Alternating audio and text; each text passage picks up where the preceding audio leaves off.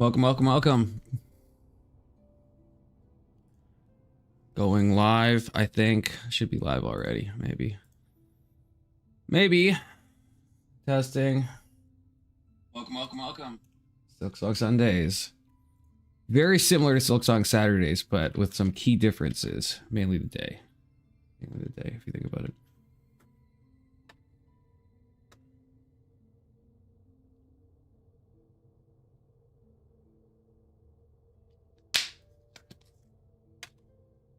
Time to beat Silksong, okay? Podesta has defeated us, which is hard to imagine, but you know, he apparently has beaten the game, okay? So we at least got to catch up. Not many bosses left. I don't think I'm going for 100%. I have to look so many things up. So there's one, I just want to kill all the bosses basically. So there's 1, 2, 3, 4, 5, 6, 7 bosses, apparently. That's what I mostly care about. I'm going to be missing some spools, some little charm things. I think one mask I'm going to be missing. Because I think there's 1, 3, 6, 9. Yeah, I have no mask. I think there's 3 mask shards that I know where they are. And then I don't know where the other one is. So it's somewhere in Act 2. I'm not going to try to figure out. I'd have to just probably go back because I don't remember what masks I've gotten, obviously. Oh, I do need to upgrade my... Oh, I do need to go back to that person at some point. You look worse than yesterday. What is wrong? What? Oh, hey, Big Son. I didn't hear you join. Maybe I didn't. How do I look worse than yesterday?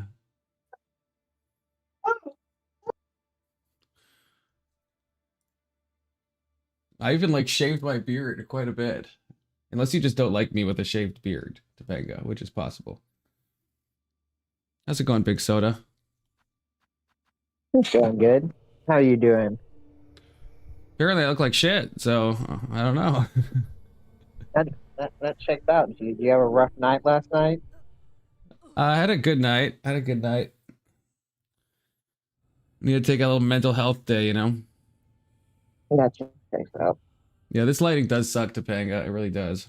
I mean, I also am tired. You know, the sickness has been, you know, bugging me still. Yeah, but 5 hours. Nothing to fuck with. Yeah, the antivirus is just getting me down. But no, I had a good day yesterday. Watched a great movie. I don't know if you guys have seen it. It's called Bring Her Back. Ever heard of that? Ever seen it? I don't think I've ever seen it. I watched a movie that broke my soul yesterday. What was it? It's called fuck. Let me look up. Post it in Discord. So let me get it in there.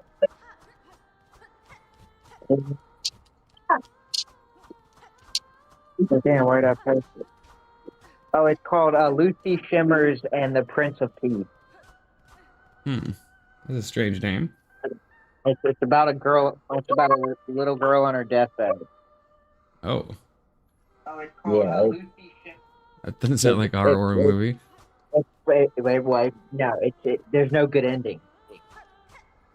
My movie was also about a dead child, so I guess we watched. Although mine's like more of a horror movie, but still very meaningful and sad. Yeah, this one was just pure sadness with like no happy ending. Oh my dang, that's not fucked up. The little girl was like, I think it's. You have that pillowcase over your head again, Big Soda. Yeah, well, I'm a little bit away from the phone. Oh, I'll do it. Morning. What's up, Blake? Who's that? Oh, it's Glacier. Hey, Glacier. Hi. How are you doing today? I am miffed. You sound indisposed. What's wrong? Oh no, just having to beat the shit out of a couple of people is all. Nothing more. What happened? Can you talk about It's it? nothing. No, it's nothing. It's nothing. It's really stupid. It's nothing. Now I want to know. People in real life or people on the internet? It's internet bullshit. Is it K2? Pretty Wait, close. did I guess it right away? Is it K2? It's pretty fucking close. Close to K2, Anson. Or is it just K2? No, it's pretty fucking close, but it's not K2. Wait, but who's it's definitely his fucking who's- ripple effect. Who's close to K2?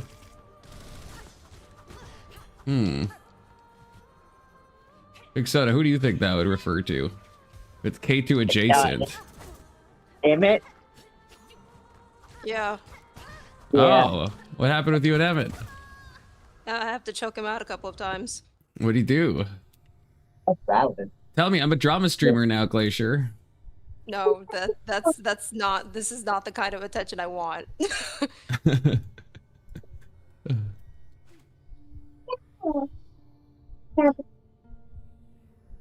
But it's not like serious, is it?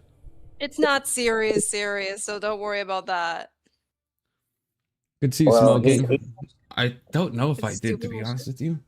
Smoking. Missing a bunch of those. How's the book been coming, Glacier? Doing planning for it actually. You still using that confusing software? Which one? The world building one? Oh, when Like it the came map, to the map maps, one, yeah. I am using well, yeah, I wasn't able to do it this week. I need to make a new account on StreamYard so that I can stream again because they limited me and I don't like that. Yeah, well, that's what I realized. Yeah, unless you, that's the reason I started paying, because yeah, you can only stream like 40 hours a 20 month or hours. something, or yeah, whatever it is. 20 hours. And that's like- I Yeah, capped that goes immediately. up so fast. Yeah. Because when I started So, streaming, I would like stream like 8 hours a day. So after like literally like 4 days or 3 days, it was like, you're out of time. And I was like, what the fuck? Yeah, that's stupid. I mean, it might be worth it. I guess you're not monetized yet because it is kind of expensive. It But- is, yeah, it's expensive to start off because it eats out $40. No, Yeah. yeah, I think it's 40 plus bucks. So I have to like, it's a lot of money. Yeah, it is. It's at least. Wait, you're in Canada, right? No, you're not in Canada. No. I'm thinking of AVG. Cold. Yeah. Yeah, because in Canada it's which I guess is the same, but it's $60 Canadian, which just feels like a lot of money. But it's the same amount as 40 US, I guess. But Yeah, it would have to be. yeah, it's not a cheap platform by any means. No. So when you're actually making money off of YouTube, it's like, okay, this makes sense. But yeah, before that, it's like a big thing to, big Yeah, cost to I'm eat. thinking about. So I'm in the process of developing my magic system for the setting, and I'm really close. Well, I'm not. I can't say that I'm really close to completing my document. I'm like, I feel like I'm like 3/4 of the way of completing it, and I am having to break down the next session of it, which is trying to divide how each practitioner develops as a spellcaster. What's your main like inspiration? Like, are you like Lord of the Rings coded or like what? I Like, wouldn't when it say Lord comes of the to Rings fantasy? because when it comes to fantasy, it would have to be D&D. Oh, okay. But I want it to be something more like, I wanted the setting to be Regency inspired. How come you never join Since us that's on not what- D&D Fridays then? What? Because I'm working on Fridays. I'm just getting into my job when I'm on Fridays. Oh, do you work like evenings? Because I always see you streaming like in the daytime, like early on. I work from Friday to Sunday, but this weekend I'm working from Friday to Monday. Oh, I see. So you like just work weekends. Yeah, I work the weekends. Okay.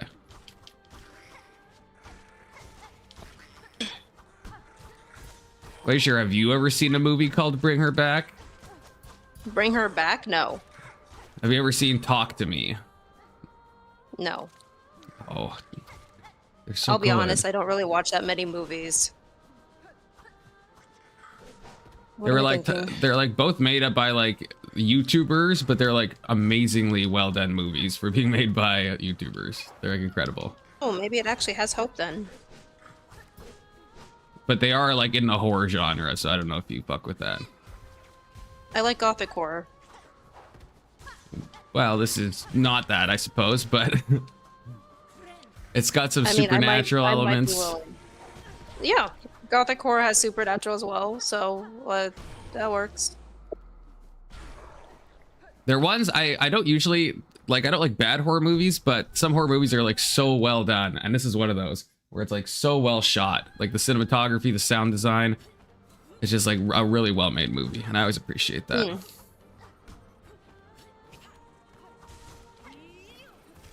Okay, what am I thinking? Apples.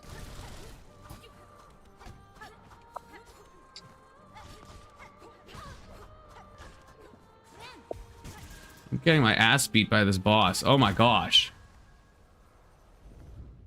That's pretty much been the story of this game. It has been, yeah. That's kind of the I theme. think the last time I came here, you were getting your ass beat by a different boss.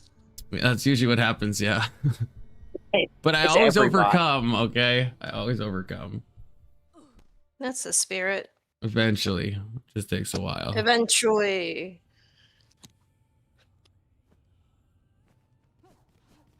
What do you guys think of abortion? I hate it. Okay, I hate it. I hate it too. But I was just watching BoJack Horseman, and it's the episode about the abortions, which is also a good show. But I was just thinking, if someone's like on the left, I need to talk to a leftist about this. Because I feel like, I'm not really saying anything new here, but I feel like wouldn't even leftists agree it's just kind of like, it's probably not a good thing, but we're just doing this because we don't want to deal with the baby. Like, isn't that, Oh yeah, if people are being honest, isn't that just the answer? At the end of the day, yes. Because at the end of the day, they don't want to acknowledge biological reality. Yes, the baby is actually alive. If there's any complications that threaten the baby, you can have the baby pulled out so that they can actually still live. And if you don't want to take care of the baby, then adoption is always an option, because adoption has always been viable. And usually when it comes to infants, they get picked up immediately. Yeah. But Well, that's the thing. I think it's just, and I understand it's a lot of obviously effort to grow a baby in your tummy or whatever the baby is in, a uterus, I guess, a womb. And, you know, I get that that's going to be a hard thing. And thank you, Brandon. That was a clean segue into abortion. But I don't know if leftists actually believe like this thing has no value. I don't know if anyone actually believes that. I think it's just like, it's just a lot of effort, and it's like an easy thing to just like get rid of that effort. And and I'm not even diminishing it. It's not just like, you know what I mean? It's like, it obviously would be if you didn't want a baby and you have to grow a baby for 9 months and then you have to give birth. I mean, that's a lot of stuff. That's not easy. But I think that's the reality, is it's so difficult. It's caused so much complications in your life. I think leftists know it has value, but they're just like, look, I'll just get rid of this. It's just easier. Well, it's funnier because it gets funnier when you meet a leftist that is pro-choice, and then afterwards you ask them, well, why didn't you get rid of your baby if you're pro-choice? And just like, oh, I couldn't live with myself if I did that. Yeah, there are those people that are like, I would never get an abortion, but I'm still pro-choice. And I'm like, well, why would you ever get one? Can you contend with, I couldn't live with myself if I did that? Yeah. It's like, I don't know what that... And I don't know, it just seems strange to me because like, yeah, the whole thing's confusing because like, I don't know. I can't really even get into that mindset because everyone has been around babies, presumably, right? And it's like, I don't know. It's really weird for me to think that like, you know, that this is, like you said, the biological reality, that this is a being that now exists. And even if it's not in a state of development that you're going to say it has personhood or whatever they say, it's like, it will. And this is like that baby's like one chance to experience life. Just feels like it's hard to, you know. You know what I found to be the best the like one of the best deterrents of abortion that I've seen so far? What? Have you heard of leaflet? Like a leaflet or like? No, like their YouTube name is Leaflet. They're a Oh. VTuber. No, I have not. Leaflet. Okay. So she's trans, but moderate. But because of a lot of her talking points, people view her as conservative. And she decides, like, breaking down, she literally goes on webs online and then tells her audience exactly how abortions are done. The fact that how they have to go into the body, and usually they either have to inject the baby with chemicals, or they have to fight the baby as they tear the baby from limb, pull it out of the body, and then reassemble the baby so that they make sure that they have every single part, and then break the head into pieces and extract it piece by piece in graphic detail as a way, this is what happens, this is what happens when you have an abortion. And it mortified all of her audience. It's just like, yeah, this is why the left are monsters. Yeah, I wonder, but what's scarier though is that some people do know all of that stuff and some people don't care. That's almost a risk in some way. I mean, it's always good for people to know that, but then it's like, it's because I like to think that the women doing this are like not, you know, that they just don't understand, you know, they truly think it's a clump of cells. They don't really get it, right? But then the scary thing is if they do get it, then it's like, oh, that's monsters. Just kind of like, yeah, it's just monstrous at that point. Monsters. You can't really cut it any other way. You're just a monster. Right. But I don't want to like believe that people are, yeah. But I don't want to believe they're monsters either. I'd rather just think they just don't really understand, you know, because it's easier to, I guess, you know. No, it's fair. That is totally fair. But when you actually go through that explanation and they still choose not to contend with that, then at that point you're just going to have to believe that, okay, you are a monster and you just don't like the idea of people calling you a monster for your deplorable actions. I mean, that's a fair point. Yeah, that's the thing. Once you have the knowledge and you're still willing to, you know, you're still willing to go through with it because you want to live under your selfish worldview and you don't want to be hindered whatsoever. Yet you also want to gratify yourself by participating in an action where you know there is risk. There's always going to be risk. But it's a large amount. Isn't it like 1 in 3 women have had abortions or something? Like it's like a pretty large number. Because we're conditioned in society to say that it's okay to have recreational sex. So do you agree with, like, a lot of times when he's like Michael Knowles types, or like even Charlie Kirk, I think, had this where he's like, oh, the way he talks, it seems like he doesn't really hold the woman that responsible.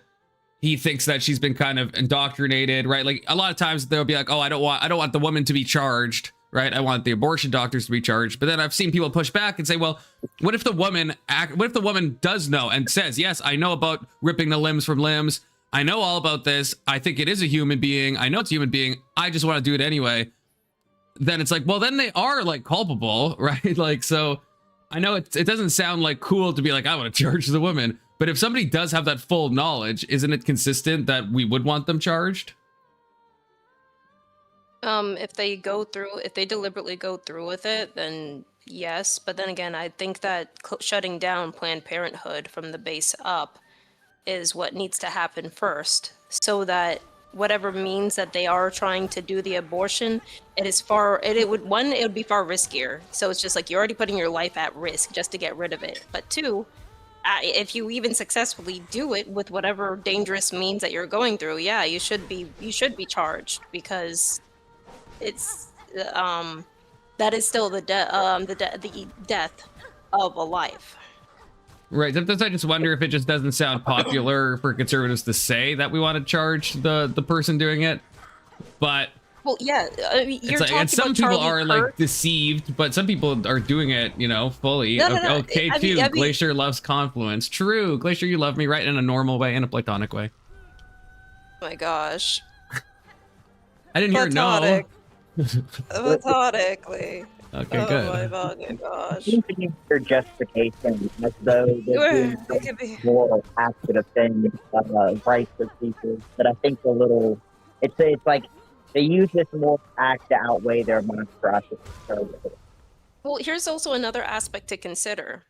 A society can only be maintained by having a consistent and steady populace. Right now, we do not have a consistent and steady populace as long as the birth rates are below replacement level. So for us to be participating in this act is basically saying that you don't want society, which means that you don't want the luxuries that you live in and cherish oh so much. That's Chief. I don't think she'd agree with that. Okay. I think a lot of people are okay with that because since we're not having children, it's all present. Like they're all worried about what's going on right now. They'll care. They will care. They won't care in the moment.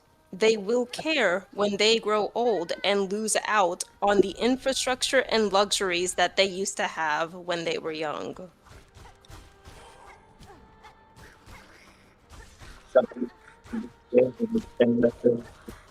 Like Soda, you're so pillowcase coated. Still, okay, hang on, I'm gonna drop something.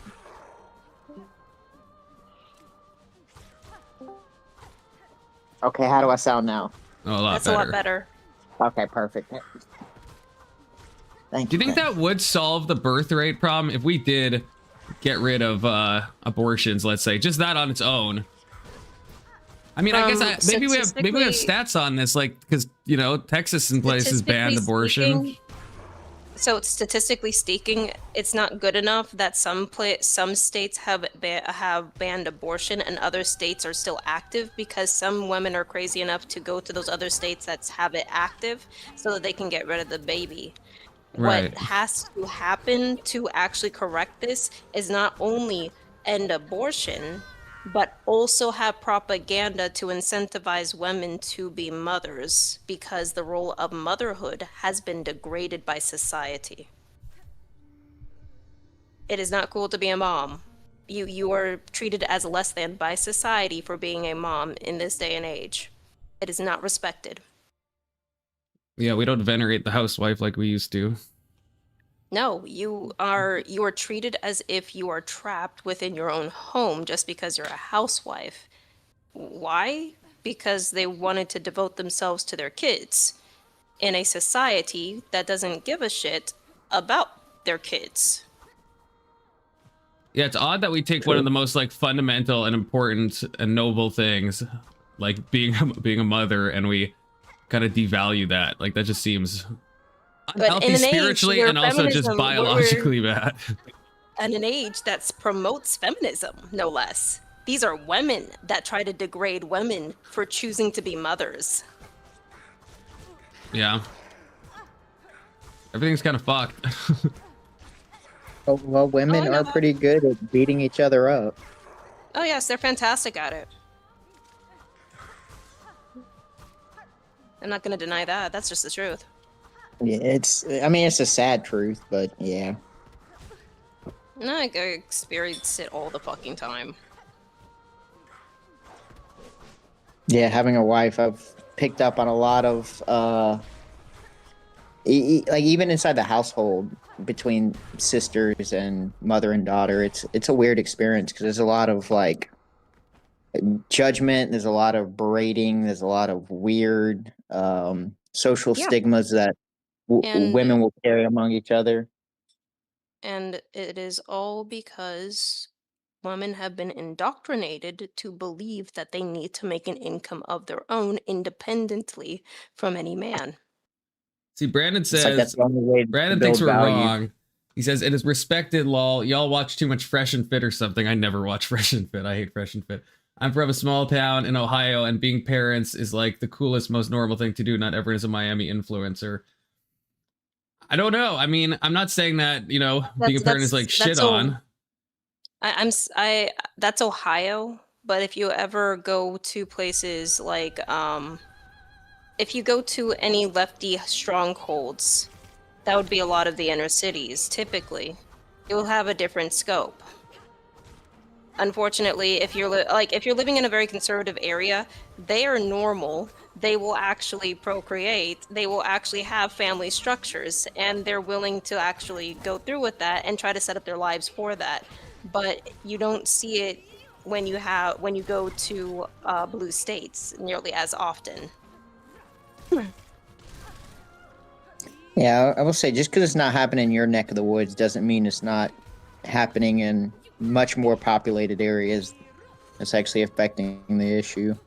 And I think a lot of it is subtle from what I've seen too, Brandon, like where it's like, it's not like directly shat on, but there is something that like if one woman is like, oh, I've been working on my career and I'm like a lawyer, and it's someone else like, oh yeah, I'm a stay-at-home wife.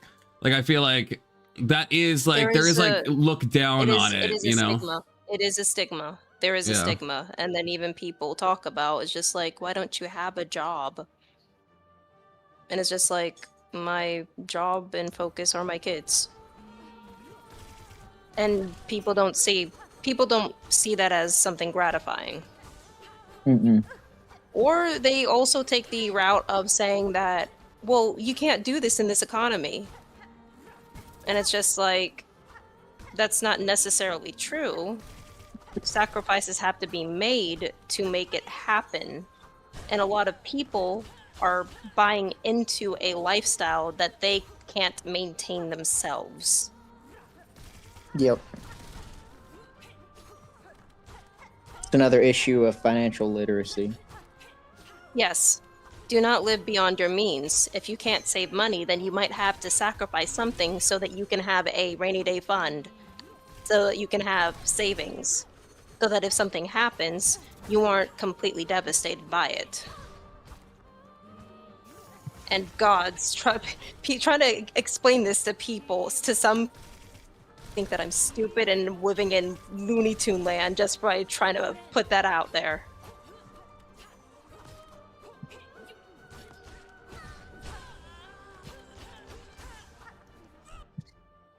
See, I don't know. What do you... Wait, let's Steve, what do you mean? Like, this just in conservatives who hate the inner city and its occupants dislike the opinions come from the inner city and its occupants. So do you agree then that is the stance of a lot of, like, you know, people that live in big cities? Because yeah, I agree. I don't like the opinions of a lot of, you know, big cities, even though I like big cities. But do you deny that is a thing, that there is stigma? I can't tell what angle you're making fun of this from, because I feel like the stigma is obvious. Well, the big cities say that they believe that they're oh so prestigious because they live in big cities, but the big cities also have trash everywhere you go. The entire city is mismanaged from the top all the way down, and not to mention that it's significantly more expensive to live in the cities as opposed to the more rural or suburban landscapes.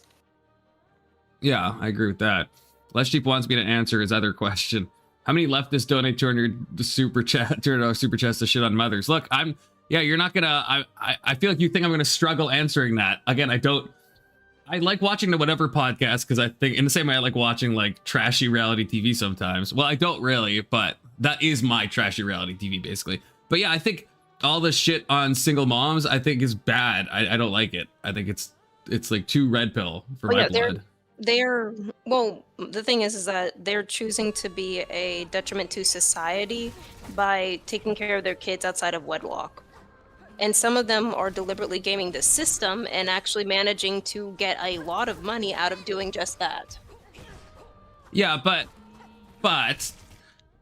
if that's the case, but you have to admit that in like red pill and red pill adjacent sectors, it's like a woman, without knowing anything about what the woman is doing, just being a single mom is heavily stigmatized by the right, which is a contradictory thing, because if a woman just gets, like, it's a negative incentive, right? I guess, Glacier, is what I'm saying, because like, if that woman, let's say you're a woman and you just abort the kid, then you're not a single mom and you don't have to tell anyone about your abortion. Whereas if you know a bunch of people are going to judge you for being a single mom, then you're more likely to just abort the kid, right? Because you can't hide the fact that you're a single mom as easy as you can hide the fact that you had an abortion. So by shitting on single moms, we're heavily incentivizing the very thing we don't want, which is abortions, right? Because we make it so much easier, because like no one will know.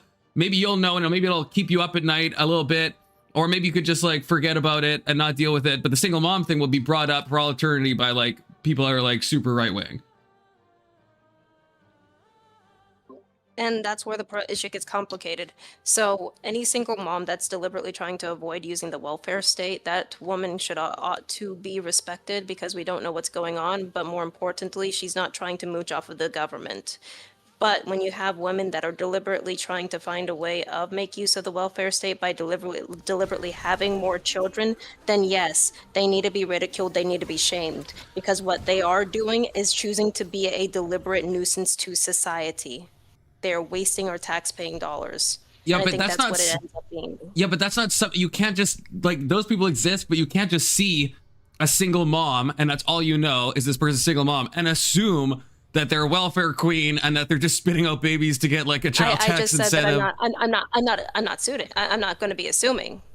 Right, I but won't assume I guess that. I know you wouldn't, but I guess when we see people, because I know what Les Chief's talking about, obviously you'll see these big donos come into whatever and stuff, and it's like very anti-single mom, and all they might know about the person is that they are a single mom. And that fact alone, they're not learning. It's not like they know other details and know she's gaming the system or know. And I understand, yeah, you probably did have sex out of wedlock, but if you're having an abortion, you probably did as well, you know? Well, not necessarily, but you know what I mean? Like, that's either way, you've already done the bad action. Now you could do a secondary bad action by aborting, or you could do the noble thing and be a single mom. You know, it's kind of like the teen pregnancy thing. Like in high school, there's some people that like had to leave because they got pregnant, you know, and you'd see them in the neighborhood, at least in my school, you know, pushing a stroller, and everyone's like stigmatizing and judging them. But then getting older, it's like, well, you know, good on her. I mean, she actually had the kid. Like most teen pregnancies, they would just abort them. And then so the ones that we're most likely to like judge are the ones that we can visibly see that they have a baby and they're a single mom or they're a teen mom. And then they get like heavily stigmatized by everybody, the right and the left, with like teen moms. But it's like, is that a healthy thing to do? Because yeah, you made a mistake. You were promiscuous. You had a baby, but at least you didn't abort it. At least you didn't kill it. I mean, I'd much rather have someone have premarital sex than fucking kill somebody, right? I think when it comes to the Whatever podcast in particular, it's a situation where being a single mom might be one aspect to it, but I'm pretty sure more often than not, a lot of those women might say more inflammatory shit while they're on there to almost like unknowingly because of the atmosphere, and depending on what they say, it sort of like gives people ammunition to be disparaging on them. For like Brian admits this when he says this. He shotgun shoots anybody who's willing to come onto the show. And a lot of women that get shot on the Whatever podcast, they come back because it's a good chance for grabbing more clout and building up their platform. Yeah, but the toxic thing is, it's like, this is my main problem, and you and me are going to disagree on this. This is like my main problem with like Andrew Wilson, where it's like, I think, to use John Zerka's language, I think he creates a permission structure of shitting on people for a lot of things. So it's like Andrew Wilson himself, yeah, sometimes he'll be like mean to like the people on Whatever podcast, or he'll be a bit nasty and stuff. But the worst thing is his fan base, because his fan base will see Andrew kind of be doing this stuff, and then they'll be like, oh, it's totally, I can be a Christian and I can still shit all over single moms, and I can shit all over people that I think are whores, and I could just kind of be nasty in general. And they'll be far nastier than Andrew is. Like the super chats that come into Whatever are far worse than anything Andrew or Brian ever says. So it's like, I like the Whatever podcast, you know, and I enjoy listening to Andrew Wilson and stuff.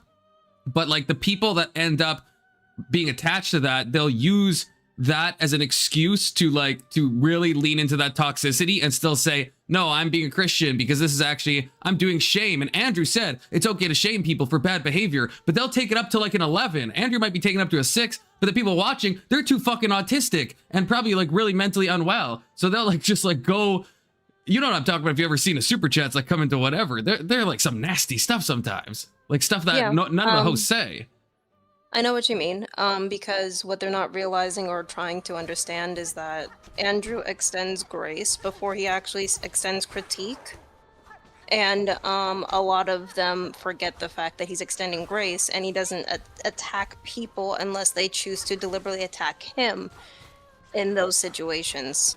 So yeah, you're right to say that a lot of the people in the Whatever podcast that send their donos into the Whatever podcast, they aren't really viewing it with any sense of nuance when it comes to it. As I'm not going to be quick to judge somebody just because that they have a baby at the hip without a husband. It's just going to bring up questions more than anything else. But their lifestyle will speak more volumes as opposed to what they say. And all that I care about is whether or not they're actually mooching off of the government or if they are not mooching off the government. If they are not mooching off the government, I will have more respect for them and hope that they get out of whatever situation that they are in, regardless of how they ended up there in the first place. But I will lose all respect for any woman that is deliberately trying to design their life based upon how easily they can cut corners at the expense of the populace who are actually trying to work. Okay, can we clarify something maybe? When you say like the mooching, like if you're, let's say you're a single mom, right? You have no intention to like do anything untoward. And you end up, you get knocked up and you're like, I don't want to abort. So then you have the kid, but you're a single mom. So it's like, and daycare is like hell expensive. So you end up on welfare. Well, the kid is like young, let's say, right? Because it's like before he's in school, you know, is that what you mean by, because I would not say that's mooching. I would say that's a good social safety net to have, because if you have a baby at home, or let's say you have twins, it's like you're not really going to be able to, you're not going to be able to work. If you're already poor and you're a single mom, you're probably going to need some like social assistance, right? Hold on. So this is what I mean. The thing about the welfare state is that it incentivizes people to stay poor. The more important aspect that you need to do is finding a way of getting out of the welfare state. Yes, it is a very difficult proposition, but the last thing that you ever want to do is remain within the welfare state, because it will continue to disenfranchise you. It's by design. Right, but boots on the ground, what do you do if you're a single mom, you have a baby at home, and you're already like poor, you already had debt before, there's no other person bringing in income? Like, ideally, yeah, once the kid gets older, then yeah, you should move off the welfare. You just shouldn't have another kid for sure, right? And I agree that would be then like not good. But just in that moment, like what's the practical thing someone could do if they got like, let's say 2 babies at home and they have no other working income coming in? It's like they're gonna need social assistance, right? Is that a bad thing? I speak for the trees, Keelan. I'm like the Lorax, okay? So I'm being honest, being practical. You'd be better off finding a church if you do not have a family structure to support you. A church can always provide assistance in that case scenario while you try to find whatever's training or studying that you need to do so that you can get a higher income. And then once you have that higher income, practice saving. I know that it's very difficult, but it's not impossible. I know, but I don't know if most churches, if you come, like, if you got to pay for food for yourself and a baby and a roof over your head, I don't know if you are not already a part of a church, I don't know if you could just walk into a church and they're just gonna be like, yeah, we'll give you like, you know, I don't know, $2,000 a month for the next 5 years. My point is that the church structure would be able to provide a community that is still going to be willing to help you when you choose to participate in it. Right. I guess I'm just asking, do you think social assistance would be fine for that gap of time before your kid's in like school if you're a single mom? Because like you're already in that situation. What's the alternative? What are you supposed to do if you're a single mom right now, Glacier, you got a newborn baby and you have no other income, you would need social assistance, or you would already have maybe family and friends that are going to help you. But if you didn't have that, you would need to go on welfare. You would need EBT. You would need food stamps, right? Which is part of the reason why I'm saying that you'll probably find more genuine support from participating in a church rather than the welfare state.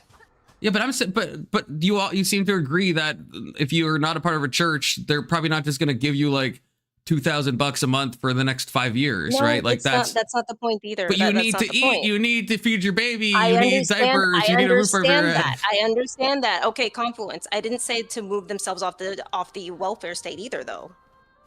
Did I? Well, I thought that's what you were saying. I'm not saying to remove yourself off the welfare state immediately as soon as you have the baby. If the welfare state exists, then make use of it. It's important to use it as a temporary salve rather than be dependent upon it. So Okay, while yeah, you so have I those agree. EBTs, you can also have also be participating in a church to help support you while you are also trying to get your life together. Okay, so Use you're, the I EBT, see. use the welfare system as intended, but do not mooch off of it. If you're using Okay, it as intended, that means yeah. your goal is to walk away from it. Yes, okay, I agree with you. I agree with you. Yeah. Sorry that wasn't clear.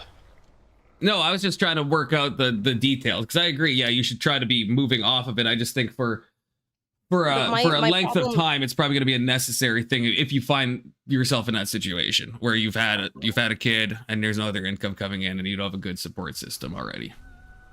Yeah, my problem with it is that the EBT, the welfare system, is designed to keep people within the welfare state and not leave it.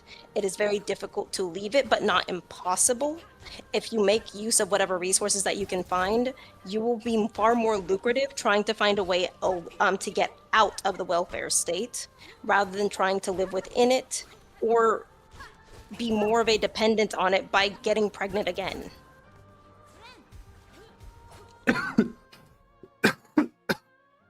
Yeah, those people, the people that are like repeatedly popping out kids to continue to get like, support systems, like especially in Canada, we have like a very robust child tax benefit. And especially if you're like low income, it could be like $1,500 a month or something per kid. It just depends on your circumstance and whatever. So then there is situations where, yeah, people will just, once that starts to run out, because it like gets less as the kid gets older, then it'll have another kid and it'll have another kid. And then they're collecting welfare and they're collecting, child tax benefit. And so it does create an incentive there that's like not good, because then you're incentivizing people to then just continue having kids that they can't afford. Not just having kids that they can't afford, but also broken and dysfunctional children because they don't have a strong family structure, because there is no stability by remaining in the welfare state, especially when you don't have a father in the home. I'm saying this is more of like a child, to maintain stability for a child, so that they may be well adjusted, is that you need a mother as well as a father to be present within the home and also have a stable structure, as in they're enforcing they're enforcing rules within the household. Yeah, I agree with that. Also, good to see you, Anson. I'm not ignoring your chat. Why is Glacier a socialist? Anson says. Is that a chat you want me to read? Is that an important chat, Anson? What does a welfare system designed to get people off of it look like? Well, we've talked about this before, Let's Chief. Like, I don't know. I don't think you were there, but I think, well, I don't know if Glacier is going to disagree with me on this, but I think like there's a lot of stuff. I can't remember who was saying this, but someone had a good point that there's a lot of like income thresholds, because they're like separate things where by working a bit, you will like lose multiple things at once. Like if you make slightly too much money, And that's you'll lose multiple social safety nets at the same time, because they're all like calculated separately. And so we penalize people that are on welfare from even working, because we're clawing back that money, which in theory makes sense, I guess, because it's like, oh, if you're making this money, then you don't need it. But we should be trying to like maybe slow that down, where you're able to make money and maybe you're just getting a bit less welfare. Oh, this is Alex that was saying it. It was Alex.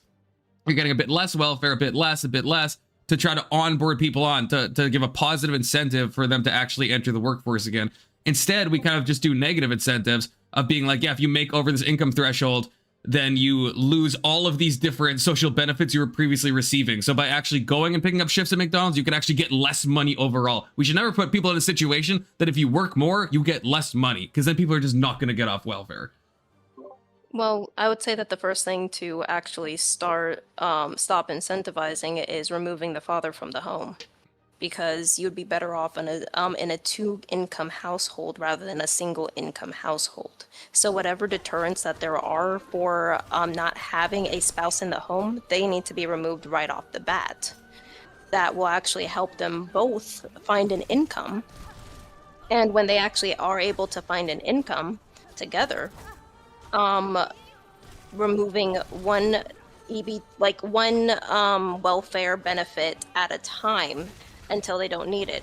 How it should be ordered, I'm not sure because I haven't researched the welfare state and how it operates right now. I just know about the policies themselves. And it's been a while since I actually looked into it. But you are right. Why it is so debilitating to be on the welfare state is because of the fact that it incentivizes you to not work. And if you don't work, you are better off within the system.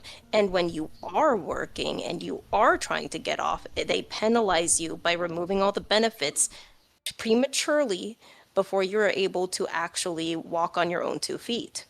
So you have to actually plan around them and actually create a slush fund off of the welfare state to prepare for when they actually kick you out of the welfare if you want to be able to survive it.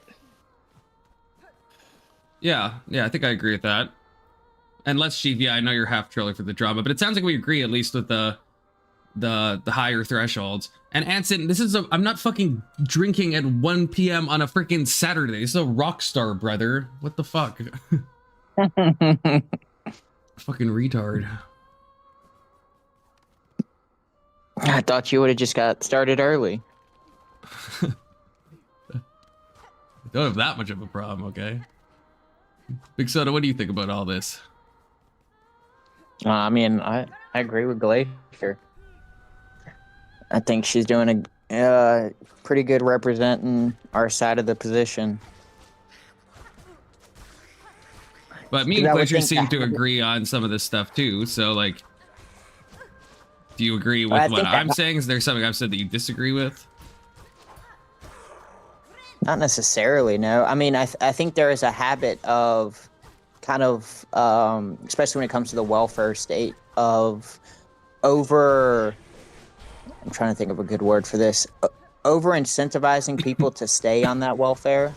And so a lot of times, I think y'all had mentioned this earlier. So if I get a job at McDonald's, that's going to counteract the fact that if I just stay at home and collect welfare, I would be more incentivized to do that instead of actually going out and putting myself in a position to either start a career or bring money in myself. And I think if that incentive to stay home and collect that welfare is greater, then it's just going to lead to someone not participating in the workforce and then being a burden to society. So it seems like there's an incentive that the government provides to allow that to happen. And I think if we can push back on that or limit that as much as possible, then we can prevent people from becoming, welfare families. Yeah, I agree with that. I think there's a lot of. I want to correct one small aspect. It's just like it's not welfare families, because that implies that there's almost like a man in the house. No, it's just welfare queens. I'm just gonna leave it as welfare queens. I mean, there are families on welfare. That is the thing. You don't have to be a single person to get on welfare. I do think, especially after watching a lot of like Caleb's audits and stuff like that, I think there are situations where there are families wrapped up in welfare. And a prime example I would give are people who served in the military and then got injuries inside of the military. Not necessarily an active duty or anything like that, but someone who got injuries outside of the base or on their own terms, and then the military wrote them a disability check. It seems to be that this is actually more of a common occurrence than I realized. And so I would say there are even elements of this happening with families. Right.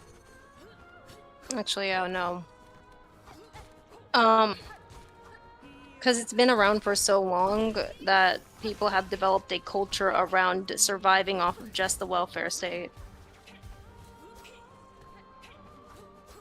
Yeah, no, and it's even it seems to be something that's sometimes passed on like generationally.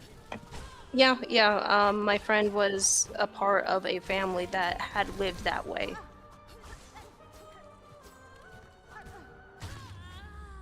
I mean, he also managed to actually, what was it? he managed to help them save up 10K while in that situation. But that was him trying to fight almost the entire freaking family that wanted to make use of the money and waste it. There's no way that's the end of the boss. I was told it's one of the hardest bosses in the game. That was not bad at all. What the fuck? That's crazy.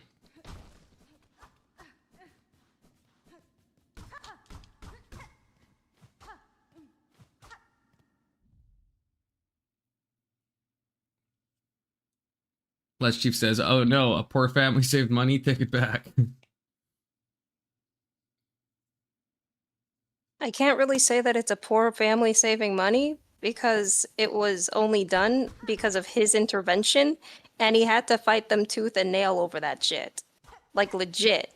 Had to fight it, hide the money, make sure that he was the prime and only executor, had to make sure that whoever was also holding the cash knows to keep the specific members of the family away from the cash because it technically was never theirs to begin with. It was an uphill battle for him.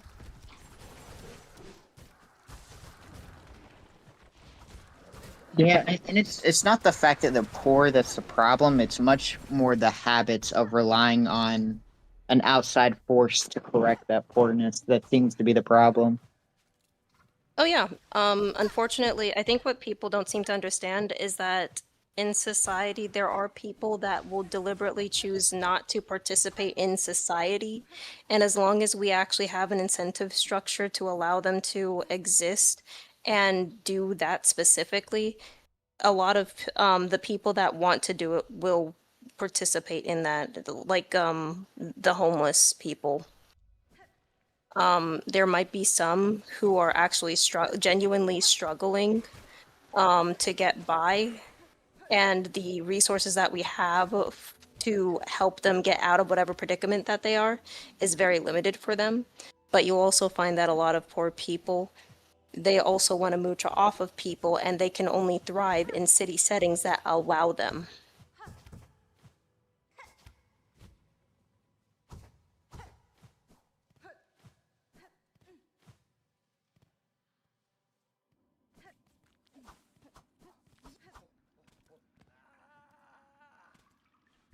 Just wonder how often this happens. I sometimes wonder if this stuff is over exaggerated a bit. Like, what percent of people that are on like social assistance and stuff are, I guess, taking advantage of the system, or actually like, you know, like the typical like welfare queen that people talk about? What percent is that actually of people? And how many people just legitimately need this? Before we answer, clarify what you mean of taking advantage of. Like, I guess the example I gave, right, where, you know, people are like, they know their welfare, and at least in Canada, their robust child tax benefit is like running out, and so they'll have a new kid, and they can't afford it. And so there's a lot of people, at least where I live, where they're popping out like kid after kid that has like FASD and stuff, like fetal alcohol, and they just keep having more. And it's like, that's someone who is just like out of control, right? They're just they're gaming the system. They're not just like using the system as it's meant to be used. They're not just like low income and trying to feed their kid or feed their family. It's one thing if people like have fucked up. Again, I think we're not people in this call, but just sometimes in general, the right wing can be like too harsh on like, yeah, people have like fucked up. They have kids, can't afford kids, right? And they go on government assistance. I wouldn't really say that's someone like taking advantage of the system. But if you're like going on your way to like game it, you know, then I would say that's like probably not super healthy. Do you think anyone that turns either a higher paying job down or like a pay increase because it could potentially conflict with their benefits, would that be someone taking advantage? If they what? Sorry, say it again. Let's Chief was reminding me of a bad time in chat. I do remember that, unfortunately. If like there's an opportunity at work for a promotion, or there's a higher paying job, or there is a pay increase that they could be eligible for, and they turn it down for the sake of their benefits, is that someone taking advantage of the system? I would Depends. That is very dependent upon that situation, because somebody that is not in a financial position to actually take the pay increase and also lose their benefits than them saying, I can't do this because I'm not going to be able to maintain my life this way. That's not necessarily them trying to mooch off of the system. But if they're deliberately choosing to if they're deliberately denying all pay increases because they don't want to lose their benefits, then in that situation, then technically, yes. Well, 'cause I would say that would be, and because I think Glacier, I'll disagree with you on this. I think someone who takes down the opportunity to make more for an exchange for a benefit that the government provides is it's them battling with the concept of, oh, do I like this is they're battling with the fact that, oh, I need to rely on this benefit, and so I need to stay on this longer, and which is that's not what the benefit's meant for. It's meant for a temporary use. So if they're having to live their life around this idea that I have to be careful how much I make because if I'm past that threshold, I now lose my opportunity for benefits, which I think goes against the whole idea of benefits to begin with. Which is, like I said, it's why I believe that it's a bit more of a nuanced position, where it's just like maybe they have the opportunity to increase their finances, but they don't have enough money to handle the transition just yet, is what I'm sort of talking about specifically. That's true, but I guess the problem would be that would be their issue. It wouldn't be. It doesn't justify them staying on that benefit longer than they should. It's kind of one of those things to where at a certain point you're going to cross that threshold where you're going to make more than your benefits and you're going to lose your benefits. But the whole point of that, or the whole point is that's supposed to happen. There's supposed to be that eventual threshold where you start making more money to where you start losing your benefits. And if you're nervous with every step you take that this is going to happen, so you start, I guess, judging your opportunities of financial increase and you start debating on whether you should take them or not, I think you're now taking advantage of the benefit system. You're going past, I guess, you're debating on whether you should increase your financial situation versus whether you're going to lose your benefits or not. And I think everyone will cross that threshold. And so the whole point of is to push people over that threshold and to have them lose their benefits for that increased opportunity. Okay.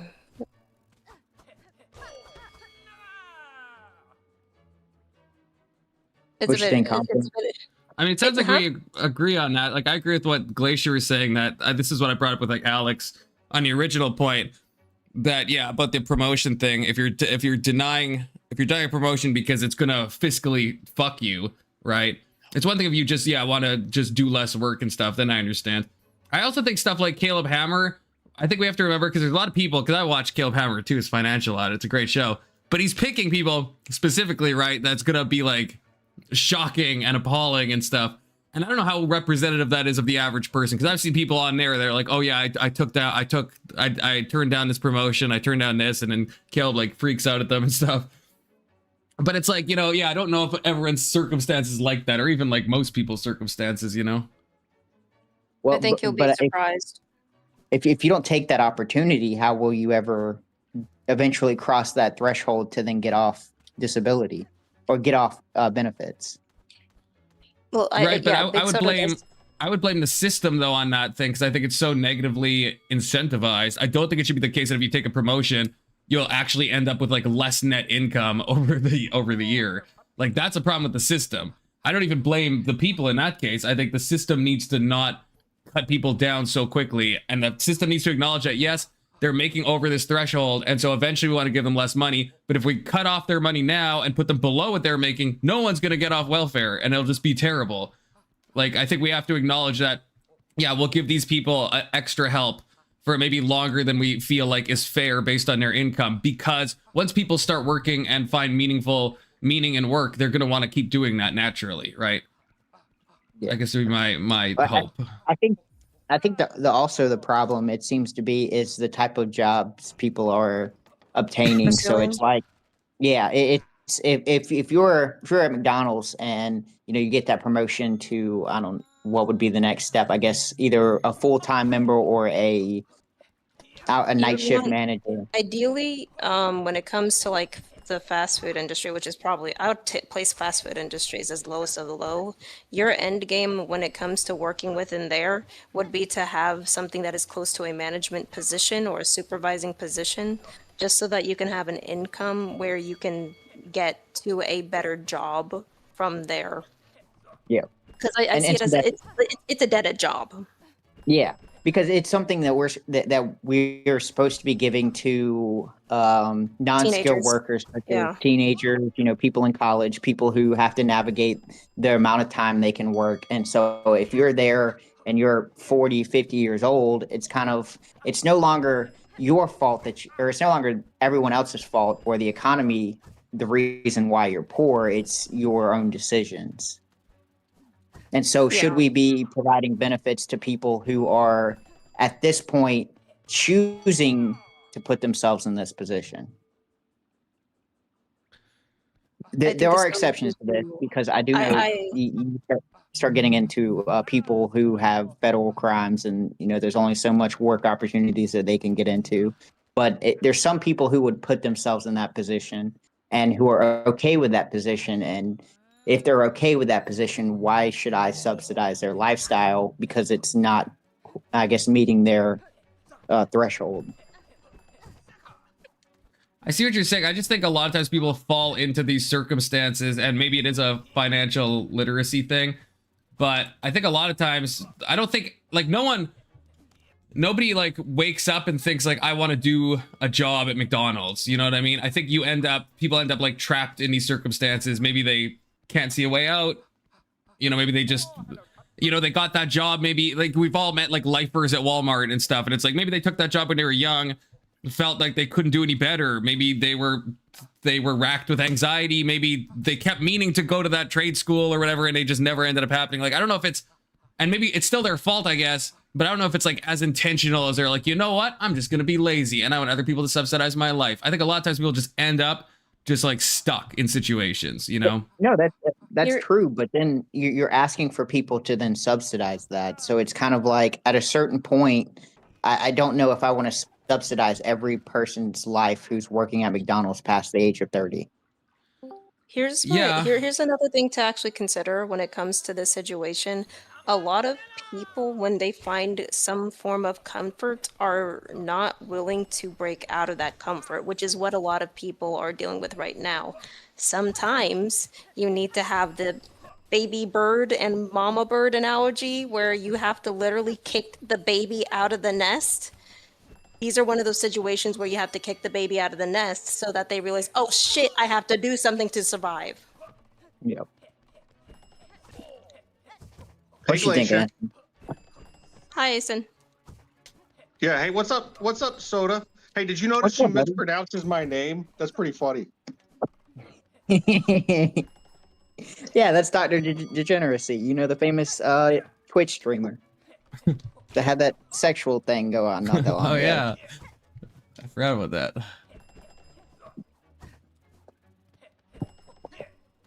If you're I talking wonder what about he's like, doing. I was number 1,000 on Lily Phillips' 1,000 man tour. Is that what you're talking about? No, there's a streamer called Dr. Disrespect, and he was a popular streamer. He would do like Call of Duty and all that stuff, and then he eventually was messaging underage girls, and he disappeared. Yeah, gross. That's. Yeah, I don't know any of that, and I'm happy that I don't know any of anything you just said. I mean, good on you, Anson. Good on you. Yeah. Have you been listening to our conversation? What's your Yeah, I opinion have. on it? I have. Yeah, I'm super excited to join in on this panel full of egalitarian socialists who are apologizing for the state encroaching in territory that it has no business encroaching on. Wait, that doesn't represent my argument. I'm talking about kicking people off welfare. We're basically designing a system to slowly soft walk welfare state. If I had it my way, I would be soft walking the welfare state until it gets collapsed completely. Yeah, I don't know, like these things, like these things the socialists build, where they're like the government is your friend and it's here to help. Like that, Yeah, all of no, those it's systems, bullshit. yeah, all of those systems, like you don't have to slow walk them, Glacier. All you have to do is sit back and wait for them to collapse because they're untenable. Because eventually they'll run out of other people's money to take because they breed laziness. That's what happened to the Soviet Union. They just like bred a nation of lazy people. Is that what's happening in Yeah. Scandinavia, Anson? Well, I don't know anything about Scandinavia. I'm not a fucking Euro trash, so I don't know. Well, what's going on in Scandinavia? Since you love Euro trash so much, Mr. Canadian, why don't you tell me what's going on there? I'm just saying they have a robust social safety net, and it's not like they're running out of money anytime soon. Yeah, I thought. I mean, okay, you can't wait, compare something as tiny as some of the Scandinavian countries to America. Part of the reason why they're able to do that is because because of how small they are geographically and how many people that they have as well. Yeah, And they're all white. And those countries are more racially homogenous, right? Right, but then it's Like- not. I like- guess yeah. I actually don't agree with this. I don't disagree with what you guys are saying, but then the problem isn't just the fact of like, hey, having this system that breeds lazy people and whatever. That's not the problem. The problem then is the other factors Yeah, you it guys is. just said. It is. Yeah, the problem is maybe the size of the that's country, exactly the what it is. homogeneity of No. the culture. No. Well, then you You're- would see the you're- Scandi countries collapsing. No, Well, No. my no. You are counter. not. No, Glacier, hold on. He is not seeing something called opportunity cost. What he's seeing is, oh, this one country that would be selling way better because of all of these other factors is doing well relative to the other countries that are hobbled by this system, right? He's confusing one country that hasn't died with proof that it is great, right? That's not how Seems that like works. seems like a pretty good country. Well, Yeah. I guess if my- your only it doesn't argument matter is, how hey, great they it could would be be. doing even better, I guess okay, maybe. Yeah, no, you don't Unfalsifiable, even but- know. You don't even know because you've normalized the socialism. You think it's great, right? That's part of it. You've I normalized. wouldn't call you've it normalized socialism. Hi, can I Hey, get Glacier. weigh in? Yeah, go ahead, Glacier. Sorry. Another aspect that you're not considering, Confluence, is that when we have a larger landmass, that means that we might actually have more resources to make ourselves more self-sufficient while being on this land, rather than having social structure, rather than having government assistance to supplement it. Technically, what was supposed to supplement people that are truly actually struggling with life was the church structure, since the church structure was supposed to be a form of charity to help the people that are disenfranchised. And they were effective at doing that, but the government stepped in, which meant that the church didn't need to participate. Yeah, that's fine, but the situation is that's you can't, like we talked about. It's pie in the sky thinking to, like, as Ben Shapiro says, No. I'm to not like saying go that to it's your pie in the local sky thinking. I'm saying synagogue that and this is just what get happened all of these beforehand. needs met. I know it did, but it doesn't happen now, and it's not coming back. Well, it's not going to come back. Okay, it's not going to come back as long as the government assistance is still available. You're incentivizing the churches not to do it, and people are not going to their churches. Instead, they're going to their government, even though the government does a piss poor job at it. My point is that it's a debilitating system. The government the government provides benefits, but it provides benefits in a very piss poor manner. And it's deliberately that way by design, because how is a government supposed to micromanage its populace? It's not. It can't. It makes it weaker for doing so. Yeah, I don't know how you would fix this. I don't know, like, if your plan is just Removing get the welfare rid of all of state. welfare, and you think then, first of all, how many people are gonna like just literally possibly die, or I guess be homeless or whatever, and then you're just gonna hope that the churches are gonna somehow pick up the slack and just start like replacing the amount of, I mean, we already have like so many homeless people already, and it's not like the churches are able to deal with that. Right, there's just not enough money in churches. There's not enough people tithing. There's not A enough. lot of homeless What you're people asking are being for. enabled, though. How are they being enabled? What the fuck? What the fuck is wrong with you people? What do you mean? How are homeless people being enabled? So some people have developed a lifestyle of being homeless and are encouraged to do so because they receive benefits for being homeless. What are they I've been getting for found being homeless? Some of them like the fact that they have a phone, Confluence. That's a benefit. There's homeless people that are like, I'm homeless because I get a basic bitch government phone that can like basically dial like 911 and shit. Yes, they will be satisfied with just that. There are some people that will just mooch off of anything. Y'all ever talk to a homeless person, Glacier? Yeah, I mean, my friend used to live. My friend used to live in Washington, and the homeless people in Washington will barrage people, average people, and try to mooch as much money as they can get off of them, as in they wouldn't let them escape. Yeah, because side by side, they're barraging the homeless, streets. mentally ill drug addicts. Okay, so why are we encouraging them to stay in our streets? What are we encouraging? By giving them phones so they don't get like, so a prostitute doesn't get like fucking raped and can fucking call somebody? The behavior Confluence. Instead of actually trying to adapt to society, they would rather harass the people that are being law abiding. Are we supposed to let them do this? I don't see how that's incentivizing people to be homeless. I don't I'm see saying that. that this behavior is considered to be acceptable. I wouldn't say it's acceptable. I mean, what do you mean? It was allowed, as in homeless people have been around for so long that they see it as totally acceptable to completely trash out other people's businesses and harass law-abiding citizens who are participating in the economy instead of actually being productive to society.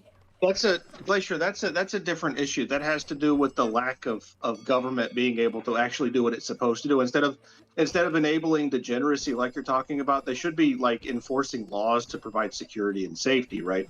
Like that's a totally separate issue than the homelessness. The homelessness issue, like there's a natural amount of people who ought be homeless because they want to be. And if you talk to a lot of homeless people, Confluence, which I have talked to a bunch of homeless people, they'll tell you that they're choosing that lifestyle, that it's the way that they want to be.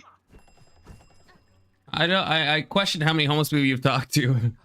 I'm not saying there's no one that would say that. There is a small minority of homeless people, but that is not like the average person. Hey, Confluence, do you ever consider that she has anecdotal when Reagan ended mental health care closed down facilities, did he incentivize homelessness? Anson is a degenerate. Okay, just catching up with the chat. I do talk to a guy that lives in a bathroom, and I disagree with him, so I'm going to go with the other side of the position. Yeah, there's a guy I know who doesn't have a car, and he lives in this Taiwanese family's basement. He's almost homeless, but he's trying to lift him up by his bootstraps, and so I don't know. Like, it's hard for me to rag on people that are at the bottom part of the socioeconomic stratus. You know what I'm saying, Confluence? Wait, I guess you don't consider me that because you rag on me every fucking chance you get, so I'm glad you don't see me at that. So that's reassuring. He's talking about someone else. You must be, yeah.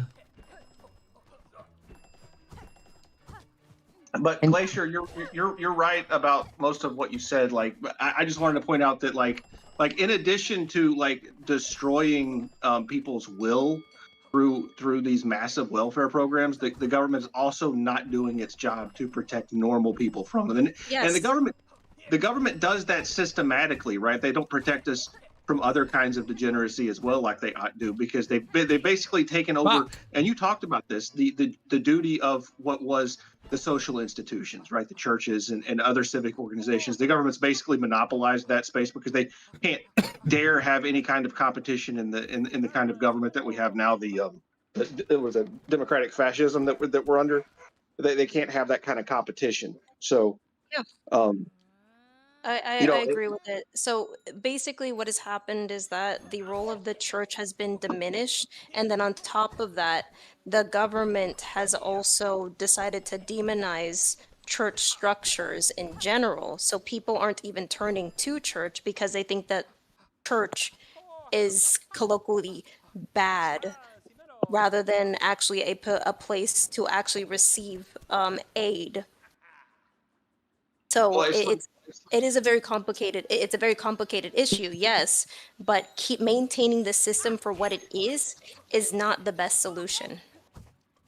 Yeah, I agree. It'll fall apart on its own was what my point was. Like you don't have to you don't have to like find ways to excuse it by saying, all right, well, we can soft pedal this welfare state and slowly, you know, reform.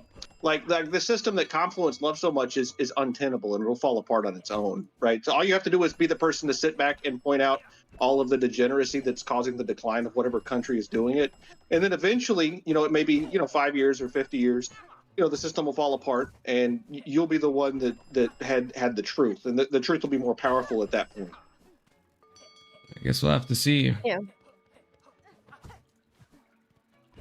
Yeah, it won't be that long here. I mean, would we say the system's working now? Confluence. I mean, depends what you mean by working. I don't think pictures of California. I don't think, yeah, but Yeah, that's not because of welfare, right? Like, you guys have an incapability of like separating these issues into the distinct buckets they're found in. It's not like the problem with like a social systems is not the reason why all these places have like fucking tent cities, right? Like, those are completely unrelated things.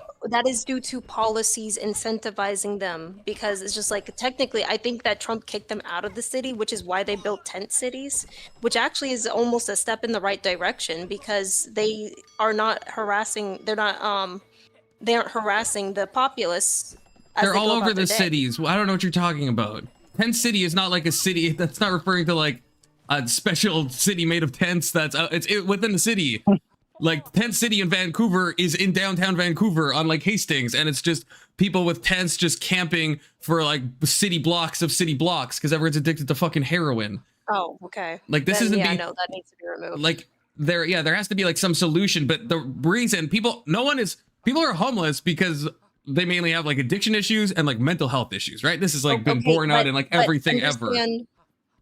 But understand that the issue is that the government programs that are supposed to get them off of their addictions, they don't bother to do that at all, but we are still paying into that system when they are not doing anything for them.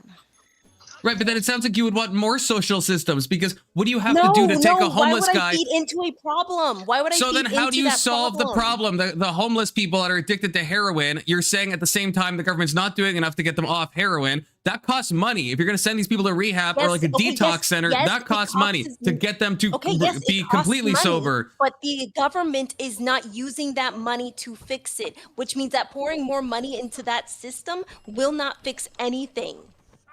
But it sounds like then you are pro the government spending money to help homeless addicts.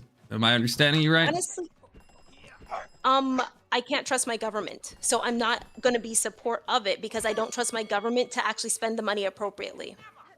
Okay, so then what do you want the solution to be? Seems like there's only one solution. Yeah. I believe that they will probably find more help if they were to go to a church. Do you know, Confluence, the structural reasons why private charity like churches and civic organizations is better than government? Tell me. Okay, so if you in the system that we had in the United States prior to like 1920, I'd say, when they started like really expanding like veterans benefits and that whole welfare queen system, what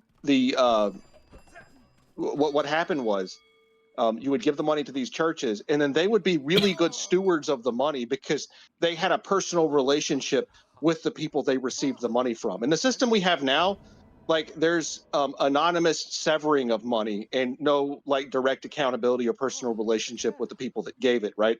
So you can't like if you 120 years ago, if you gave money to a church and they mismanaged it, right, you could actually go to that church and have like a personal conversation with them and be like, hey, look, you're not being a good steward of my money. I'm not going to give you my money anymore.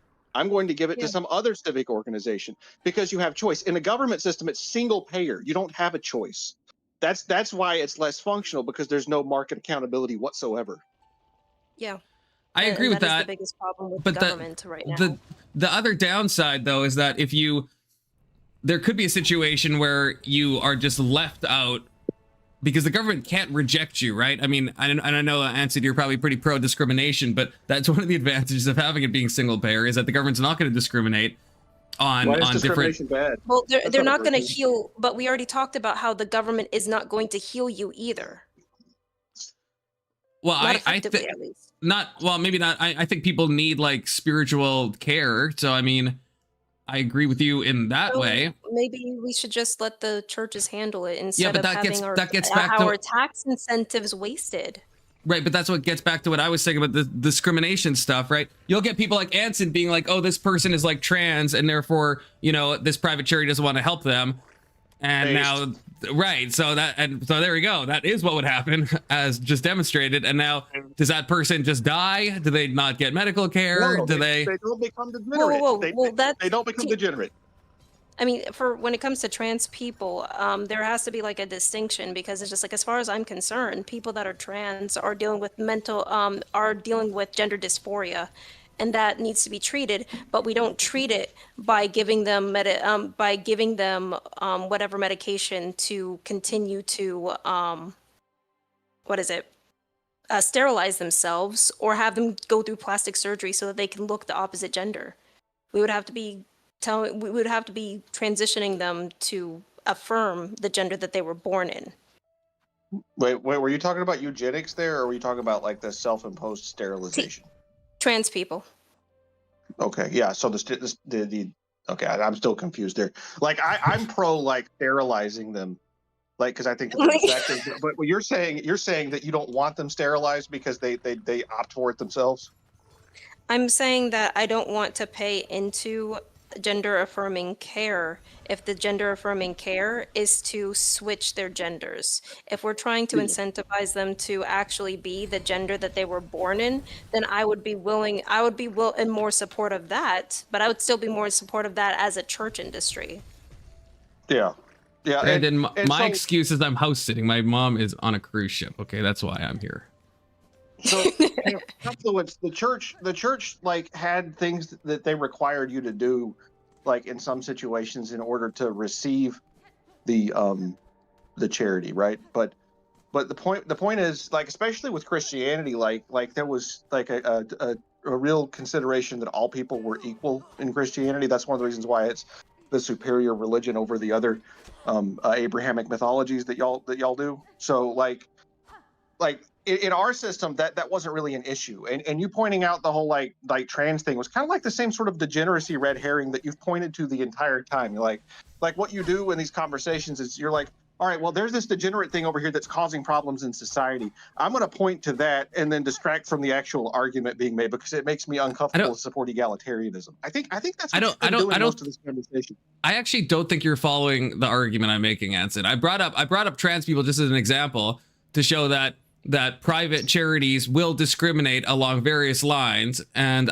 the advantage of the government is that they're not going to do that.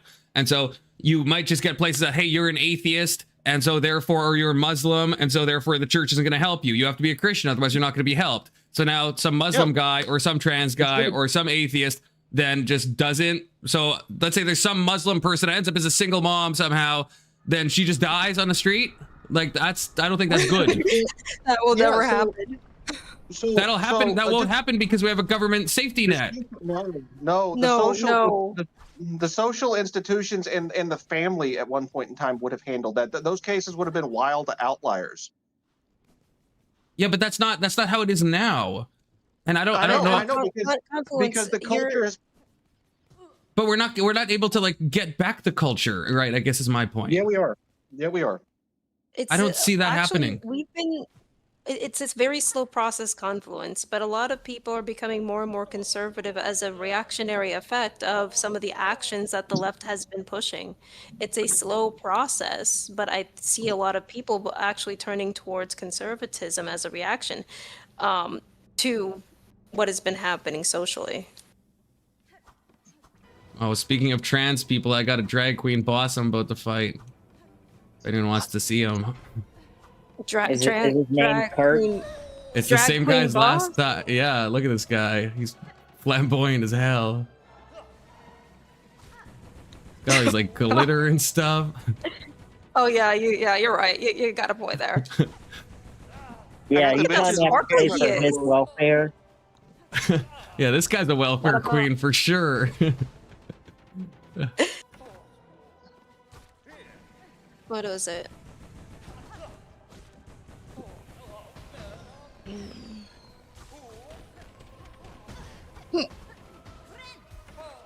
I'm hungry. He doesn't really do that much damage, but man, it's really hard to dodge his fucking I know attack. he's got this normal. I fought the normal version of him before, and it was not easy. So I can't imagine this one's gonna be too easy. Confluence, I got a problem, man. So one of my bitches got into the fucking watermelons and messed up the starter seedling that I had in there, man. It fucking pissed me off. Oh no! Like, what would you like? How would you punish your puppy for destroying your watermelons, Confluence? Like, what's the proper punishment for that? No punishment Take it for off puppies. I mean, do you have? Did it get like? Was it behind a Oh, fence? Testy, thanks for the $5. It wasn't behind the fence. It was Testy not behind. says- I expect my dogs not to be retarded. There isn't a male loneliness problem. There's a right-wing incel loser problem. How dare you, Testy? Thanks for the $5, but also how dare you? There is actually a right-wing incel loser problem. I agree with There him. is. It's caused by feminism. There But is. There's feminism also created like there's as a lonely male, I can confirm there is a male loneliness problem. yeah, like yeah. It's because feminists like Glacier won't pick one of us. That's what the problem is. I'll Testy pick with one again, another well, 5. They can't get bitches, so they're turning to God and trying to take women's rights away so someone will touch their peepees. I mean, I don't want to. Thanks, I mean, Testy. I I mean, think if it works. I think a reason for the male loneliness epidemic is the fact that Oh, hey, Kirk. on dating apps, the what's it called? Bottom 80% of women want to date the top 20% of men, or something like that. Yeah. That's just how women are, man. You just gotta accept that shit. It's called women hypergamy, only Kirk. want- Let me red pill you. women only want like attractive, successful men, Kirk, and they shouldn't have anything other than that. The problem is that society's bred a lot of losers like you, and so you're like, oh shit, people don't like me. I'm gonna blame the people. I mean, A, I don't want to date a woman, at least not anytime soon, and B, it's not my opinion. It's like a fact that male loneliness leads to mental health I agreed issues. with the fact. I agreed with the fact, but I framed it in a way that wasn't making you into a victim, but instead was shaming you for being a loser. I think it also is a society problem. I mean, there's just a loneliness problem in general, not even just like a male loneliness problem. And I'm going to say that a lot of the I'm going to push back a little bit on this because it's just factually not true that the loneliness problem is just a general loneliness problem. It is true that when it comes to romantic issues with young men, it is a bigger problem for them than any other group of people. Well, it's a problem that's persistent on both ends, but they're also on extreme political, on opposite and extreme political ends as well. They will not interact with each other because of how radical their political ideals are. And if I'm being honest about it, this started with feminism. Well, that's so Glacier. Actually, you can like I both my ex-wives were feminists, right? And There you go. Well, yeah. What I'm saying is, like, I used to be more feminist, egalitarian, whatever. I didn't realize that I was feminist. Yeah. But my point I mean, is, I was the same way. I was the same way. Yeah, but my point is though that like when you wake up, like what ends up happening is that it creates that division in the relationship, right? Like I started waking up to like how the entire system's fucked up. And then it caused like one additional problem in the relationships that I had. Well, the first one was just she was a fucking whore, but the second one it caused problems.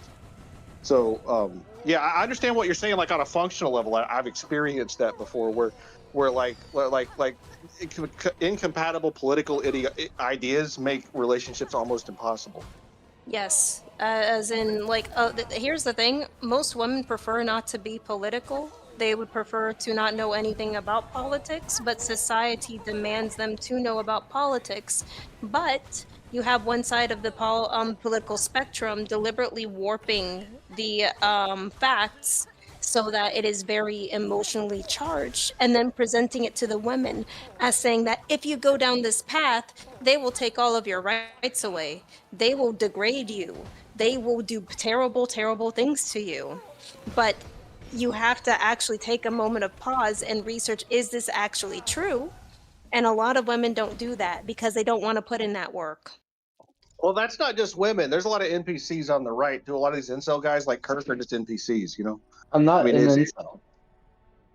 Okay, I I'm know. sorry. This like objectively like soft loser Kirk. He's the one I was talking about. Did I not provide the correct insult for you, Kirk? Oh, shut Which the insult fuck would up. you prefer?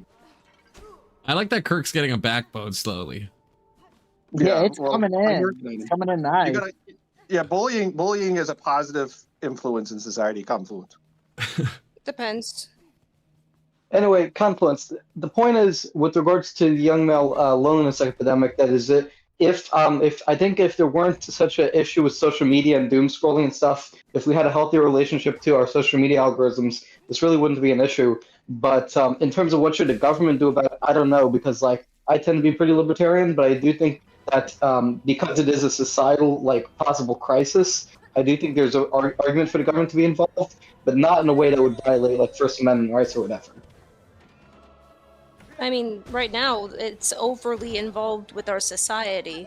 I would say them stepping back significantly would actually be a step in the right direction, since a lot of our tax-paying dollars are being wasted. And Well, fraud. yeah, I don't know if the Well, government some can of the really things with solve the issue. Yeah. No, Oh, yeah, no, so It's a no. cultural what we could do is, thing. for example, we could do like regulations on how old you have to be before social media companies allow you. Like there could be there could be action done on this. Yeah. At least on the social media end. So more government's the answer, Kirk. So how much government do you think we ought to have so that we don't have to worry about making decisions on our own like that, right? Or having control over what our family does, or like I remember back when seatbelts weren't required, and so I'm 42, right? So I remember back when seatbelts weren't required to get into a car, and then in order for the state of Alabama to continue to get roadway money from the federal government, which was taken from us in the first place, we had to make laws to force people to wear seatbelts, right? Like, was that an objective good thing, or should it be that the people who don't want to wear seatbelts after they're given lots and lots of proof that they're safe, they should just fucking die because they're retarded, right? Like, how much protection from yourself do you need, Kirk? All of it. I mean, it's You know, not. not wearing seatbelts can kill other people, Anson, not just yourself. Well, but also No, I think the car is do you not think, the one that's doing the do you not killing. think, as long as the government is like allowing freedom of speech and all that, do you not think there's room for the government to have restrictions on the age of social media users or the content they're exposed to? Yeah, Of I mean, course, I think yeah, a Canada's government- talking about that. I'm not really opposed to that. No. A government with Then unlimited we power don't can do necessarily anything do it it. wants, and controlling speech on the internet is one of those things, and that's exactly what you're talking about, is controlling speech on the internet. It's the parents' job to monitor what their children and control what their children do, and there's free market solutions. I know as a father, there are free market solutions that I use with my own children that prevent them from being able to access specific things on the internet. So this is a problem that doesn't need to be solved because it's already been solved by the free market. It's called a pick me, Yeah. Keelan. Well, I'd have to think if there are free market solutions, then I would be more supportive of that than the government. But yeah, I also think in terms of one of the things about the free market, and I heard you guys talking about welfare, although I wasn't really paying much attention earlier. I do think one of the problems with regards to the single mom crisis is you have a lot of single moms because of the fact that the government pays basically child support to them. Whereas I think if we got rid of if we replaced welfare with like some sort of like tax credit with an upper limit or something like that, we would incentivize people to work instead of being leeches off the government. Yeah. All right, we got a super chat from Testy. We need mandated government GFs based on your social credit score. You get a baddie for high tax bracket, or if you're a criminal, you get an UGO. Oh my god. Not a terrible idea. Not a terrible idea. I'm down with that. Yeah, turning women into prostitutes for the government. Yeah, that's basically how it works. Well, it's already happening with the welfare state, as far as I'm concerned. Yeah, There should be like a welfare you can apply to for like a girlfriend, I guess. Yeah, where the government's like, okay. Hey, wouldn't that just guarantee that all the rich people get all the good-looking women and all the poor people just get the ugly people? Well, he said social credit score, you know, so maybe it's like more based on like you're taking Oh a. my gosh, that's Yeah. He based it on taxes. He based it on tax. How much Yeah, you I'm pay a in bit taxes. confused. Yeah, because he said social credit, but then he said you're the high tax bracket thing. So, Testy, feel free to clarify. Should this be tied to wealth? You can't have a high tax bracket without a high social credit score, Confluence. Do you not know how that system works? Yeah. That is true. I think you could have a high social credit score and not be like in the highest tax bracket. Yeah, but How does that- you get fast tracked and have the opportunities to make it into the high tax bracket, and you don't get that unless you have the high social credit score. Oh, I see what you're saying. Sure, yeah. You know, there's a Yeah. correlation there. But I don't know. this last conversation reminded me specifically about the super chat was hinting on turning women into prostitutes for the government, basically like forced sex slavery for them, which is what that system is. And I think that we actually have that already to some extent in the West, because all of these OnlyFans models are forced to pay taxes on their earnings as prostitutes. And I actually think that that's immoral. I don't think that the government should it's collect completely money. immoral. Yeah, I don't think the government should collect money on prostitution, because the prostitution should be illegal, right? That's like a mob collecting, for illegal activities that women are doing. I think it's so immoral that It's right. It's almost it's on the levels of almost racketeering. Yeah. Yeah, but I mean, these women I are agree, being I agree it exploited. should be illegal, but because it is legal, we definitely should be taxing OnlyFans, right? Yeah, I mean, God. I don't think we did. I don't think. But the thing is, Confluence. That's like saying, well, would you rather eat a full bowl of shit or half a bowl of shit? Well, how do we get rid of both bowls of shit and eat a bowl of ice cream? Yeah, but I would Yeah. rather eat a half bowl of shit than a full bowl of shit, right? That's such an easy answer. So, But and that might be true. But I'm saying it doesn't matter. Is what I'm saying, because we have the option of ice cream. so Kirk, does your stepmom's OnlyFans, like, does it rake in a lot of money? I'm I don't curious. have a stepmom, and my mom doesn't have OnlyFans. Did you wish your I stepmom wasn't a talking happy about your Mother's Day, mom. Kirk? I sent her a text Yeah. this morning wishing her happy Mother's Day. Well, first of all, can you stop with the stepmom thing? I told you multiple times I don't have a stepmom. It's annoying. It's just annoying, right? It's fucking annoying. I wish my mom a happy Mother's Day, and I did give her a gift.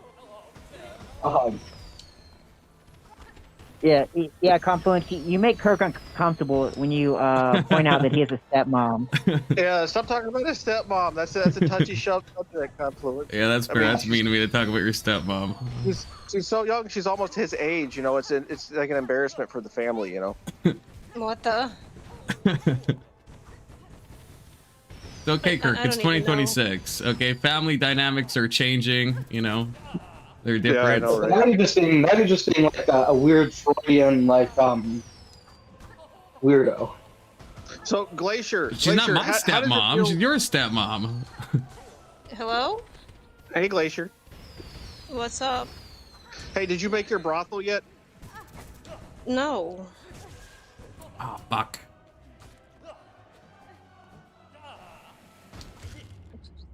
Oh, did I beat him? Was that it? Was that the only part of the question answering? It looks like you did. What? Or he's phase shifting, I'm not sure. I am curious, Confluence. I may have asked this before, and if I have, I'm sorry. But have you ever played Minecraft, or do you like Minecraft? I haven't played it in a while, but I used to play it back in the day. Do you like it? I liked it, yeah. I think that would be interesting if you played Minecraft on stream, because even though I don't play it myself because I have a phone and not a laptop, I used to like playing it when I was young, and I do like people who build like interesting like contraptions in Minecraft. Yeah, I was never very good at Minecraft, but I mean, Minecraft was always fun. I like Terraria Yeah. more probably. Or Probably. Stardew If you're not good at Valley. Minecraft. You guys like you're Stardew welfare Valley? queen. Stardew Valley's so No. good. I haven't played it. I've heard Glacier, of it, you but would I haven't love played it. Stardew Valley. You would love it. I like oxygen not included. Oh yeah, that's right. We talked about that. And Don't Starve and stuff. But you would like Stardew Valley. trust me. I mean, I have the game. I just end up playing oxygen not included significantly more. I might have an hour or two, 100 hours or two on that game. You play a lot of video games, Glacier. Is that because you haven't been picked by a man yet? Yep. Hey, the video games No, probably why- won't get why- her help her get picked by a man. Yeah, Everyone likes a gamer girl. Why haven't you gotten married yet, Glacier? Let's Oh. fix this. Pesty's playing Oxygen Not Included right now. Glacier, how do you feel about Indian men? that work at call centers. Who are communists? I'm sorry, that used to work in call centers. Okay. No. But that are basically white in every area except their skin color. Didn't you just say that he was a commie? He's not a communist. He's just like he is a communist. he is a bad he's a atheist, communist, though. that's That's the no, one thing. He is a bad He's atheist. an atheist? And not a He's good an atheist, atheist? either. Yeah, not even the I'm good out. kinds. He's the bad I'm kind of out. atheist. that. Well, hold on now. What's wrong with atheists? We're people too, Glacier. I'm not. Yeah, that's nice. I'm not doing it. Where's fucking? Well, Hey, it's Testy. How do you feel Testy, about I was just trying to wingman you. Did I do a good job? brown communist guy? you are a That's like communist. that Testy. is such a far cry. A far cry from the truth. What? It's the I'm not fucking saying- truth, Testy. I'm not even saying I'm looking for anybody, but I'm just saying like never try to hook me up ever. It's the fucking worst. What are you doing? Gosh. I had to come in here, man. I was like, no, I can't let that slide, dude. But he plays Oxygen Not Included, Glacier. That's the flip side of all the Dude, bad things. So what? As So soon as what? you said it, though, my ears did perk up because I was like, I'm playing right now. I'm like, it is. I got obsessed with this game. It's like probably the main game that I play now. It's addictive, isn't it? Like Yeah, Oxygen and, Not like, Included? Yeah, and even when like your colony fails or whatever, it's like, okay, I learned one little I thing. and learned then- how to make my colony better for the Yes. next trial run until they fail again. Exactly. It's one of those games where you don't mind failing because you learn a little Yeah, bit, and you then learn something yeah. and then you can start over like different little duplicates. I Yeah, played. like Not to I optimization. kill played them one all time. or deliberately kill them all. I had like Yeah. a 7-hour thing, and I felt like everyone ran out of oxygen, and I felt like I learned absolutely nothing, and so I didn't give it a that's second 'cause run. the Well, oxygen- did you the make an oxygen's not oxygen included. generator?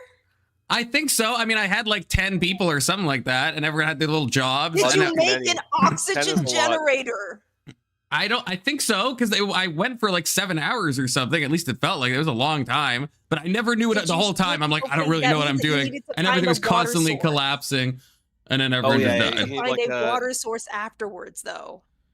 Yeah. Well, I didn't know that, but it didn't. I didn't feel like I didn't learn anything because I didn't know that. Well, Oh my gosh. there is a steep learning curve because the game doesn't really Yeah. explain anything to you. You just sort of have to figure it out. So, but once you get over it, get over that hump, it is quite rewarding. Yes, being able to set up proper systems within that game is really nice. Like ventilation or Yeah. Upgrading your duplicants from having a lavatory to a proper bathroom. Yes. Yeah. Or then you put the little lights or all around, they work faster, and like all these small Yes. little things.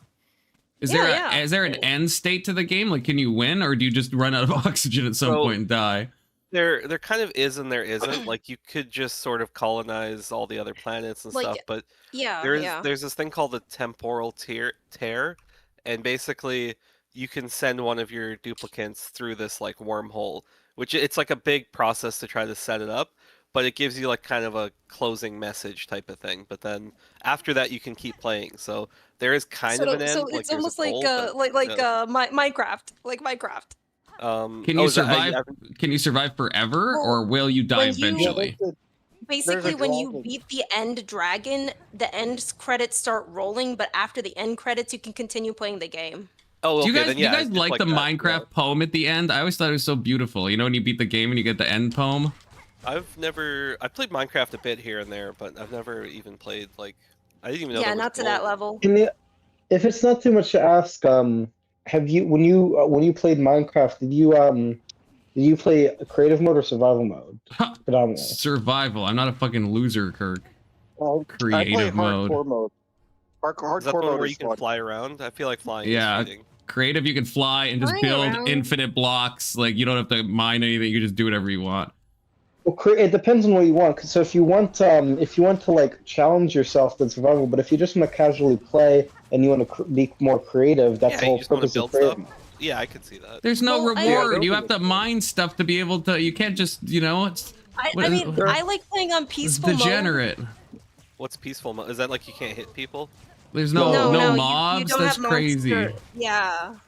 That actually would be more appealing to me because it was super annoying when it's fucking late at night and all those skeletons. Yes, and Not you annoying. yes, and you have to hide yourself, and you Yeah. have to hope that I you had a find cre- enough I had a wool to make creeper- a Yeah. bed so that you could sleep through it. Oh, I had a no, creeper man. spawn Yeah, in my house exactly. one time and exploded and fucking blew up all my beautiful things I made. And I got so mad. Yeah, that actually sounds kind of dope because then I could just focus on building and I can just take my time. Yes, like cultivating shit, trying Yeah, to find dude, enough I materials. mean, maybe it's and... from Oxygen not included, but I like making like the little farms and like doing all Yeah, that like, shit. Yeah.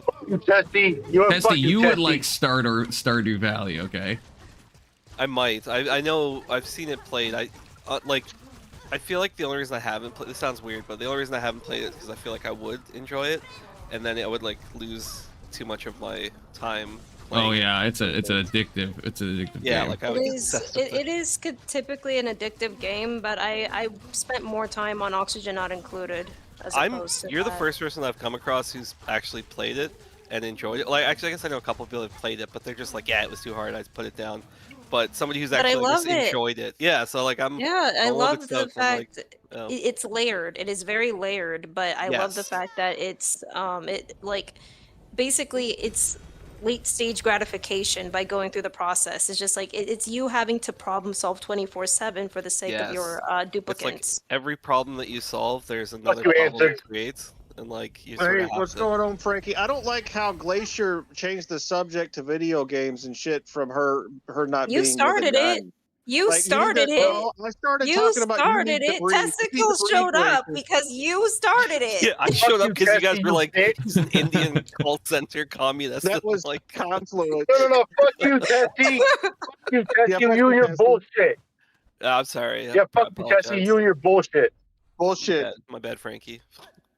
Bullshit. All right, I mean, I Go said sit in what I the need. fucking corner, Testy. I'll let you guys hang out, but I'm gonna. Bullshit. I'm Go eating. sit in the fucking corner, Testy. Yeah. I'm not leaving because you're being mean. I'm having lunch anyway, so I may as well. just Testy, go. did you call your mom today? Did you call Yeah. your mother, you I- bitch? I went and saw my mom. I gave her a hug and Oh, gave her okay. like. There we Confluence, why go. didn't you call your flowers mother? and stuff. Confluence, why didn't you call your mother, Confluence? My mom's on a cruise ship, but I did text Call her with right her. now. Is she on the? So she's on the cruise ship. So she's on the cruise ship with the hentai virus. Not the hentai virus one, no. Different cruise ship. I was worried You about should- that when I saw the Wait, hentai virus. Even if she's on a cruise, they must have a cell phone. Like surely they have ways to communicate from a cruise ship. She's in the It's ocean, all good. Testy. There's no service in the They ocean. don't have Wi-Fi. They don't have Wi-Fi there. They get like They have Wi-Fi, on like cruise ship. they. First of all, it depends on the cruise ship, but they get like designated time. I You talked don't to her love your on mother text, enough. and I know how the cruise ship works. Okay, it's my parents that are on it, but they You have ever been on a designated cruise ship? Wi-Fi times. Okay, maybe Have you if you ever been on pay a enough, cruise? you could get all of it, but it's probably really expensive. Have you ever been on a cruise, Confluence? No. Right, yeah. Ag, have you ever been on a Do cruise? you? Yeah, I have. Frankie, have you been on a cruise? I don't want to talk about that. Okay, Glacier, have you ever been on a cruise? No, but like it was a close call, but no. What about you, Soda? You ever been on a cruise? I've been on a cruise. Nah, there's too much of a particular culture that's on cruise ships that I don't really like. Really? I'm not familiar with that. I've never been on a cruise. You'll have to tell me about that. But tell me, Weevil, if I you've been on will. a cruise. Have I been on one? No. Okay. So what's the culture? Are they basketball Americans that congregate on the cruises? It's more so the rap, more so the rap culture. It I guess depends the on basketball culture would be a small portion of that. it depends on what cruise line you're using too. Like if you're gonna go on a Carnival or something like that, you're gonna meet like a mix of like upper lower class to lower middle class people. And then if you go like like on a Disney fucking cruise or something, that's definitely gonna be. No. Hey, Yeah. no, Disney's a negative because they caught at least 18 Disney cruise employees with CP. Yeah, Okay. that's My parents are on one of those fancy cruises. Okay, it's not a booze cruise. But you're Yeah, a it's degenerate. not a Confluence. I don't want to hear it. You're a fucking degenerate, Confluence. I don't want to hear it. Algae. Like, Confluence, you and I were both talking about putting our dicks That's what I inside want. fucking I want- PI. No, what the fuck? I want a booze cruise. That's what I No, need. I think that's. I think I'd go on a week. booze cruise. Don't threaten me with a good time. Yeah, just go on get you a Carnival cruise and buy the drink package, and that's what that is. I just I'd want be so happy. after having this last kid, I want to go for a week and just get drunk for a week. Yeah, you can do that. That's possible.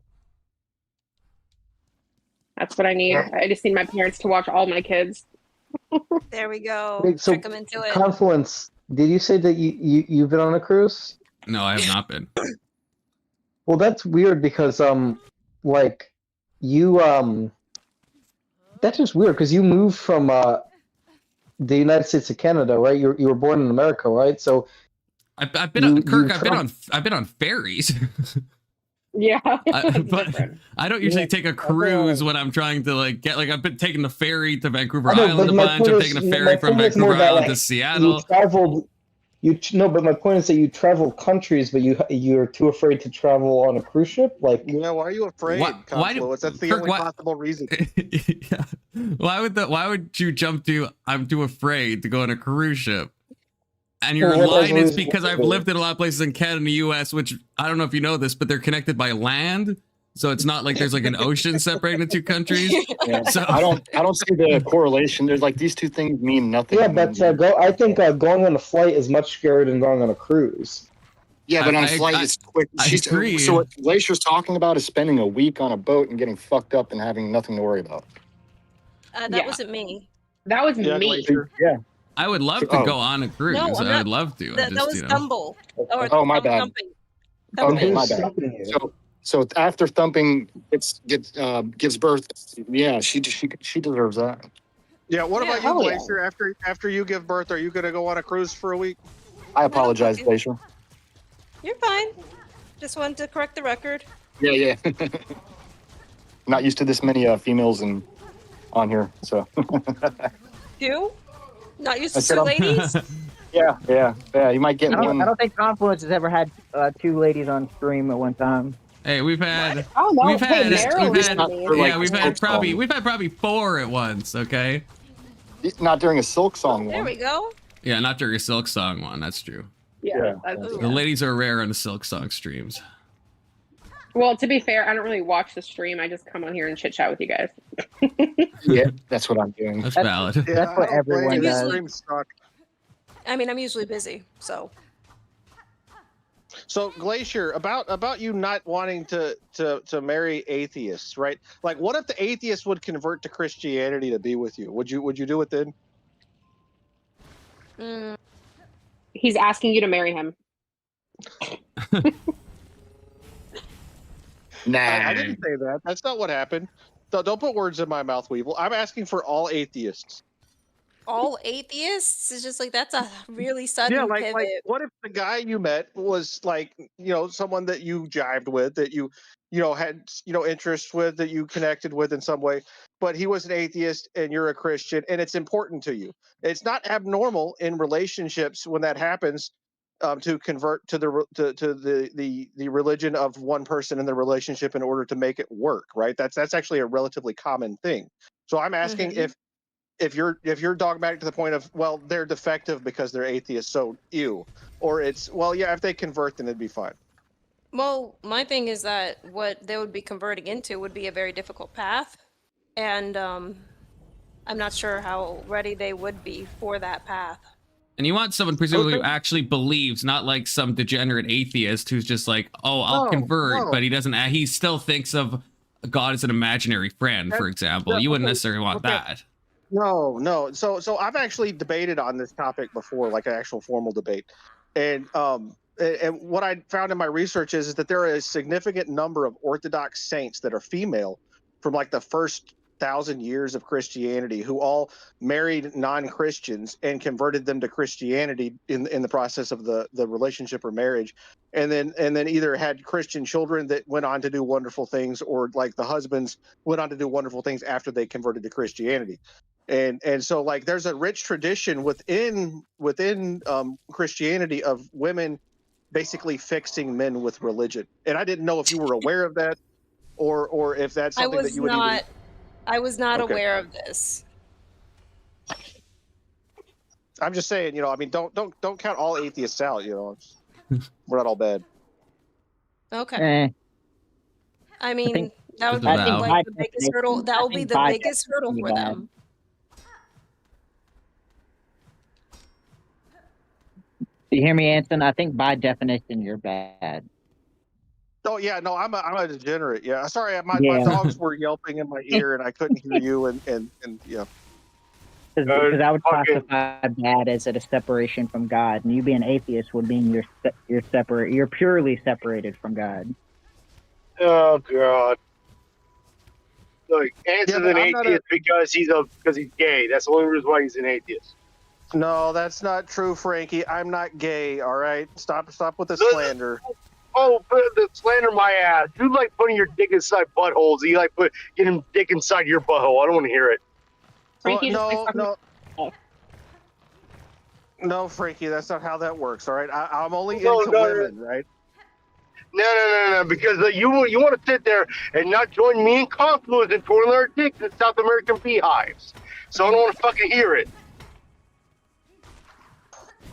Come on, work. I don't even. There we go. What does that mean?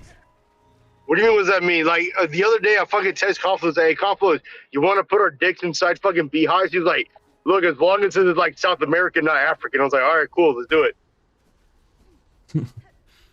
Well, what's wrong with the Africans, man? I mean, ain't nothing wrong with that. What are you That's talking about? Confluence. That's fucking Confluence. Yeah, but you can see how we There are are also confused. that killer we're not- if bees, we're not okay? aware of this He said conversation he happening. said it's too interracial. Yeah, he said it was too interracial. What's wrong with interracial Confluence? I didn't know you were racist. With bees? Come on, man. Can a man be racist against African bees? Do you know? No. Do you know? Do you know? No, you 13% of African bees are responsible for 50% of the fatal bee attacks. That is Shit. true.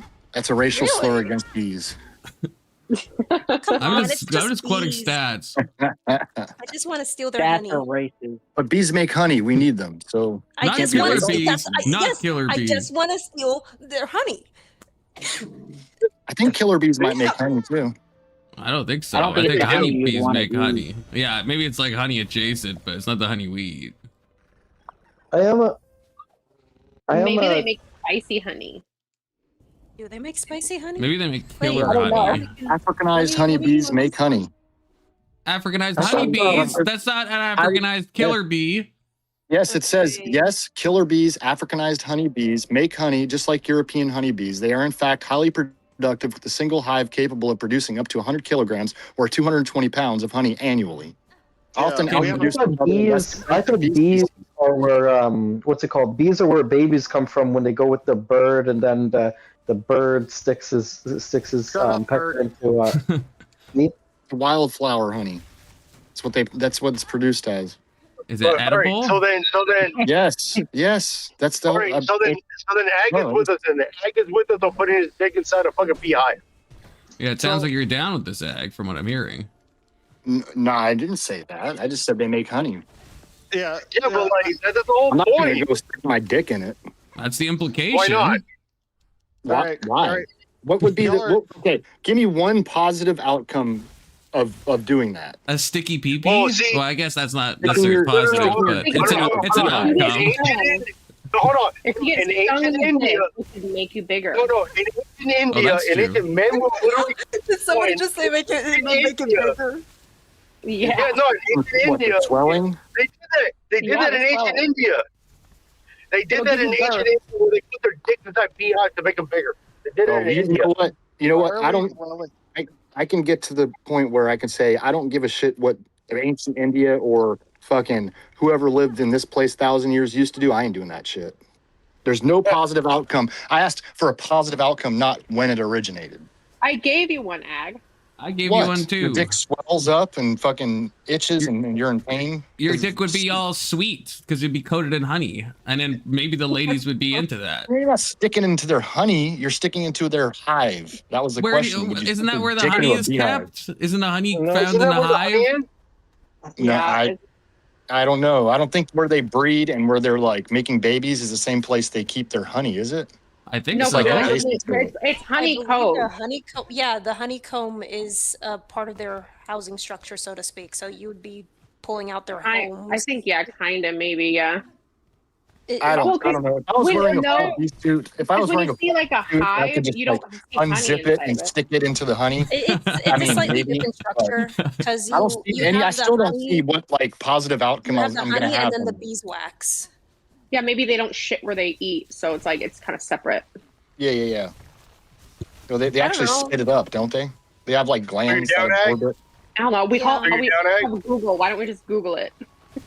Yeah, Google's usually actually could be helpful here. Yeah, tell you what, if you guys all get together and want to decide to do that, I'll come along. Why not? Will you do it with Well, us? the thing is, There you go. what a Good thing- sport. Not the same honeycomb. I'm gonna Oh, have yeah, to that's put it in a gay. why different not the honeycomb. same honeycomb? My God, What? why not? I'm just not the same one at the same time. I mean, that's Oh, gay. definitely not at the same time. Yeah. Oh, Then our but dicks are gonna get stuck let's be clear. together from all the You don't want to honey. do it. You don't want to do a devil's three-way with the hive egg. Fuck no. Okay, third, is your dick still working? Does your dick still work to try this shit too? So Frankie, you've derailed the conversation from why Glacier is single. Like everybody continually does that, and I'm very curious as to what's wrong with her. Oh. Like are Oh you my like God, 500 I pounds, think- Glacier? No, dude, No. dude, I'll tell you what. You know what? I'll tell you why she's fucking single. You know what? I'll tell you why she's fucking single. Because she didn't want to date dudes like you. That's why she's single. Yeah, that's probably true. Yeah. We should ask why Anson is divorced. What, 2-3 times? But that's Right, not Anson, there you go. That's I not mean, no, that helps Glacier tremendously because it's called red flags. Yeah. Everybody, Frankie is a everybody red has flag. red flags. Everybody has red flags. Come on. When I you have mean, yeah, I rose-colored know. glasses on, all the red-colored flags just look like normal flags. Yeah, but the thing is, yeah, my wife's a red flag because you know, she's just a red flag in general. Why? That was rude. Yeah. She's just hard Why'd you call your wife a wet red flag? because she is. Yeah. Based. How Red pill. rude. Frankie's about to get his ass beat when he gets How home. rude. She beats me anyway. She fucking beats me anyways. Hey, I haven't beaten you today. Be She's not gonna grateful. do that special thing you like with your bum hole. Oh my god. Okay, if you're not nice to her. No, she eats my butthole, so don't even try. She does eat my I butthole. don't. Oh my god. She's Oh not my going to after gosh. this. So Glacier, are you single because men like Frankie exist? Is that why you're single? Oh, who Frankie is. Frankie's the guy that talks about eating buttholes. He's the guy that just was asking about putting our dicks in a beehives. Yeah. And other He's the related one who's gonna questions. get beat. I see. Yeah. So again, what's wrong with you, Glacier? Like, why are you single? Are you like really young? Are you like 20? Is that why you're single? No. No. Okay, so you're old. Are you like a leftover woman? Would you put yourself in that category? No, she's not What's old. left over? I know Glacier's age. What's a leftover lady? Why are we A so woman afraid to who's- say it? Like Paige, a woman who's almost menopausal. Paige is like 35. I'm younger. No, okay. Stop Yeah, so you're- simping, Anson. No, I'm not simping. Like I'm genuinely trying to figure out why she's single. Like because I she's mean- obviously not dumb, right? Are you like super nerdy and into like beta guys, and so they're not taking the first step, or No. what's the No. Beta turns me off. Well, I know, but you could be into nerdy stuff. You sound like you're into nerdy stuff, and then if you're into nerdy stuff, then you'll be surrounded by guys who have low testosterone and don't, Yeah. they don't do what they're supposed to do, and they're not assertive. Hypothetically, Yeah. what Wait, if the guy's wait, not she's beta, but interested he's in, like really you're interested in sensitive, nerdy stuff? Glacier? How do you feel about that? Well, Like just like a sensitive a guy, guy but he's being- like not beta. He's very confident, but he's a little sensitive. Is that fine? I mean, that would be fine. That would Okay. mean that he's actually like ready to Would- perform. In touch with Would his you date feelings. somebody like That's Confluence? true. Huh? Would I you, don't da- hear a would you no. date somebody like Confluence? He lives in Canada. That's too cold. Yeah. Confluence is And he has a willing to dermal. move. But Wow, Wait, Confluence sounds like he wants to already. Confluence, bust a move. I'm Oh, no. I'm confused. Glacier, what kind of nerdy stuff are you interested in? Kirk. Oh my Kirk, you're gosh. trans. Don't even try it. Kirk, your dick doesn't work. Aren't you trans, Kirk? No. He's an egg. Oh, Your good. dick doesn't work, Kirk. I don't want to hear it. But I am curious what kind of nerdy shit you're interested in. Dodge this question. I like history. I do play video games. What shit do I do? Actually, I've been doing a lot of, I like fantasy. And then there's D&D, but I don't really play D&D as much. Like, I farted. Meh.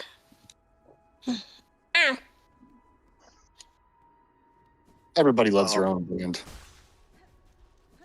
Yeah, I'm not What? I'm not super knowledgeable about history, but I mean, you could tell me about it if you're interested.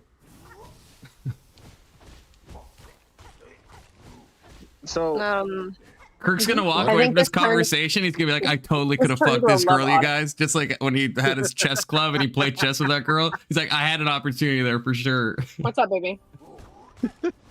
No, I'm being. The reason I asked is because I'm interested in things that you might consider nerdy, like physics and philosophy. But Okay, are we going to do physics again, Kirk? Are we going to do this again? well, no, I was just curious if she was interested in similar things to what I'm interested in. I mean, Kurt, she likes dudes with dicks that work.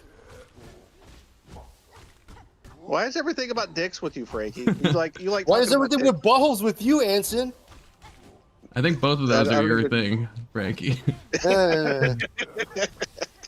Half and So- half. So Glacier, when was the last time you went on a date? Like they keep trying to derail, and I'm having a serious conversation trying to help you. You know, so when It's was been the last time you over went a on a date? year. It's been over a year. And Wait, why- Anson, why does is she it- need no. help though? Maybe Yeah, it's her months. choice. No, it's 8 months. Yeah, I think about 8 months ago. Yeah, a single woman that's in prime breeding age that hasn't had a date in 8 months does need help thumping people. I think that's a true statement. Yeah. Okay, but maybe she doesn't need help from a divorcee. Divorcee? Yeah, I don't know. you're right. I agree. Right, but nobody else is doing it. So I mean, I have a duty, right? There you go. That is your purpose. Yeah, it is. That's my purpose is to help like, you know, Jamaican women in their early 30s to late 20s become breeders. So Become breeders. Do you have any kids, Glacier? No. Oh, okay. yeah, so why aren't you getting more dates, Glacier? Like, are you not putting yourself out there as available?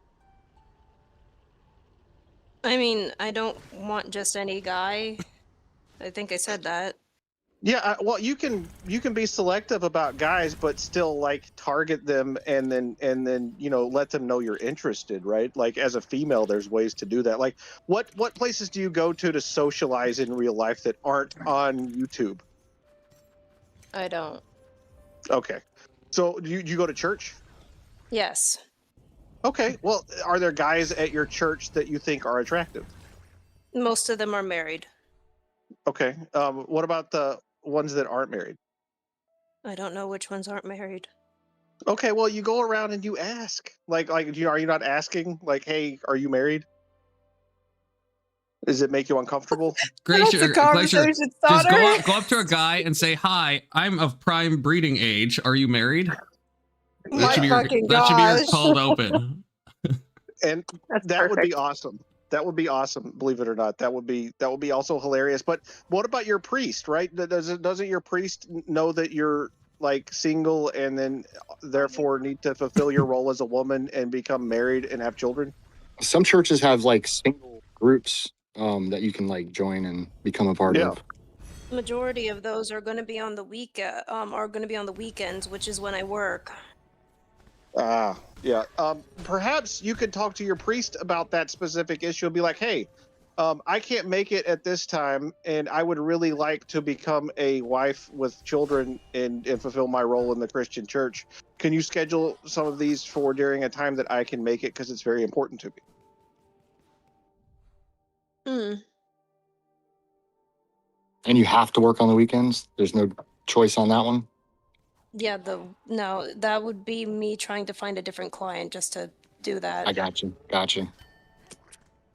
Yeah, listen All to right. her. Well, Ag. have a good rest of your day, everybody. I'm gonna get off of here. Just Happy Mother's Day, All right. Topanga. Bye. Happy Mother's Day, Thumping. Thank you. Thank you. Bye. Bye. I know I was trying to come to the conclusion of like what's most important. Like if you really want to have kids, and maybe you might have to put yourself out there a little bit more than Hey, talk Kokoshuko. to priest, changing times, talk to your boss. I don't know. Yeah, that's why I'm just thinking out loud. That's all. Yeah, that's why I brought up the whole atheist thing initially, was because if she's got like a more narrow pool of men that she's selecting from, then she has to select from that pool, right? So I went to the pool of men that she has said that she is selecting from, and discovered that she's not actually trying to select from that pool. So it was kind of disconcerting, because you basically boxed yourself out of intimacy.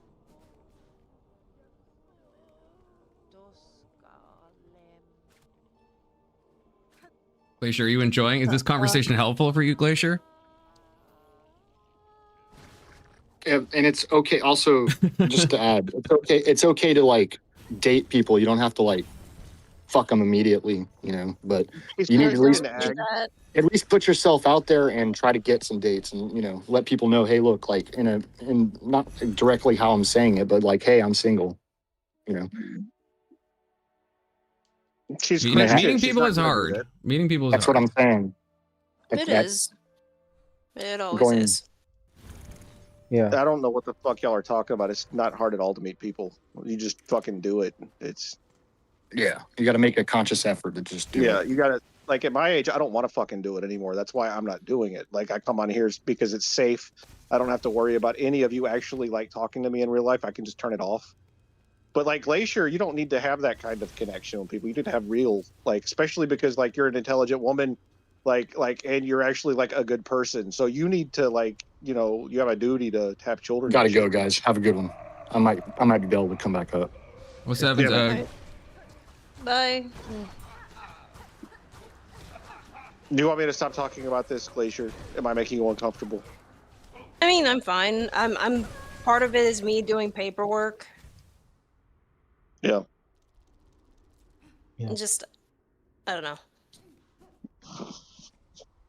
Yeah, you got to do a lot of paperwork when you're single. I understand. She's filling out dating applications. Okay. The That's old what it school is. way. Speed dating. I Yeah. thought about doing speed dating just to check it out, because that happens in my city every once in a while.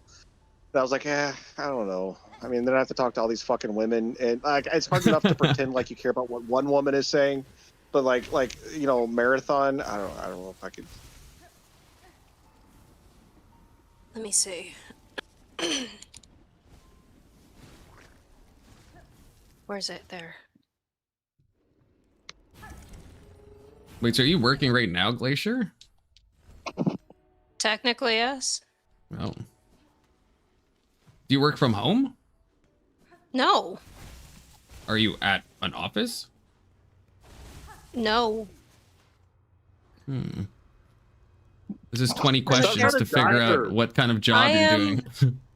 Oh, okay. If you want to play a game, then sure. Do you train dogs? No.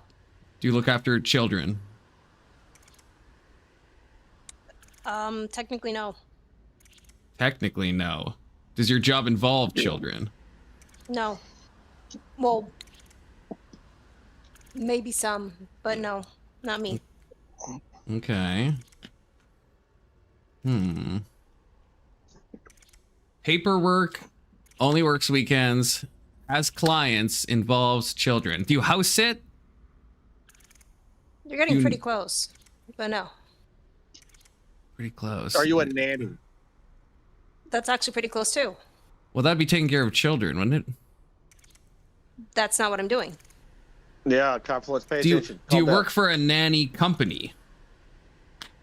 Not necessarily. Like Are you you're like hot and cold at the same time. are you a prostitute having sex with someone who owns a nanny company? Fuck no.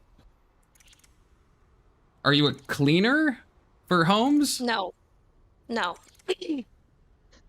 You a real estate agent to children, No. That helping now you're young just getting further tots away. find homes. You're getting further away. So house sitting, nannying, does paperwork, works weekends. Do you work at a daycare? No. How about instead of playing retarded 20 questions, you just ask her where she works? Do you work He at wanted to play a game though. do you work at like a tutoring place? No. Like one of those learning centers, a learning center. No. Do you work for Somalians? Are you committing massive amounts of fraud in Minnesota? Fuck no. I don't even live How there. is this where do you work? That's not a yes or no question, Kirk. Glacier, do you live in the Midwest? Actually, yes. Is it home support service for the elderly? Actually, that's the closest that you've gotten. Well, I stole it from Smoking Spaceman. Of course. Of Wait, course is you that right? did. Anson says she said it before. Is that right, or is that just Yes, close? Or it's more like I work in home care, but who I actually take care of is mentally disabled clients. yeah, like I have autistic. a, I have a retarded. friend who does that. Yeah. That's actually my first thought because my friend only works weekends too. But then I was like, oh, it can't be that. It's kind of like what Rob Noor used to do. Are you like a healthcare aide, or are you like, do you go to people's houses? I go to their house. Okay. Like what Rob Noor used to do. Confluence, pay attention. I didn't know. I don't know what Rob Noor used to do. I'm not Noored up like that. You don't know the Rob lore? I don't know the lore of Rob Noor. The Nor lore? I've The been Nor snoring. lore? I've You been don't know snoring the on Nor lore? the Nor lore. You snore on the Nor lore? Confluence, you should follow good debaters to learn how to debate since you're so bad at it. I don't think I've ever lost an official debate I've been in, Anson. Okay. How dare you? Oh, speaking of that, I'm debating Paige. I think we got a date and a prop down. I'll send you that information since you're going to be part of the promotion, Confluence. Yeah. I need to start debating. No, you don't. You don't need to get mouthy with men like Paige. It's very unattractive. And what if I told you that there's a guy that would like me to do it? I would tell you, is he your husband?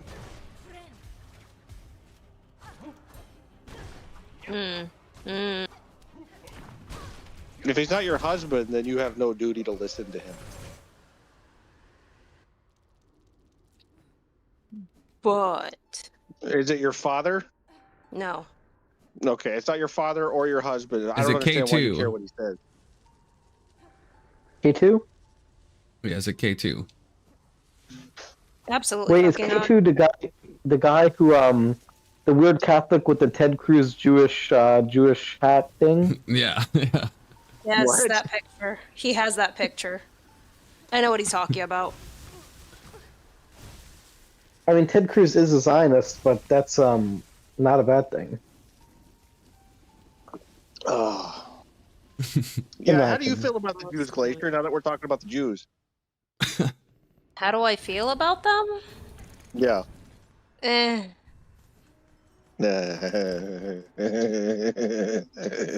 Anson's so hard right now. Confluence.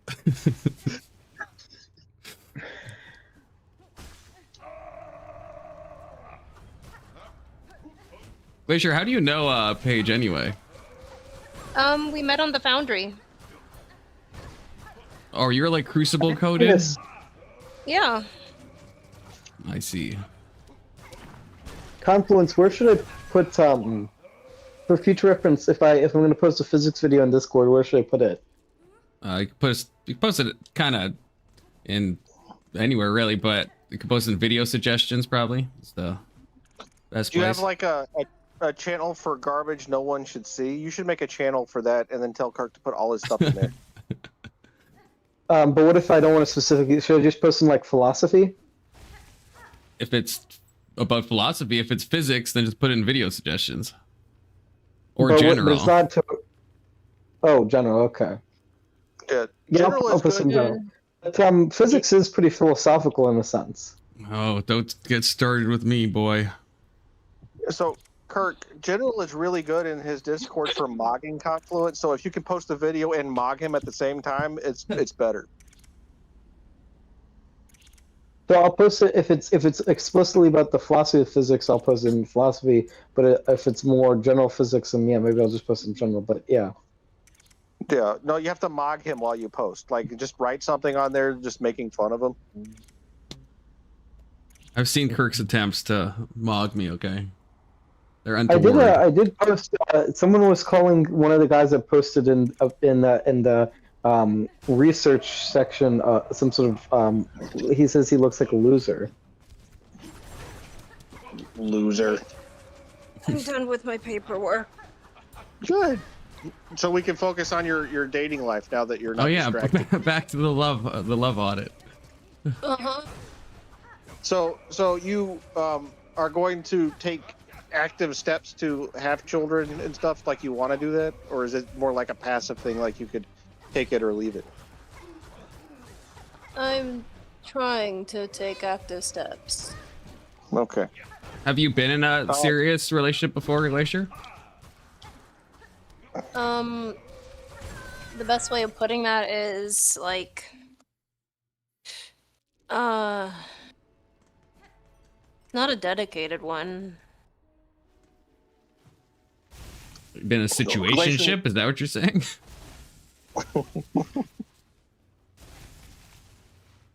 I don't know. It's like they never lasted, and it was more so like it happened when I was a lot younger, and I wasn't ready for it. I see. Yeah, that's normal. So, on a related topic, what's your body count, Glacier? 0. Oh, based. Yeah, that's actually like really fucking cool. I don't know how you did that, but that's fucking like that's awesome. That's since falling in love. Doesn't like the Jews, virgin. Yeah, likes nerdy stuff. Like this is the perfect woman, Confluence, and she's super conservative, and she's not a socialist like you. I mean, she's like she's gonna make some guy really happy one day. So is it the racial thing, like, because your sensibility, from my perspective, seems to lend itself more towards like dating white people because you've accommodated our culture as opposed to black culture. Is that part of your problem, Glacier?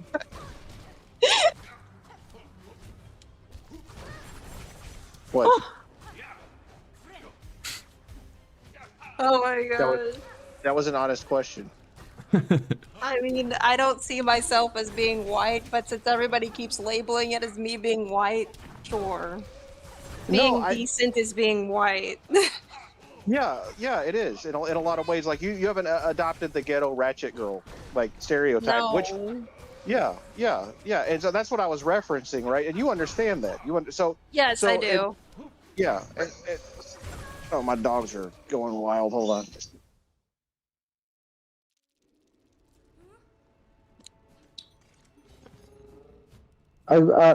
I was curious, Confluence. Is this the first time Glacier was on? No. This is the second time, Okay. maybe third. So what's Definitely, I think it's. I thought it's more. Glacier, on your panels? Nah, it hasn't been that often. I thought it was like 4, maybe. I could be wrong. I'm not sure. Yeah, just in the philosophy section, Confluence, I just posted a thing to Brandon, because he's pretty smug. Brandon looks smug in his profile picture. I'll give you that. No, he like he says, oh, you know, I'm pretty sure I've read quite a bit of philosophical writings, and I don't know, it's not even just that, but it's like he thinks like he's right and everyone else is wrong, and there's something about that I think is just not appealing. Brandon is pretty booked up philosophically, though. Yeah, but Yeah, you can be booked up and still be an asshole. Yeah, he is an I asshole. don't think I've ever seen someone think Brandon's an asshole. I think he's an asshole.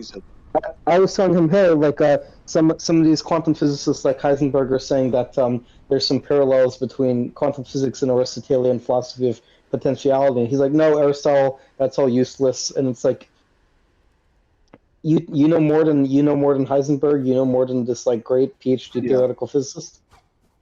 He is condescending. I agree, Kirk. That's actually that's the first analysis you've done that I didn't think was dumb. Good work. Brandon, you're talking about the same guy, right? Yeah, Brandon Mize. He said that when I was talking to him about Heisenberg and Aristotle, he was implying that he outknew Aristotle, and then I pointed out that Heisenberg was arguing that Aristotle was being revived with quantum physics, and he acted like he knew more than Heisenberg. So before you derail more, let's keep it on topic for just a little bit longer. What kind of church do you go to, Glacier? Are you Orthodox? It's Orthodox. Yeah. So I know from like one of my best friends who's Orthodox. Like they do, like the priests do work with you on pairing you, right? So they like help with that because it's part of developing the community. Like, have you not sat down and talked to your priest about like strategies to become married? No. Yeah. You really ought to do that. Like that'll probably like fix it. You know what I'm saying? Are you afraid to get married? Is it because you've already built this life for yourself and you're comfortable? No. That's interesting. Glacier, can I ask, do you live at home still? Do I live at home? As in, what do you mean? Like, do you live like with your parents? Oh no, I ran away. And you're able to like support yourself on the weekend work? Or do you have like roommates or what? I mean, where I live, I have a roommate. So I'm able to support myself that way. Okay, based. When you say run away, do you mean actually run away? Like, do you not talk to your parents or? I still talk to them. I had to run away so that they realized that I was an adult. Yeah. Oh, I see. Yeah, that makes sense. I did the same thing. Yeah, how old were you? I kind of departed when I was 15. 26. Oh. Yeah. Wait, that's how old you are now? No. Oh, when you departed. Yeah. Okay. Oh, that's interesting.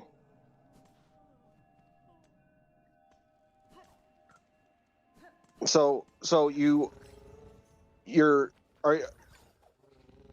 you like when I'm doing like a large project, like getting married is a large project. For me, it was more like I knew I had the goal of having a family. So like I basically oriented my entire life around like getting a woman and convincing her to be a part of my life and then breeding her, right? Like and part of that was marriage and all that stuff.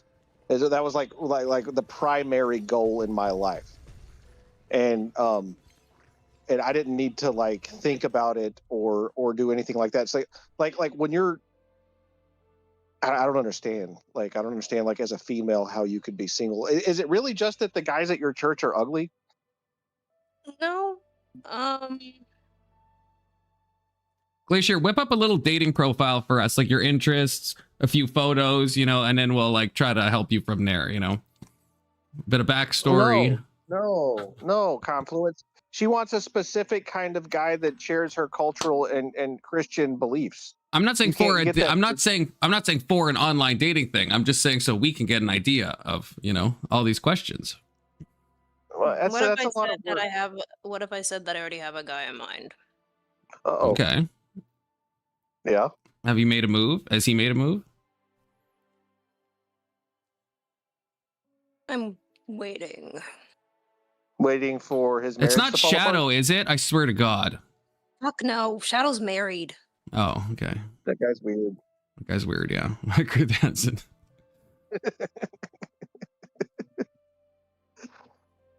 So why? What could you possibly be waiting for? Like, are you waiting for him to make a move, and you haven't like shown your interest in him making a move? Because I mean, you could drop that handkerchief in front of him and bend over and pick it up. You know. I mean, that gets me every time. You know what I'm saying? Like, women have ways to express to the men, hey, you know, me. That is true. Did you know. drop the handkerchief? So I dropped it. How about that? And I'm waiting for him to pick it up. How long have you been waiting? A few days. Oh, awesome. Okay. That's terrific. Good news. Yeah. Is he ortho? Yes. Oh, nice. All right. Cool. Well, so there's nothing to fix then. You're working on it. Is he Mexican? Yeah. No. Okay. Emmett's not a real ortho. He doesn't do liturgy and stuff. He's a fake ortho. He's working on it. Isn't the term for that an ortho bro? Yeah, I don't know. I go to more liturgy than Emmett does. So. Well, why'd you laugh at that? I've gotten to liturgy like a dozen times over the past couple of years. Oh, you've been to liturgy? Yeah. Like, one of my best friends is Orthodox. Okay. Yeah, like actually, there were several of my friends all simultaneously who decided to become Orthodox in the past couple of years because I run into like social circles of conservative men, and so in the great Orthodoxing that happened over the last couple of years, like a lot of my social circles became way more militant Christian. Just IRL people I know. Wait, is it Patrick? No, Wait, is it someone online? Because then I'm gonna start guessing people. Patrick's the guy. One of the guys that I'm referencing, but he's not the only Orthodox guy that I know from. No. I'm asking. No, I'm asking if Glacier is if Patrick is the guy she's talking about. Is Patrick single? Yeah, Patrick is single. He actually was going to get married last year, and his wife or his soon-to-be wife called it off. Oh. And so he's been single for a while. Is this person online, Glacier? No Do comment. I know who? Oh, they are. Do I know who they are? This isn't helping her, Confluence. I was just trying to help her. You're just be like, oh, there's something I here. am trying to help her because like, what the fuck? No, you're not. You're just gossip. No, because if she hasn't made the sign obvious, then depending on the guy, maybe it could be made more obvious. Yeah, I mean that think is that true. would be smart. Like, what did you do to express your interest, Glacier? No, I can't say that online. Oh. I just told you that he's online too. Yeah, okay. Well, it wasn't saying it out loud online let him know, hey, wait, she actually sent that signal? Because some guys... That's why I'm asking it. I said, wow, you figured it I out. don't Holy think- shit. I don't think that would have the intended effect. Really? I don't think so. Well, I just hope that it's not some loser like Are We Not Men? Because I hate that guy. No.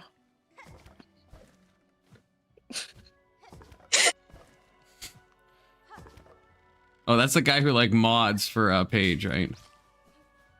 Does Are We Not Men mods for Paige? Yeah. He does. No, fuck. I don't know. I've had him blocked for such a long time. I didn't know that he modded for Paige. That guy's an idiot.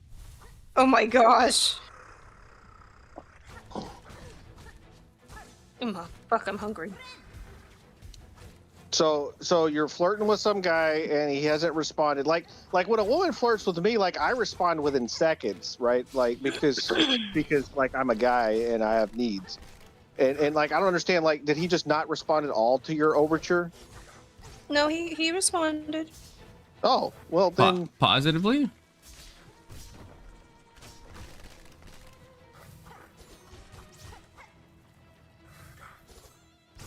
Okay, so the problem is no? solved. Is he going to string you along? Is that what's going on now? He's stringing you along? Yeah, that's the I worry. think he needs time. Time for what? Yeah, for real.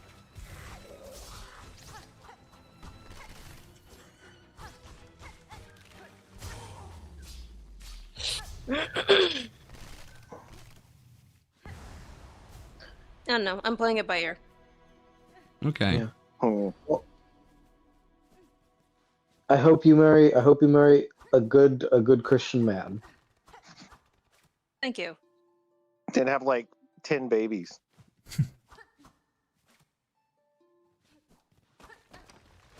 And hopefully Babies are- he's more masculine than I am.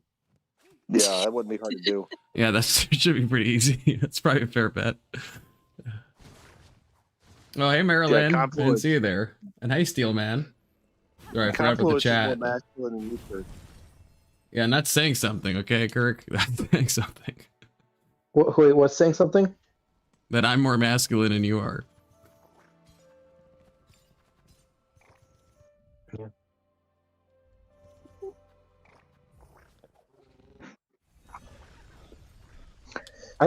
I was curious, Confluence. So you said that you like Nietzsche and all that and Crowley. I was curious. So do you as a Christian, what exactly do you take from them again? I know I've asked like about this before, and you said well you can take. But I'm curious, what specifically in their works do you take from them that you like? Like, is it just the idea that you should assert yourself as an individual?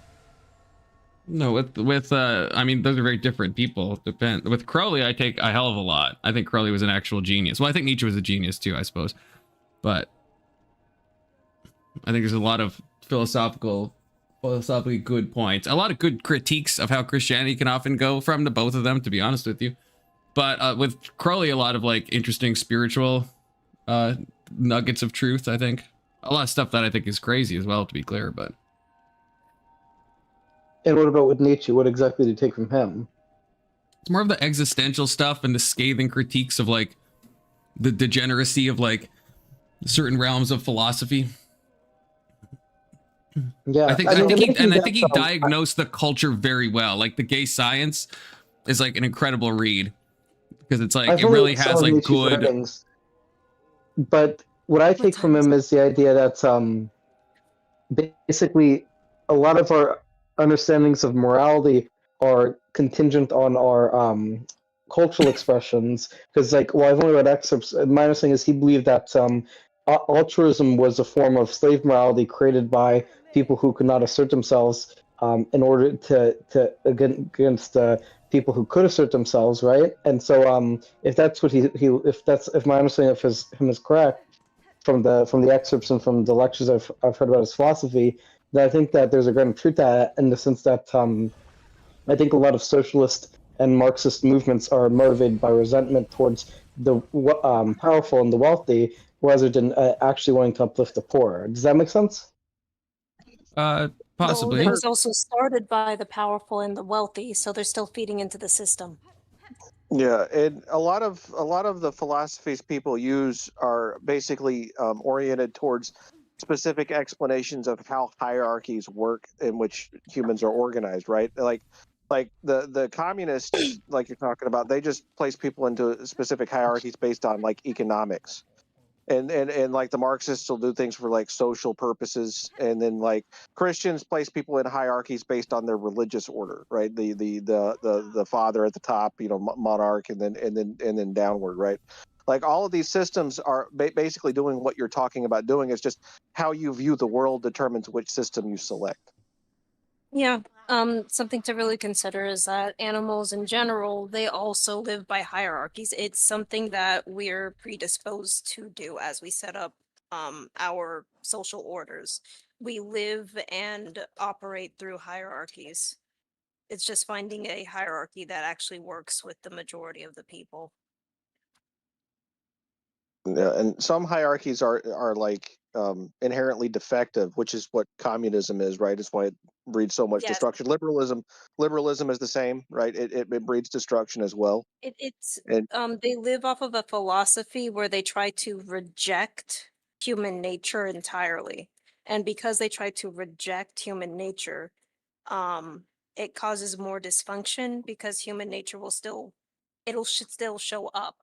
They think that people are interchangeable when they are not.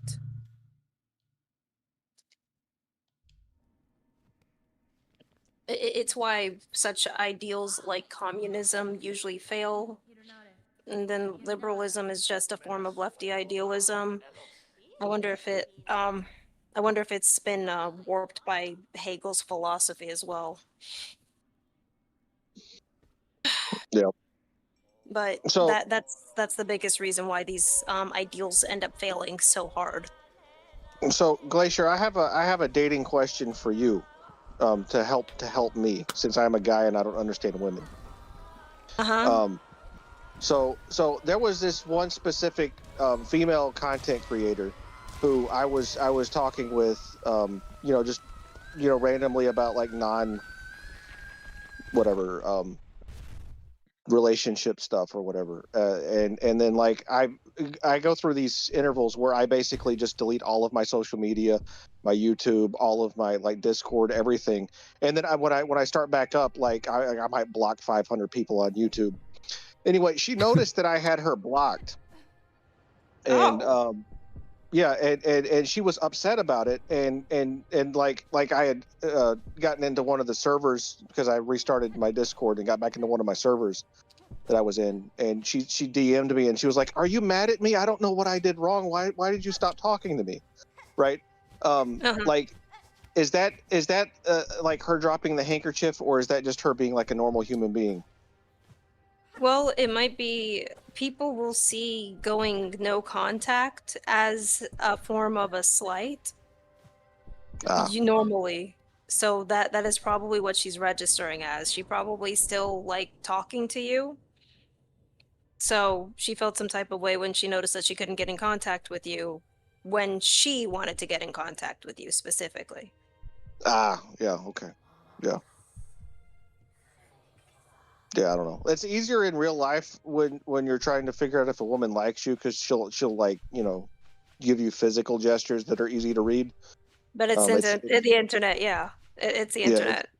Yeah. AK2. Oh shit, why didn't I start this? Fuck. Yeah, internet I think is always going to be harder to pick up signals, I think. I don't Yes, see it is always K2. difficult.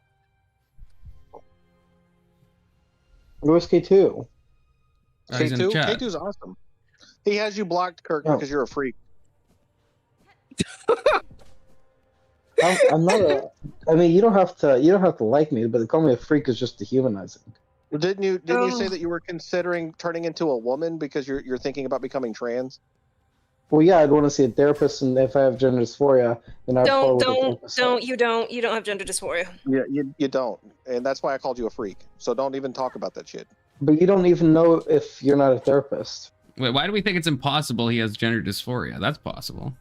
Because that's Gender faking gay. dysphoria gender dysphoria is more so pushed upon the younger generation rather than actually diagnosing whether they have that condition.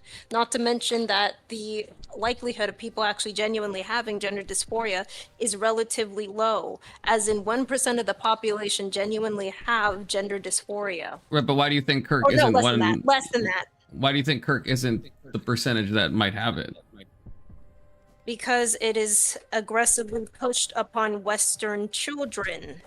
He is the demographic that they would want to push that onto people. I know, but it still doesn't mean that it's impossible he doesn't have this, right? I'm not saying he should become trans. Okay, how about this then? How about this then?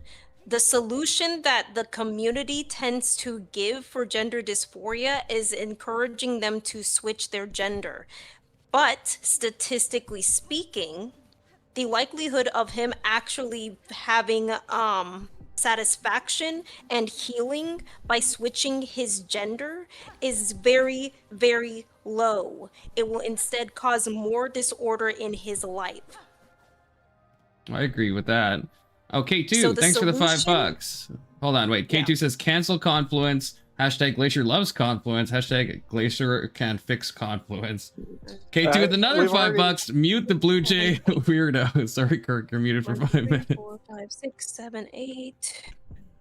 So K2, you missed it earlier, but Glacier started talking about some guy that she's been flirting with, and it's not Confluence. So you're wrong. She's found somebody else, and Confluence isn't Christian enough for her because he's esoteric, which is basically like a heathen. But she could fix me though. That last hashtag is probably right. No, I don't think that's true. 10. Yeah, let's do 10. I'm more orthodox than you are, Confluence. I don't think that's true. I think the atheism part kind of takes it away pretty quickly. That's just a minor sticking point. 7. The whole God take thing, 30. vacuum out God. This is the minor thing. Meow. Stop. Okay. Tempted by Kirk, or tempted by what? Let's see.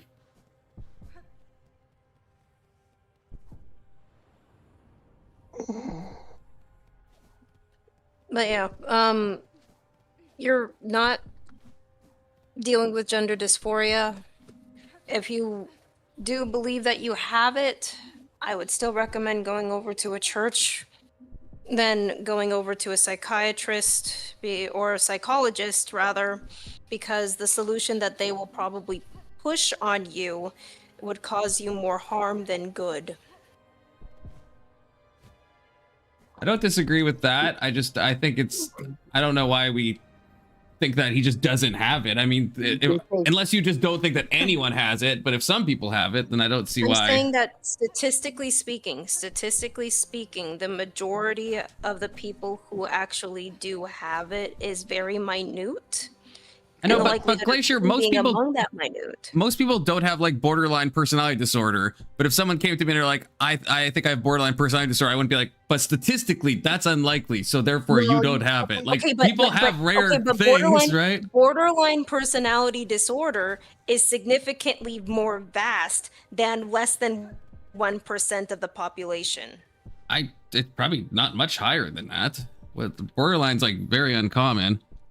What percent Not as of uncommon as people being- as have gender BPD? dysphoria. It's between 1.7 to 2.7% of the general population worldwide. Oh, that's still more than T. And gender dysphoria, It's 0.6. yeah, it looks like 0.6 of adults.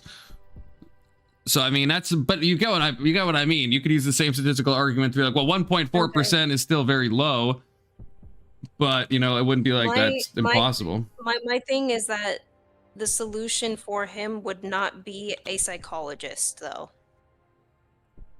I think it depends on that psychologist. I think you're right for the most part. I think it's hard to find a good psychologist that's not ideologically It is. captured. And that's the biggest problem. The majority of them will be ideologically captured because they might have their finances connected to pushing whatever drugs that they can get certain people to go into. That or just getting them to go through certain surgical certain procedures, which for being T, it was a huge healthcare grift. Yeah, what the point is, Confluence, is that he's a victim of social engineering and basically liberalism infecting the social sciences instead of actually him being, a victim of some actual real problem, right? Like, and in general, like most of the people that were suffering from, being trans were degenerate anyway, and they didn't really have a real issue other than like a spiritual, emotional problem, that basically, been infected with these really bad ideas that are harming them, and they need to, like, the Christians call it like demons or whatever, but whatever that is, he needs to like get rid of. Right, I guess it's just like, unless we think Kirk is lying, he said that he's felt this way, for like a protracted period of time since he was like a kid. I don't know if it's like the social I think maybe why he thinks could switch genders, that part is the social contagion. But I think it is probably just natural that some people will hate that they're born the gender they're born. I think that's like, Well, that's probably just the thing this? that happens. Because people believe that they have to behave a specific way to be a specific gender. I was a tomboy as a child. I liked being, I was very rough and tumble. I liked messing around. I did get myself dirty all the time. And the thing is that because little children behave a certain way, we don't have enough people saying that, no, this is normal for a child to do this. Just let them be a child for the moment. Yeah, I And agree. what's unfortunately happening right now in colleges, universities, but more so the schoolhouses now, where education is being held and has been for the past 5 to 10 years, they have been deliberately pushing LGBTQ propaganda onto very small children, as in they've been trying to teach people about transgenderism, Yeah. gays, lesbians, and the Yeah. entire movement, and they are not doing so with the permission of the parents. There's the banned books that has been going on that has been made available to children. A lot of those books that are among the banned books list are books that are deliberately tailored to be read by children, but teaches them about LGBT propaganda, and some go as far as to teach children how to pleasure themselves is the best way of putting it. Yeah. Yeah. Yeah, What Glacier, I've seen those, Confluence, yeah. what she's saying is something that I say consistently on your channel that like upsets you and gets you all butthurt for some reason. But I call it normalizing the freak, right? I mean, that's basically what's happened in our culture is they've normalized all these people who should be marginalized. Yeah, I am butthurt about that. What? I just don't think expressing it in that way is like super helpful. Testy, you'd rather your son be gay than be a Christian? Man, you have been learning new ways of triggering me, Testy. I appreciate the effort that you're putting into it. It is working. Kirk, I think you're unmuted, by the way, if you want to defend yourself. Hello? Kirky? Hello, Kirky boy. Why do I believe that they are pushing it? Because they want to push an ideal where people can be interchangeable, as in that you can easily replace them like widgets. Yeah. Hey, it's that's what dehumanizing. Sam Hyde said in his amazing video. It eliminates human dignity when you basically remove the immutable characteristics that were given to you upon birth. Yeah. And Christians They call want it, society to be to behave interchangeably so that they can just use them and use them as being expendable. yeah, there's a Brave New World. It's a really good book that covered like the logical conclusion of what happens when you can engineer what a human is in terms of empirical terms instead of like terms that give us dignity. It's one of the most horrific things that you can do to a human, and that's the logical conclusion of liberalism and egalitarianism is basically turning people into interchangeable parts on an assembly line. It's disgusting. I agree that this is the thing that happens. I'm not sure how this like ties into the trans stuff though, I guess. Yeah, Well, that's okay. You haven't researched something like transhumanism, which No, actually I've looked into transhumanism. did you know that a lot of the major investors, the major industrialists of the past, they believed in the transhumanism movement. They actually believed in a lot of the occult ideals of transhumanism. Right. I still don't see the, I guess. I'm talking about people as powerful as like Rockefeller, as in people that are close enough to the hands of power to influence the government, even if they are not sitting in government. Yeah, I guess I still, I don't know. I don't really, I'm not seeing, I see there being some historic connections, but I guess like what does people being trans, I guess, how does that How does that fulfill It's- the it's the transhumanist? idea- I know they both have trans it's in the the idea- word, but If they are interchangeable, that means that they can still make use of them for whatever jobs that they have. I know. So But you how does have a trans job, help you that? wanna- I guess. It goes down to like their philosophies. I Like, haven't what would be the researched. advantage, I guess, of making people trans from that perspective? Well, having more people in your job field in particular, because it started with feminism. They don't have to pay them nearly as much because the job market has been flooded with both men and women. But the only thing that they have to worry about with women is if they choose to get pregnant, that means that they have to compensate them for whenever they do get pregnant. So why not encourage them to get a B instead of having to pay for their child leave?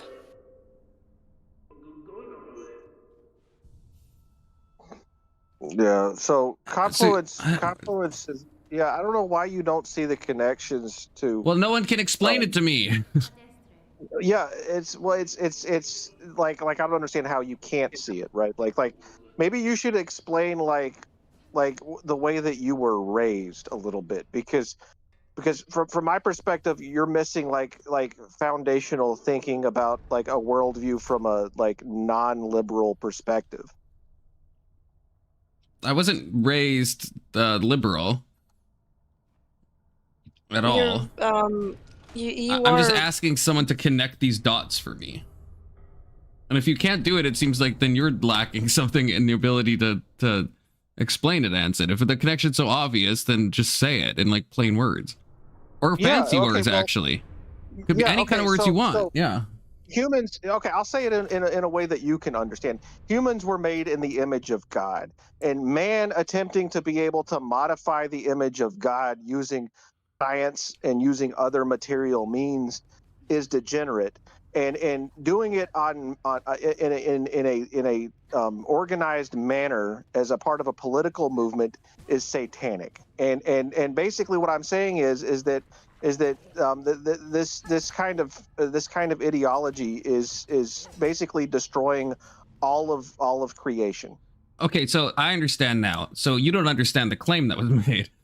Because what you just said has nothing to do with the claim. The claim is that we're trying to turn people into interchangeable widgets, which I agree with. Yeah. And I'm asking, how does that? You just explained to me why being trans is like degenerate and why it like goes against like, you know, a Christian society or against nature or whatever.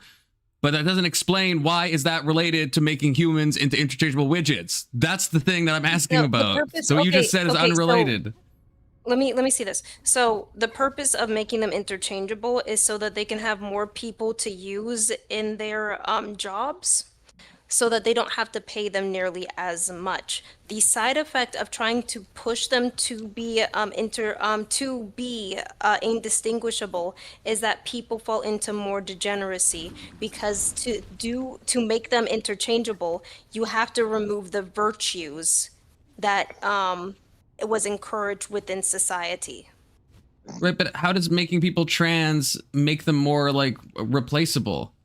Because if anything, you're adding like more weird diversity, because now there's this whole category of trans people which are different. The purpose of them doing this is so that they could push them into the job market, so that they can be like a part of the job market. And this is like Also, very low level job. I think what Glacier's arguing is that because trans people are more likely to be infertile, then they're not as much of a risk of liability of either getting pregnant or getting someone else pregnant, such that they would have to take time off.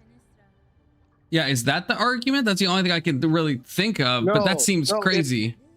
If humans can control their nature using science, then we all become objects that are just part of the things that are under our domain to control. It dehumanizes us. That's what she's talking about. The interchangeableness.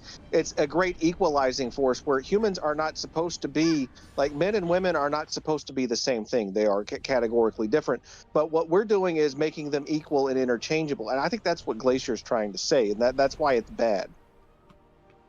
And just trans is just an outcropping of this? Is that the argument that we're... We're trying to. It's So one trans aspect. isn't actually it is one aspect. It is one So aspect trans isn't of making people into widgets. You're just saying people are being made into widgets, and we're deconstructing gender to the point like that feminism. now that's where trans emerges. So trans is like an emergent property of trying to make people into interchangeable Yeah. widgets. Is that right? Yes. It's like Yes, that's getting close right homosexuality now. and feminism. Okay. Yeah. It's a multifaceted issue that they're trying to degrade society into that image, and they're using whatever means possible to do so. The price is that they had to remove morality from that equation, and because they're removing morality, that means that they're able to experiment further in inhumane and amoral fashions. Yeah. And so I view abortion and trans as the same issue, Confluence. Of one of just dehumanizing. Yeah. Yeah. It's basically like removing the dignity of humans.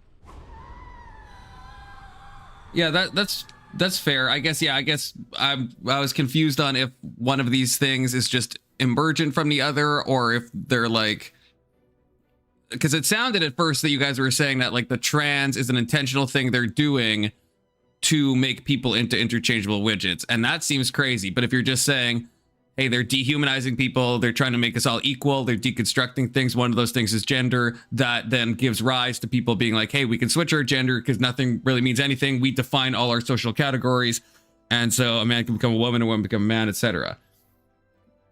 So I see what you mean. It's a byproduct of, I guess, yeah, the same thing. I think It is a see that. byproduct of it's a byproduct of something larger, which would be the transhuman ideal, and they're using it to serve their purposes because they want to basically act as God as they rebuild the world, trying to push the idea that humans can be interchangeable.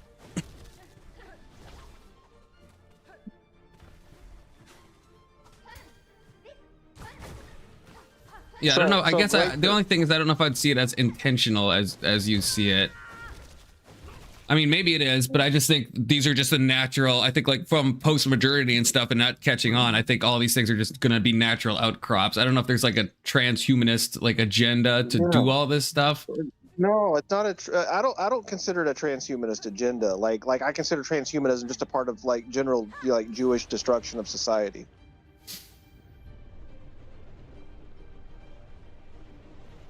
Why? Wait, did you say Jewish? Why would you say Jewish? So I don't think I need to It's elaborate. It's a multifaceted issue. No, but you said Jewish. I'm saying it's not Jewish people. That's It's true, Coco people Shuko. The nuclear family is a divine microcosm. That's based. Right, because it's people who support transhumanism, some of whom are Jewish, some of whom are not Jewish. We already discussed the satanic aspect when I was trying to put it in words that Confluence understood. Like I don't understand why I have to explain why Jews are satanic. I think it's pretty hateful. So I mean, it's not my fault that y'all don't worship God. Technically I'm not even Jewish, but I'm a Noahide. That's not the same thing. Okay, well, I I mean, do worship if you want to cope about your Satanism, go ahead. I mean, I do worship God, though. I mean, I freely admit that as an atheist, I have satanic pride as the center of my belief structure. Because You should stop that, Anson. You should stop contributing to the same degeneracy you decry all the time. If you think about it. No, I'm inside of it, shouting, "Hey, this is what it is!" Right? Unlike all these other prideful people like Kirk, who are like, "Oh, I'm a Noahide. I worship this thing that isn't God." So you're like the null array of atheism. That's crazy. Yeah, I know. Yeah. But I do worship God. Oh, okay, Kurt. Okay. If you say so, buddy.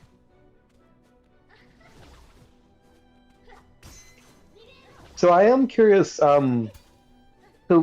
Actually, when it comes to the nuclear family, it was something that was formed out as a byproduct of the of how the the economy bounced back in America. If you want to get technical about how people used to live in the past, it was typically an extended family structure, as in you lived very communally with all of your family members, from your grandparents, aunts and uncles, and all of your cousins were pretty close by in general. Wait a minute, that sounds like socialism.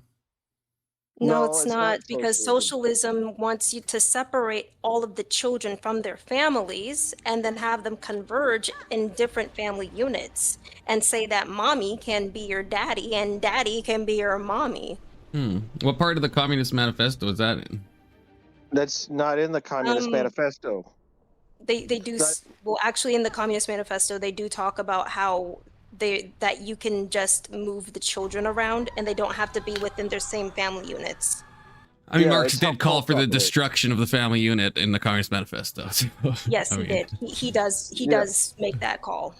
And in the United States, we have like systematically done that. What Glacier's talking about is the destruction of the extended family, which was something that the socialists like FDR instituted when they put in Social Security, because it removed the need for the eldest generation to be dependent upon the youngest generation, and it really started the destruction of the family unit from what it had been previously.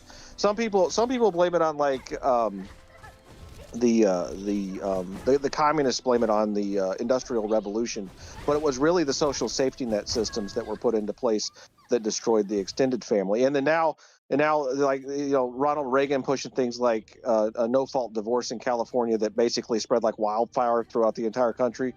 Like degenerate Republicans like Ronald Reagan really destroyed like the like structurally the nuclear family. And like even like Ronald Reagan was the first president that we elected that was divorced. Like he broke that glass ceiling of degeneracy. And so like you know, people who call themselves like Reagan Republicans are actually like wild liberal feminists.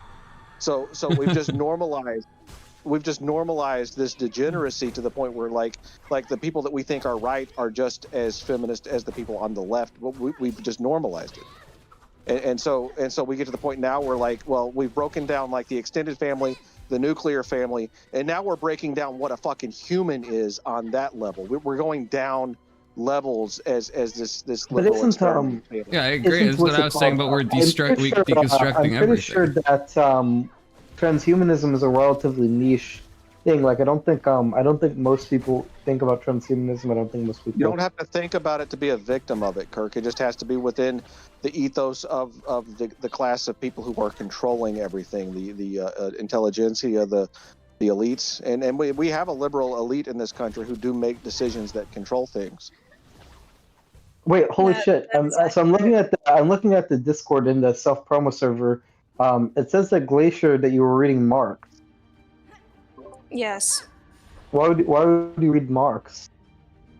It's best to know your enemies.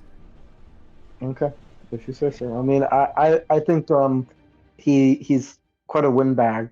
I don't think it's Yes, he's a necessarily. loser. He is a fucking Everyone loser. should read the Communist Manifesto at least, because it's not very long. Yeah. Fuck Yes, off, Capital. everybody Fuck that should bullshit. read the Communist Manifesto.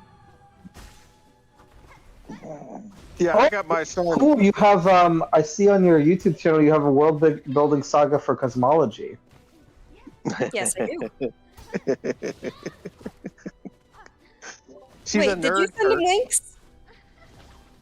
What was that? Never mind. I'm sorry, you didn't hear you. What do you say? Nothing. What is it? So what kind of? Uh-huh. What do you need? Well, Anson wants to say something. Yeah, I was just gonna say, like, why are you letting a woman tell you never mind? Like, did you not have any testosterone? Whatever. I mean, what's the deal, man? I mean, You're giving him shit now? When you say something to a woman and then she says something back and then acts like she didn't talk, you gotta tell her, hey, listen, tell me what you said, because I want to fucking hear it, right? You don't let her just like squander, the opportunity to communication. I'm Like learning. You say, "Listen, you Well, I'm dumb just- bitch. What the fuck did you just say to me?" yeah, Try that. yeah, you grab I'm the just fire curious, nappy ass Glacier, wave, the and main you're thing like, that I'm curious about is, Glacier, what kind of cosmological theories are you interested in?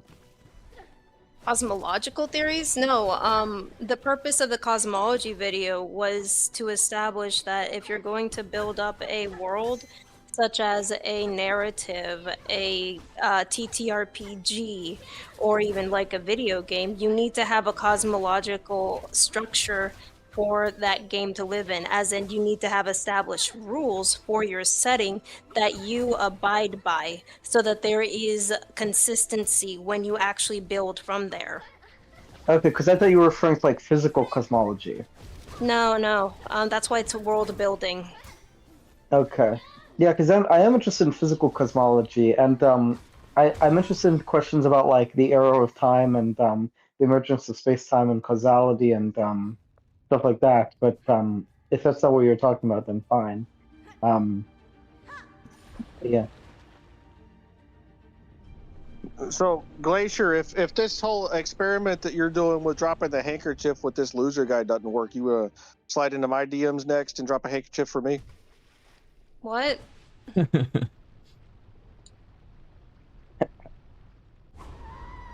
Also, Dr. Degeneracy, I get $12 a week just for going to chess club. I'm not a loser. Does your Well, keep stepmom getting pay you those to go to $12 chess for club? chess. My mom pays me to go to chess club.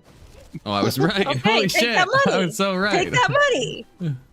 Get that bag, Kurt. So I get free money just for doing what I love. Okay, take that money. You know who is a loser? Sam Harris. He's a loser.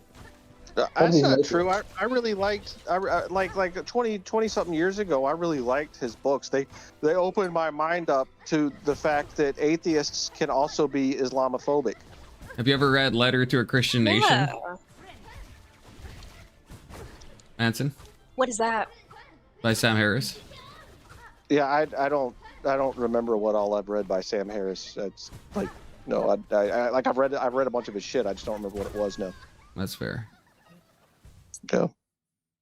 He's got good criticisms of Islam, but the problem is he's so cut to the left, and he's really a tool.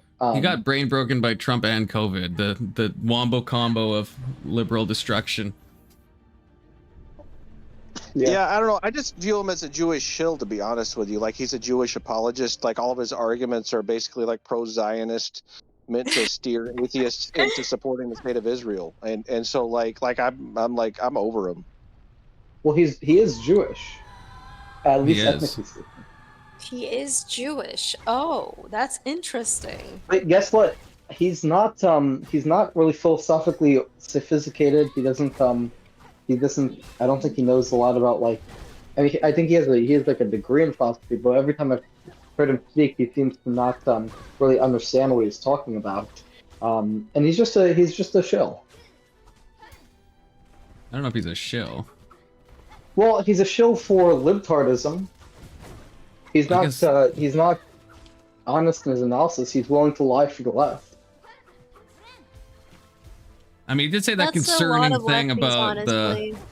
the Biden stuff. That remember when there's that famous clip when he said that Trump is so bad that there's almost nothing conceivable that could have been on like the Hunter Biden laptop. No scandal that Biden did could have been bad enough because he evaluates Trump to be so bad that he would justify I would lying say about that all the of it. Hunter Biden laptop was pretty damning if people actually tapped into that shit.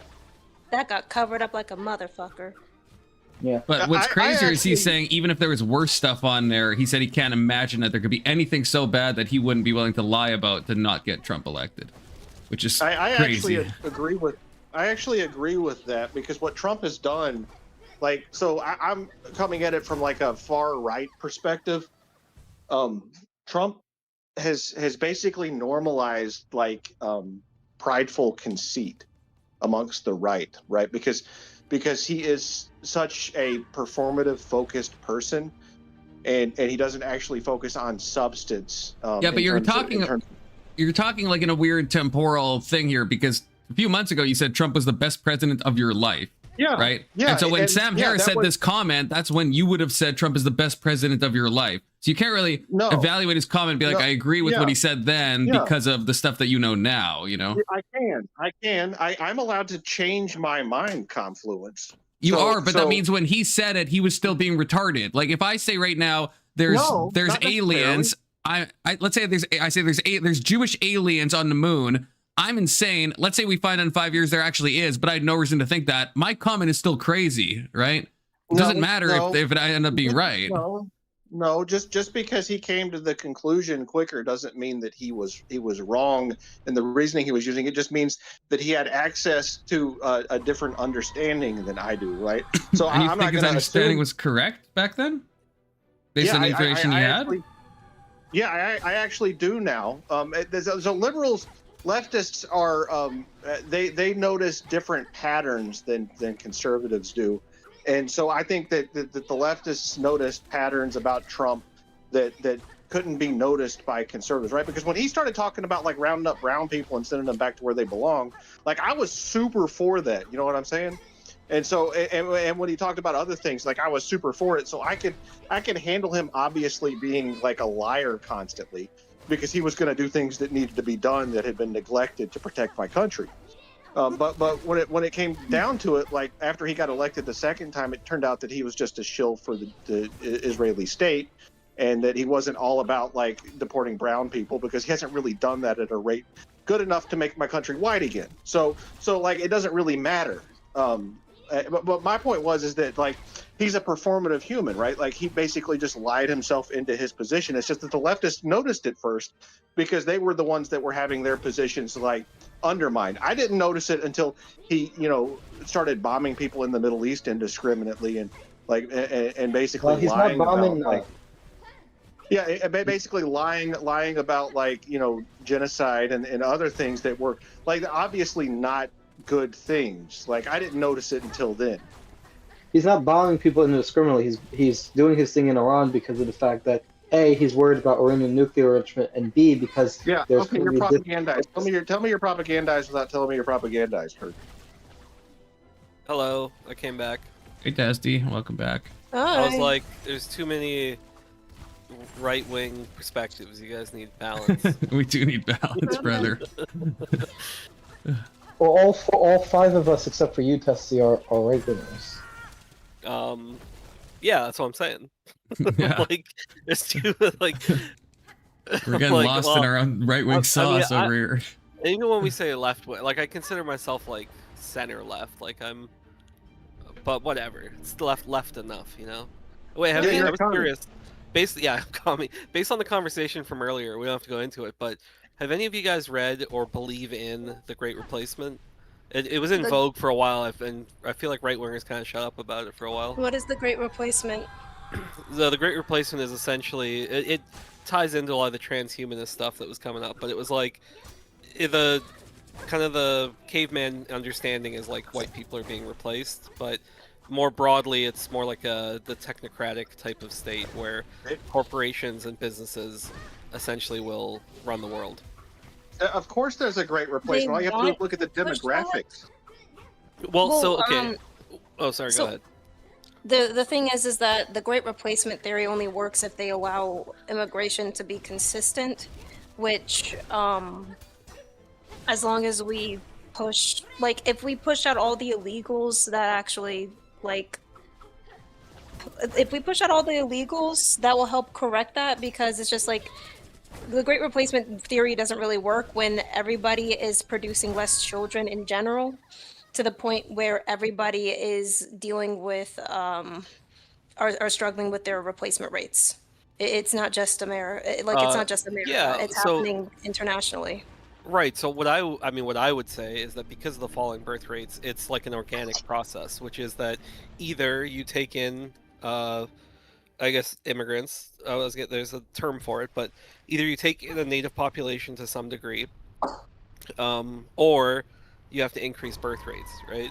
So okay, yeah, let's increase birth rates by removing abortion and birth control. I mean that's one way to do it, Yeah, we could we would have more remigrate. success with it. We would have successful and safer replacement rates by doing that rather than But- grabbing people from anywhere outside of America. That's fine, but that's never gonna happen. We're never like there's almost no Why point is it never going to happen? to ban birth control. That's like when right wingers talk about that, I just like cringe because it's like it's never going to happen. Yeah, We're never it's putting gonna that happen. genie back in the bottle. Women have control we over are. their reproductive rights. We can No, ban we abortion. don't. We're not gonna ban. It's That's birth fucking control's dumb. never. It's never gonna be banned. You can have a Absolutely. pie in the sky. Wish that one day your fucking red pill universe is gonna come true. It's never going to happen. Wait, I want to. Yeah, I want to it throw will. because legislatively, theoretically, you could get to that position. But what my counter argument would be is that you can't force people to have children, and some of the biggest predictors of right. people having It doesn't children. require force. It just requires you preventing the destruction of Preventing the the lives that are created. contraception, yeah, preventing the contraception would be preventing abortion in particular would be a huge boon because as we know right now, lefties in general can't seem to control themselves. That's why they demand that we need to have a baby. Who do you? So if we remove it completely, they'll still have to have the baby. So I mean, abortion isn't like a partisan. It's a partisan thing in the sense that, like, I guess more people on the left have abortions, but like, unwanted pregnancies are a thing that like is Unwanted bipartisan. pregnancies have existed for centuries. Yeah, I agree, but basically what I'm saying is that like I at least feel like it predictors of when like there's ways to encourage people to have children, and the number one way is essentially it sounds nebulous, but it's economic stability. So when people think that there's like Economic prospects for the stability future- is not a reason why people have children. The people who have It's the a most reason why amount they of don't children, have children. the people who have the most No, amount of that's wrong. children are the poorest of the poor. Yeah, I It agree. is a Poor and value uneducated. system. It is a value system that is the problem, not economics. This well, no, well. Then why is the birth rate falling then? Because contraceptive and Because abortion we has have existed. been encouraging people to say that it has to be economics as the reason why. It is economics. Because people prioritize material values No, okay, over yeah. virtues. this is just wrong. This is just the How is reason it baby- wrong? The reason How baby is it boomers- wrong? The reason people stopped like having children, especially around World War II, is because there was a world war going on. There was not like stability in the world, and then And right the men after, were going what- off to war. and what created the the baby majority boom of is able-bodied men were going off to war.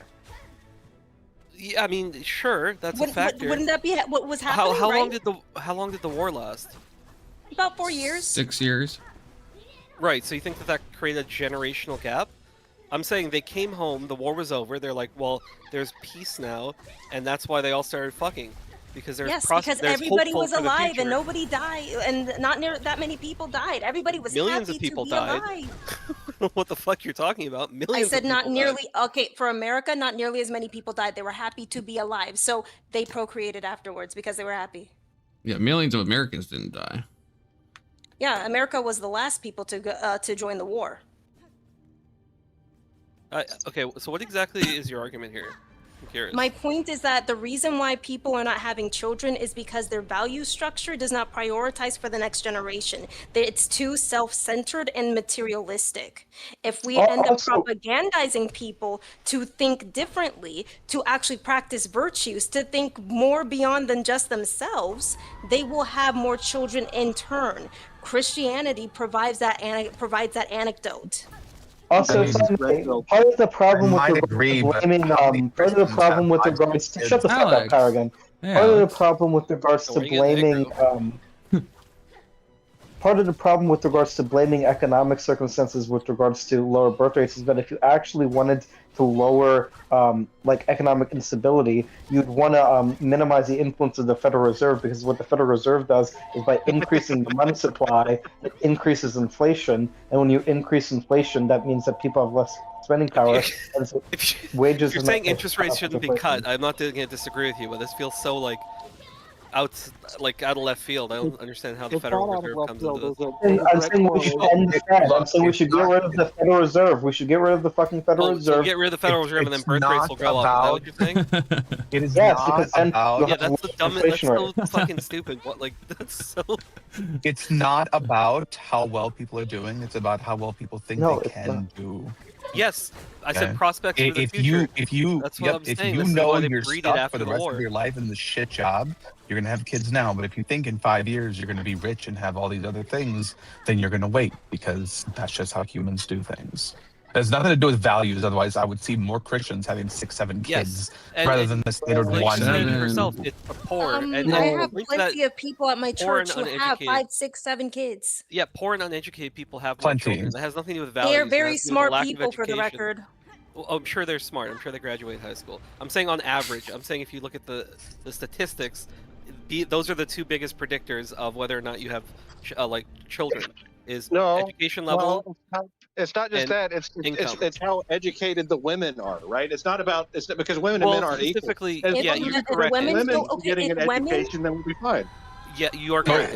if women have an But you said the education quiet but part no out loud. perspectives for a career, yes, you're right. That is how it would go. Yeah. Hampton. That's the quiet part out loud. They can be educated. not It's just the a question quiet of part. whether they have Like that bullet. perspective for a future. Women That's all it is. shouldn't be educated. It's really bad for society. It's not bad for Well, society. Women Bad don't for need to be society in a to give higher- them a chance to do Women something don't in the need to future. be in higher education, period, because higher education doesn't really provide much for them anyways. Why Yeah, not? they need to That's be certainly they need an to be at opinion. home making babies where they belong. It's just like Oh I God. I didn't go to college. I never So hold went on. to What do you think would college. happen I if we taught just pulled myself. every woman? If we pulled all the women out of the workforce right now, what do you think would happen? They would start breeding like they should. No, our economy would collapse. Our society would fail. We'd be fucked. What do you mean? No, it would men do will the have opposite. a There are men women. could Can actually you? aggressively. Okay, I men don't could believe- actually negotiate their wages again. I don't believe we should Society would necessarily collapse. You can force them out of the negotiate your wages workforce. now. What the fuck What are you we talking should do is what we should do is stabilize the currency so that way people can actually have spending power. And the fact is that Testicle Johnson, it's the fact is that it's the government that you think is the solution that's causing the problem, because what they're doing I is never even said I thought the government was the solution. I'm speaking descriptively. Government isn't the solution here at all. That's not the solution. No, All what I've I'm done saying is is- describe the situation. you're complaining about economic instability, and I'm saying it's caused by the Federal I'm Reserve complaining about it. increasing I the don't money give a fuck if the supply. birth rate goes up or down. He said it. He Again, said it's I'm a speaking factor. descriptively. Okay. I'm not So giving you you're- instructions. So Well, you're okay, using so it's a you're factor. complaining, as a you're reason. complaining about Economics is the you're- number one reason. Yeah. Yes, and I'm saying, okay, that the that's reason why not that true. is because First of people all, are it's not materialistic. necessarily true, because abortion is a factor. But second of all, even if it were true, then you would be against the Federal Reserve, which is increasing the money supply and effectively stealing the value of our labor with inflation. It's a hidden tax. Every time the government increases the money supply, you know what that does to inflation? It increases it. And you know what happens when wages don't keep up with inflation? There's less spending power. Kirk, so what you're doing now, I went down the same rabbit hole you did with inflation and the Federal Reserve and the manipulation of currency, and those are all real like issues that have been documented, like especially when the there's a correlation between monetary value and degeneracy as well. You can make all sorts of correlations, but it's not necessarily like the correlation isn't causation, right? Like the problem is that when you get into societies that base their fundamental item of transactional value on a lie, the culture is a culture of lie, right? And that's the actual issue. Fiat currency is a system that's dishonest inherently.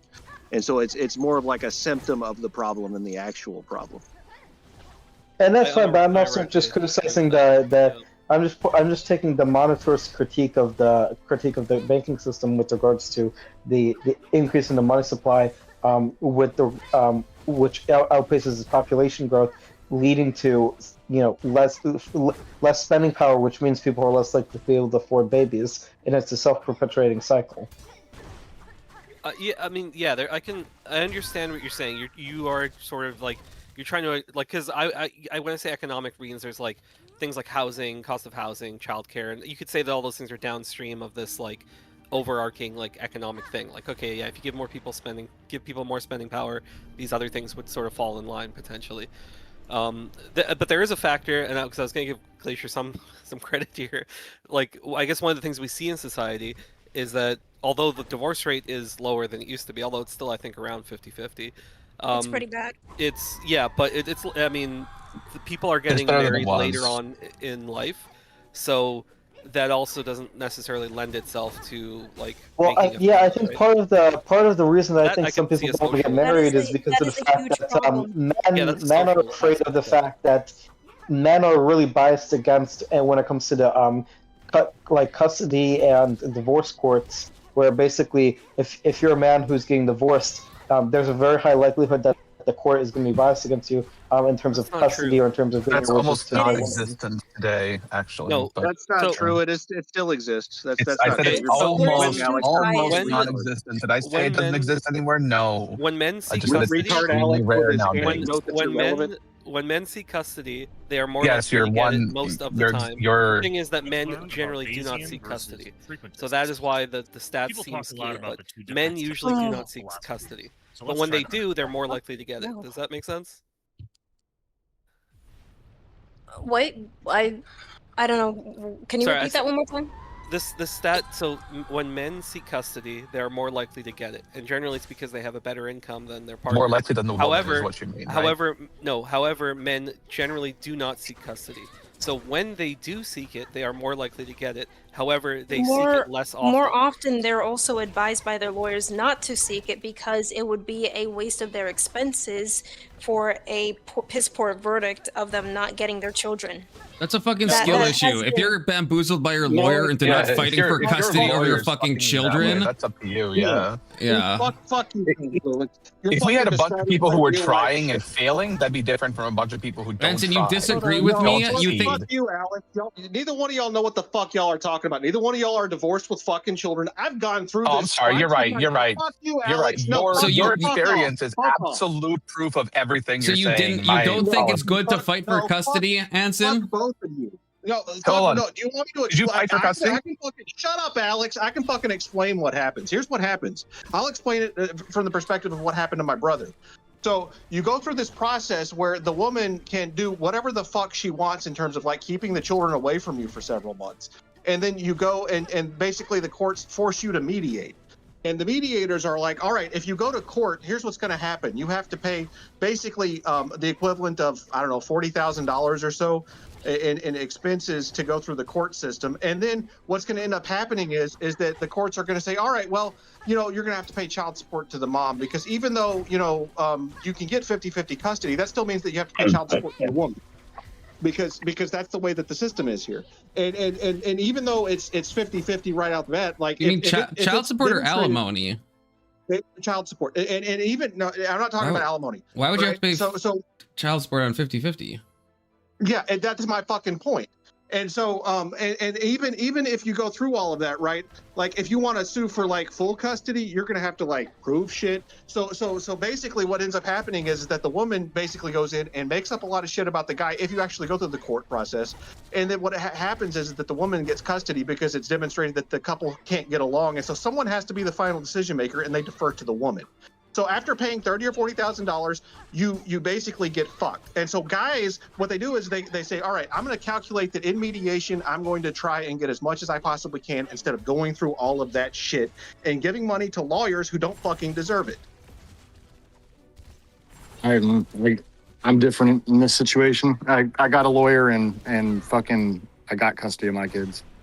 And then she was supposed to be paying me child support, which she never did, but And like a caveat I'll say is I'm sure that this varies by state. I'm sure that like some states are more difficult or favor one's like parent over the other, and so like there are nuances to it. I'm speaking I had a female pretty judge. broadly. Oh yeah. Yeah. Wait, was your judge a woman, Anson, or was it a man? I've had men and women judges that I've dealt with, and my brother dealt with, and like I like personally me. Like I grew up in a house where like my parents got divorced, and then I got divorced with children, and then I got divorced with children again, and my brother got divorced with children. So I've been around, like I've either been in a household paying or receiving child support for, I don't know, like 32 years of my 42 years of life. So I took my ex back. I took my ex and paid. I paid my lawyer more money, and then I took my ex back and got full custody, and she just signed over her rights. Yeah, which but means it cut off child support, which means I no longer could receive child support from her, but I got full rights from it. Yeah, but that's different. That's a Anson, woman can I say who something? I cheated feel everything. like, Anson, I don't know how it works in Alabama, but I can't imagine that if it's 50-50, you're paying child support unless there's like an income discrepancy. Are you really saying that That's how it goes. 50-50? No, he's right. No, he's right. 50-50, you make the same amount of money, and just because you're a woman, the guy has to pay child support. Can anyone show me anything where it says that? Like any source for that? It's based off of a Confluence. It's based off of who they're like, what their primary residence is. So if they get 50-50 and the primary residence is allocated to the mom, then yes, the dad paid child support. Yes. Then it's almost always allocated to the mom. It doesn't say in the law the woman gets it, but the end outcome of the situation is that the woman gets it. Yes, usually. Aren't your like, isn't your money like they'd have to buy you out of the house, right? They're not just gonna give the wife the house, right? Like your stuff's gonna be split. It depends on assets, liquidity, and all that stuff, and how much money. But everything's gonna be like decided. No, that's a separate issue. Yeah, the kids are a separate issue. There's that side of a marriage and divorce, and then there's the kids that are involved. And usually the courts don't give a fuck about any of that shit. They put the kids above everything. Yeah. It's a complicated issue, honestly. If you were to ask me, It's not complicated. It's simple. The kids make the kid, so they don't care about anything else except the kid's well-being when you're talking about going for custody issues and all that. They don't care about anything. They ought to prioritize the men to have custody of their kids, physical custody of their kids over the woman. Well, in 50-50, that's kind of difficult. Like I said, like Anson's saying, usually they allocate the mom as the primary residence. Usually, and that's where the problem is. Because whenever we're dealing with a situation where we have statistics to prove that when women have custody of their physical custody of their kids, the kids are more likely to end up dysfunctional. But when they're in a household where the man has custody of their kids, the children end up more often well adjusted. Well, and they're less likely to have another man in the house. Something to do with the man wanting to be around his kids. Well, of course. I mean, it depends on how hard you want to fight. A lot of men end up wanting to have their kids, but more often than not, the court system is already rigged against them because as a group.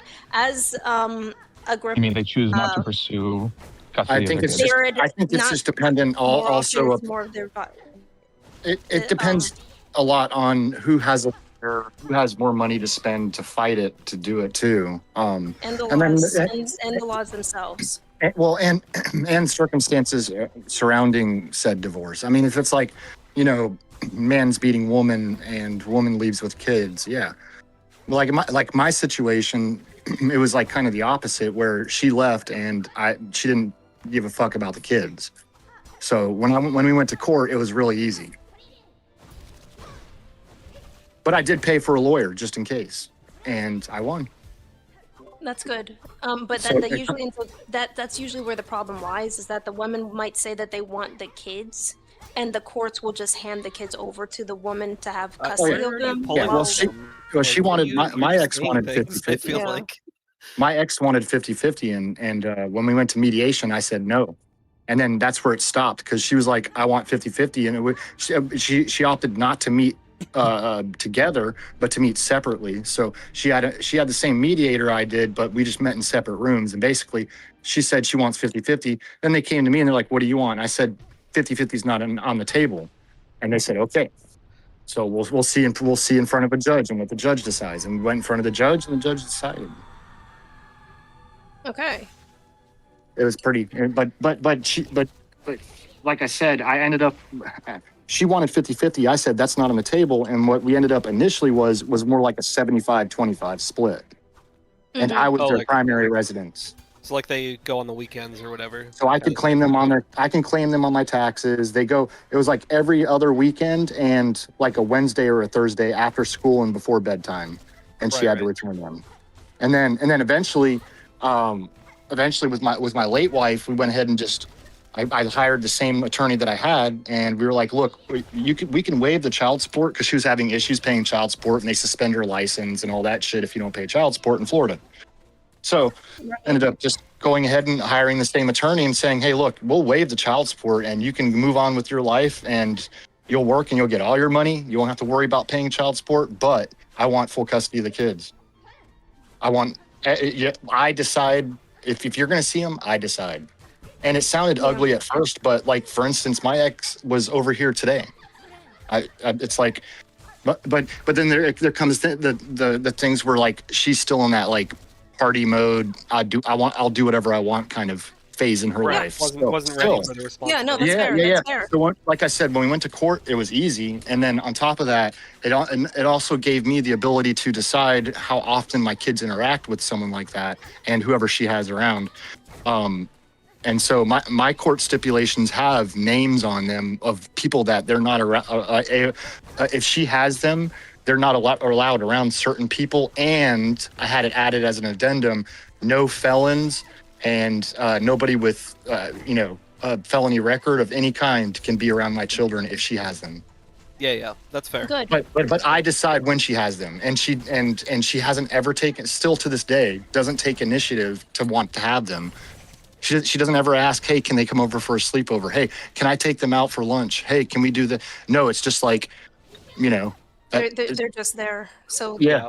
I mean, it's and tricky. And she even told me that she likes how she can kind of stand back and watch them as they grow up and not have to worry about a lot of this stuff that I worry about. Gosh. What the fuck? Yeah. Okay. So. Okay. At least you have the kids. Good. I'm glad that you have your kids. Oh yeah, for sure. Oh my gosh. But I feel like a lot of women are in that mindset where they take advantage of no fault divorce to separate their households. Well, as soon as she found out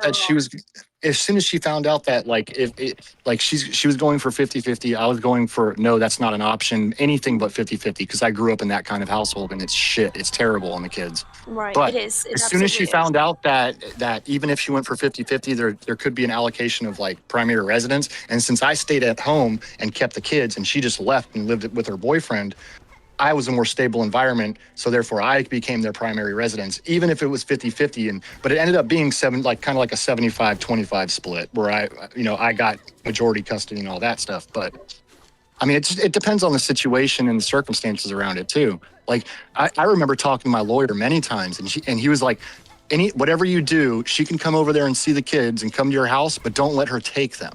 Because between now and the time that this judgment is ended, if she takes them, she's just as right to have them as I am, basically.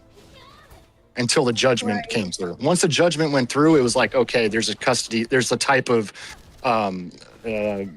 schedule, kind of, so to speak, to go off of. But before that, there was there was nothing like every other weekend. It was just like and then she thought she could just show up to the house whenever the fuck she wanted to. That we went through that too. Or she showed up and then I was like, okay, it's time for you to fucking go. And she was like, I'm not leaving because I don't have to. Oh my gosh. So it was like, all right, let's go ahead and call the sheriffs. The sheriffs are going to be like, what? And they came out and they're like, we're not going to get involved, other than the fact that what kind of stipulation? So I had to show them like the emergency judgment to where, I am the residence and I have them. It was an emergency kind of thing because she kept pulling all kinds of stupid shit like that. Or she'd show up at the house with her boyfriend or her new boyfriend, and it's like, my gosh, what? First of all, you get the fuck out of here, and second of all, yeah, you can see the kids, but let me call my lawyer. Yeah. And it was kind of like that's why I ended up paying so much for my fucking lawyer, because I kept having to call him on all this bullshit she kept doing. Because of stupid shit. Yeah, no shit. Yeah, and she knew it, and she was trying to bleed that, and I was like, it's not gonna work. I'm gonna keep pushing because you're not taking these kids. Yeah, So. but the majority, yes, but that's the issue. Is like the majority of men don't have the finances to actually go through with it, and they might be risking going bankruptcy over it. That's why I said it kind of matters. It depends on depends on how good of a lawyer you got or how much money you got, and but yeah, your own circumstances of how viable it is, and that's that situation. And she tried to take me back. Yeah, and she tried to take me back a couple years later after the first final judgment, and she took me back, and and she was trying to like go back for 50-50, and it was just like, no, you're behind in your payments. You know, like the judge was like, fuck no, like you're not. It's not happening. Mind. And they wanted to know like how often does she like want to see the kids? Does she actually take part in the time sharing she's allowed, like every other weekend and that one day, you know, revolving around school and before bedtime? And I was like, no, she doesn't have it all documented right here. Here you go. And after that, it was like the next thing I was taking her back, but she voluntarily is like, my lawyer said, if you can get her to voluntarily sign this in front of a notary, then you're good. And I was like, oh, she'll sign it. And she did. Perfect. Sounds like you guys are at least on good terms now, you said, right? Or at least better terms? Well, it's so she's still so fucking flaky that it's kind of like, so like it was probably about a week and a half ago. I hadn't heard from her in like 6 months probably. And so I texted her and I was like, hey, you know, we're back in Florida and do you want to see the kids? And she was like, yeah, but you know, I'm doing this and I got to work this day to this day. And, no. you know, yeah. And I was like, okay, whatever. And finally I got fed up with it. And I kind of told her how I really felt. It's been a long time, you know, years and years, but I finally again told her how I really felt. And I'm like, this is bullshit. And I'm not going to play games. I'm not telling the kids that you want to see them unless you actually are going to do it, because you just get their hopes up and you let them down time after time. So, and then so about it was yesterday. So Mother's Day is today, but so yesterday she contacted me and she was like, hey, you know, just seeing what you guys are up to tomorrow and blah blah blah. And then I was like, nothing. Well, why? What do you want? You know, what's up? And she's like, I was just seeing if I can come over and hang out with the kids and it's Mother's Day and all that. And I was like, when? When to when? Yeah, make solid plans. Make solid plans. Yeah. So we did, and she did. She came over for a while, and it was all good. I mean, you know, it's not like it's anything hectic when she does come over and see the kids. But now she's, you know, now comes the next text where it's like, oh, I was thinking about, you know, maybe they can come over and stay the night and this and that. And it's like, okay, last time you did that, you were throwing a party and there was like 200 people there. Like, I'm not fucking doing that with my kids. So that's my experience. Some of it. No, I'm not saying everything, but I'm saying enough to where you get the gist. No, I'm getting the clear picture. It's just like all the more reason why no-fault divorce needs to be removed. Yeah, because she Did we didn't, beat the she didn't game? she likes kids when they're babies, but she didn't want to like raise them She once they didn't got want to older. be a Well, do you mom. think, I am curious to sure if you think that, what's it called, that should there be forced marriage counseling before divorce? Well, what if there's no possibility of that? I mean, like, so- in my situation. I'm not saying there should be, I'm asking Glacier. My Well- thing is that marriage should not be a government service. It should be kept with the church. Are you fucking kidding me? Well, So I agree It's with not that. over? Until you get, If you so hear ban me out. churches to include me out. synagogues, then yeah, Hear me, fine. yeah, okay, all that shit, whatever. But hear me out. Until it involves kids. When it starts involving kids, some people don't know what the best thing to do is. I mean, you might spend years raising them until a divorce happens, or you might spend no time at all, and it's still like a young little infant baby. Well, But regardless of the time period, it's up to somebody that has like higher knowledge, like a judge or somebody like that of the laws. And also, I mean, it matters because as far as like who the kids are going to be with, because they care about that. Aggro, before the state dictated marriage, it was the church that handled marriages. It was always the church that handled marriages historically. How did they I'm deal just with giving it it back to though? the church. You were Hey, still allowed to, you were still allowed to get divorces with the church, and they would help you settle that so that both parties would be removed amicably. But I see. How did but they now handle that it with the kids involved though? That's what I'm wondering. Typically, what would have happened is that I believe that typically it was the man that had custody over the kids because they had more finances to begin with. Unless it was a situation where the man was abusing the wife, then the kids would be moved over to the wife and her family. Right. Because the man is proving that he's a danger to the entire family as a whole. Was there like a final separation of ties at a certain point, or was there child support involved where you pay till they're 18, or how did that work? I believe that the church would have also handled and helped with that, and they would also be very more community oriented. So when that separation would have happened, they would be supporting the weaker side. But there would be like a separation at some point where it would at some point like the other parent wouldn't be able to be like, hey, I'm better now, I want custody of my kids again. That would have to go through the church. That sounds terrible. It sounds like a terrible idea. Good they did away with that. That's how it was handled in the past, instead of today where it's being used as a market. Yeah. Well, it is a market today. Handling this through the church would be a terrible idea. I got the hell out of that market because it's shit right now. It is shit right now having it handled by the government. Yeah, well, the Orthodox Church doesn't even I'm not believe arguing. rape is real. I'm not arguing against that. That's Ortho Bros, not the Orthodox Church. Okay, they're not the same. Yeah. Wait, what about Ortho Bros? What are they doing with marriage? Marital rape isn't real because you have to oblige your partner. Sorry, I wasn't here. Confluence, what were you saying? What Testy said, but I'm saying that's Ortho Bros say that. That's not the Orthodox Church stance. Well, are you referring, is like, as Ortho Bros, is that like the Andrew Wilson type? It's more like a fundamental religious thing in general. Well, no, 'cause I don't think I've ever seen Andrew Wilson say that he supports marital rape. I could be wrong. A lot of Orthodox people say that marital rape is impossible.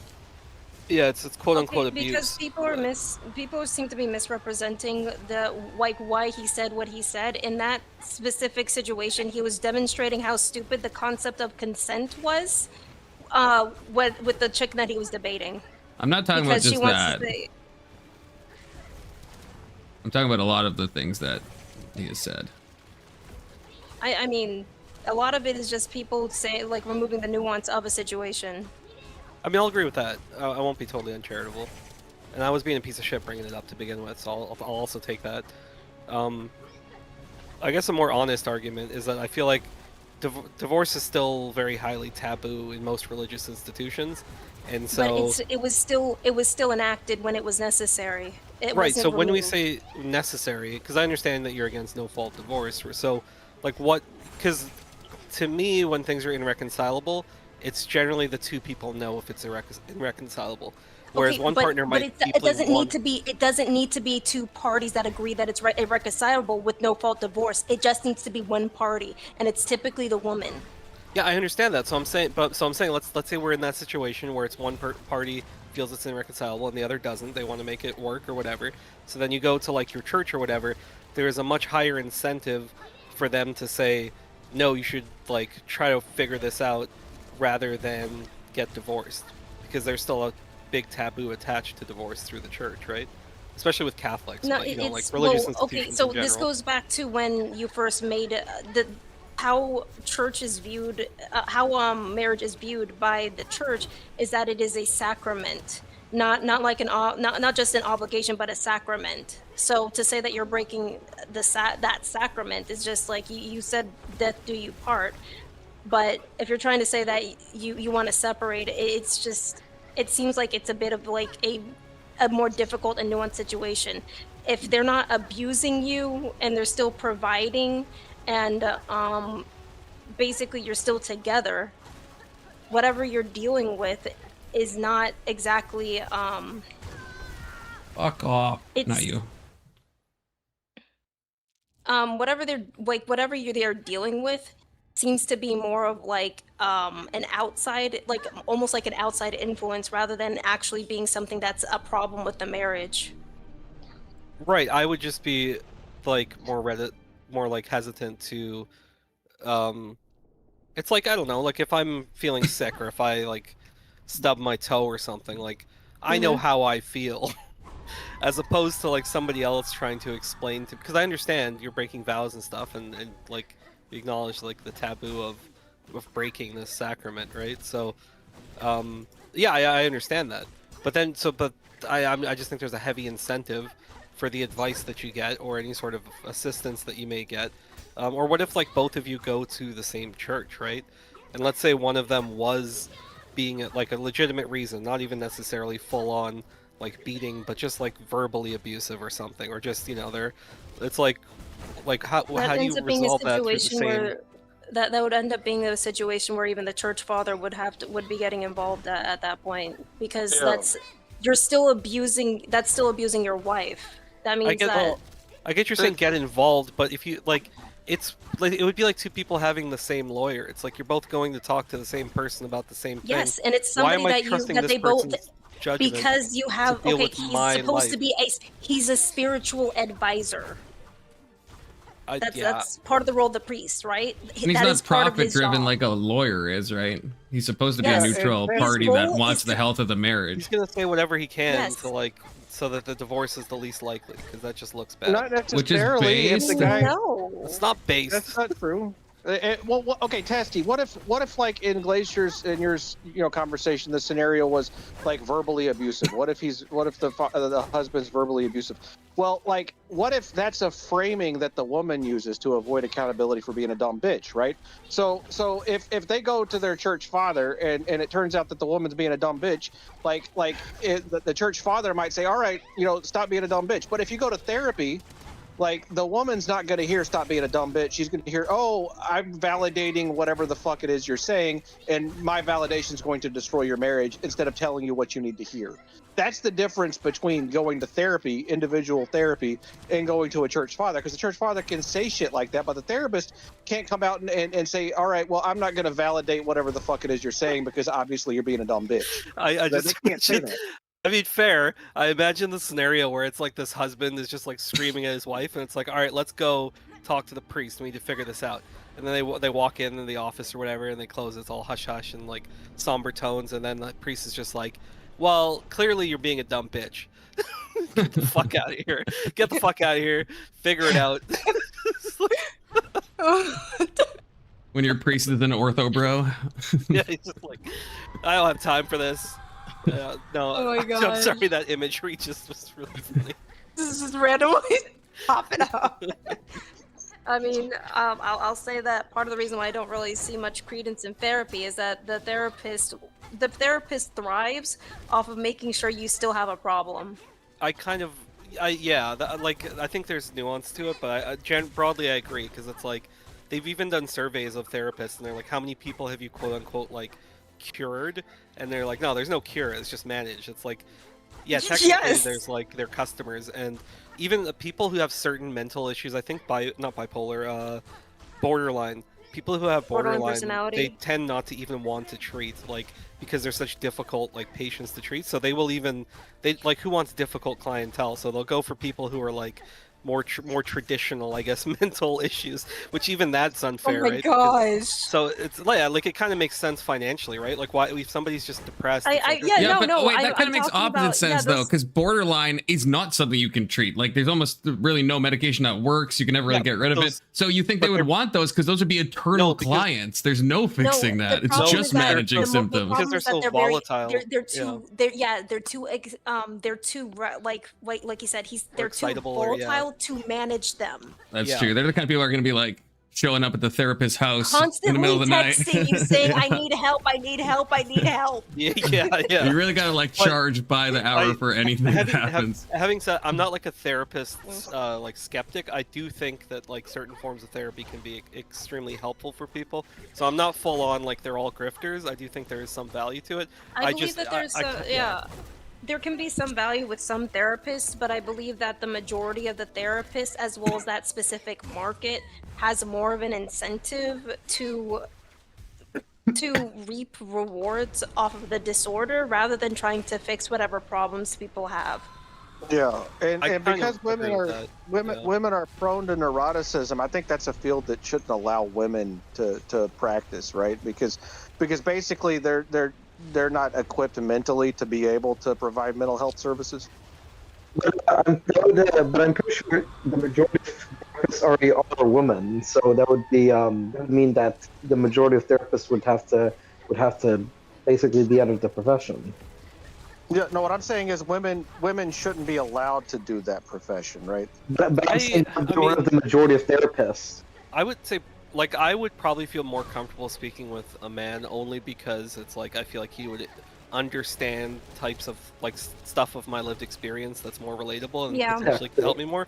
And I would imagine it's probably similar for women. Like, they would probably feel more comfortable speaking with women. With just another because there's woman, yeah. certain shared things that like baseline I'd rather speak stuff to that a you don't- woman. I don't know. I think well, Maybe because I see honestly, women I as more feel like like nurturing or something. I feel like there is. Hold on. Anson's proposal would mean the majority of therapists would be kicked out of the profession. And I'm saying, Well, I don't think Anson. I mean, I don't want to speak for you, Anson, but I think you're on the board of or the side of like therapy's kind of bullshit anyway, right? Well, actually, I have gone to therapy for years and years and years at various points in my life. Like I already said, so I'm one of those people who grew up in a broken home, who basically exemplified all of the problems that humans, that males exemplify when they don't have a father around. And I've had 2 divorces myself and children who basically have been forced into blended family type situations.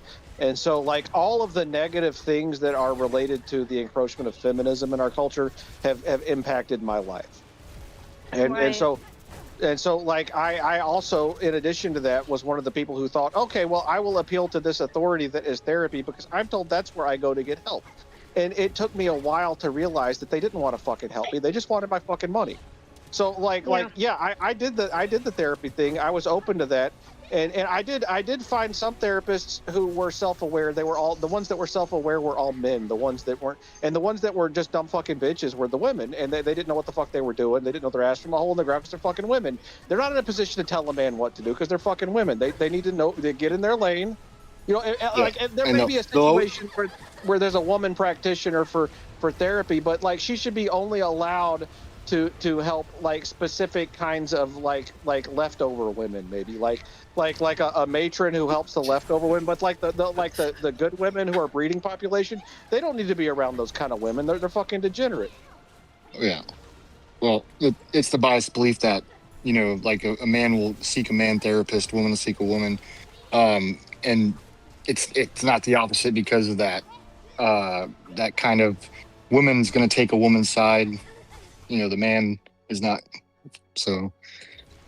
Oh, maybe. Yeah, women therapists are terrible. I wouldn't be opposed to speaking with a female therapist. I've only, I guess, it was over like it was a long time ago. I'd spoken to somebody, but I mean, he was like a counselor. I don't even think he was necessarily a therapist, but it was a guy. And the stuff because a lot of the stuff that he went over with me, it was a lot of like cognitive behavioral therapy stuff, which I found extremely valuable. But I wouldn't even, I would never advocate like one thing works for one person, it may work for another. I think we're pretty... What are you even saying? What the fuck? Who's that? Tyler. What? Who's Tyler? Is that Sky talking? No, it's that's my Tyler. nephew. Oh, that's your nephew. Okay, I was so like, there's worried. no way Sky sounds like that. How young is she? No, she doesn't sound like that. I know you got her from the Philippines, Tyler, but come on. I'm a boy. I'm sorry. I'm sorry. I forgot nephew. Nice to meet you. Confluence. Nice to meet you. Years old. Oh, you're 6. Yeah, my name is Audrey and I'm 6 years old. Don't say your name. Don't say your name. No. Tyler, we're on YouTube. Don't do that. He just wanted to say hello. What's wrong with a kid saying hello on YouTube, Confluence? I just don't have to say his name. That's all. Oh, Some sort of PDF file? I don't know who's watching the Confluence YouTube show, okay? You don't know, man. You just don't know. I was curious, Confluence. You said that what's it called? You have a degree in psychology. I'm confused when it comes to the state of therapy. Like, do you think that the way that insurance covers therapy is messed up? Because I've heard that there's criticisms of the way that the relationship between insurance and the mental health care system. It depends on your insurance plan, right? What it'll cover, but I think it's good that a lot of insurances cover therapy. I mean, there's some corruption I haven't really thought of or something, but I'm not as black-pilled on therapy as everyone else seems to be, I guess.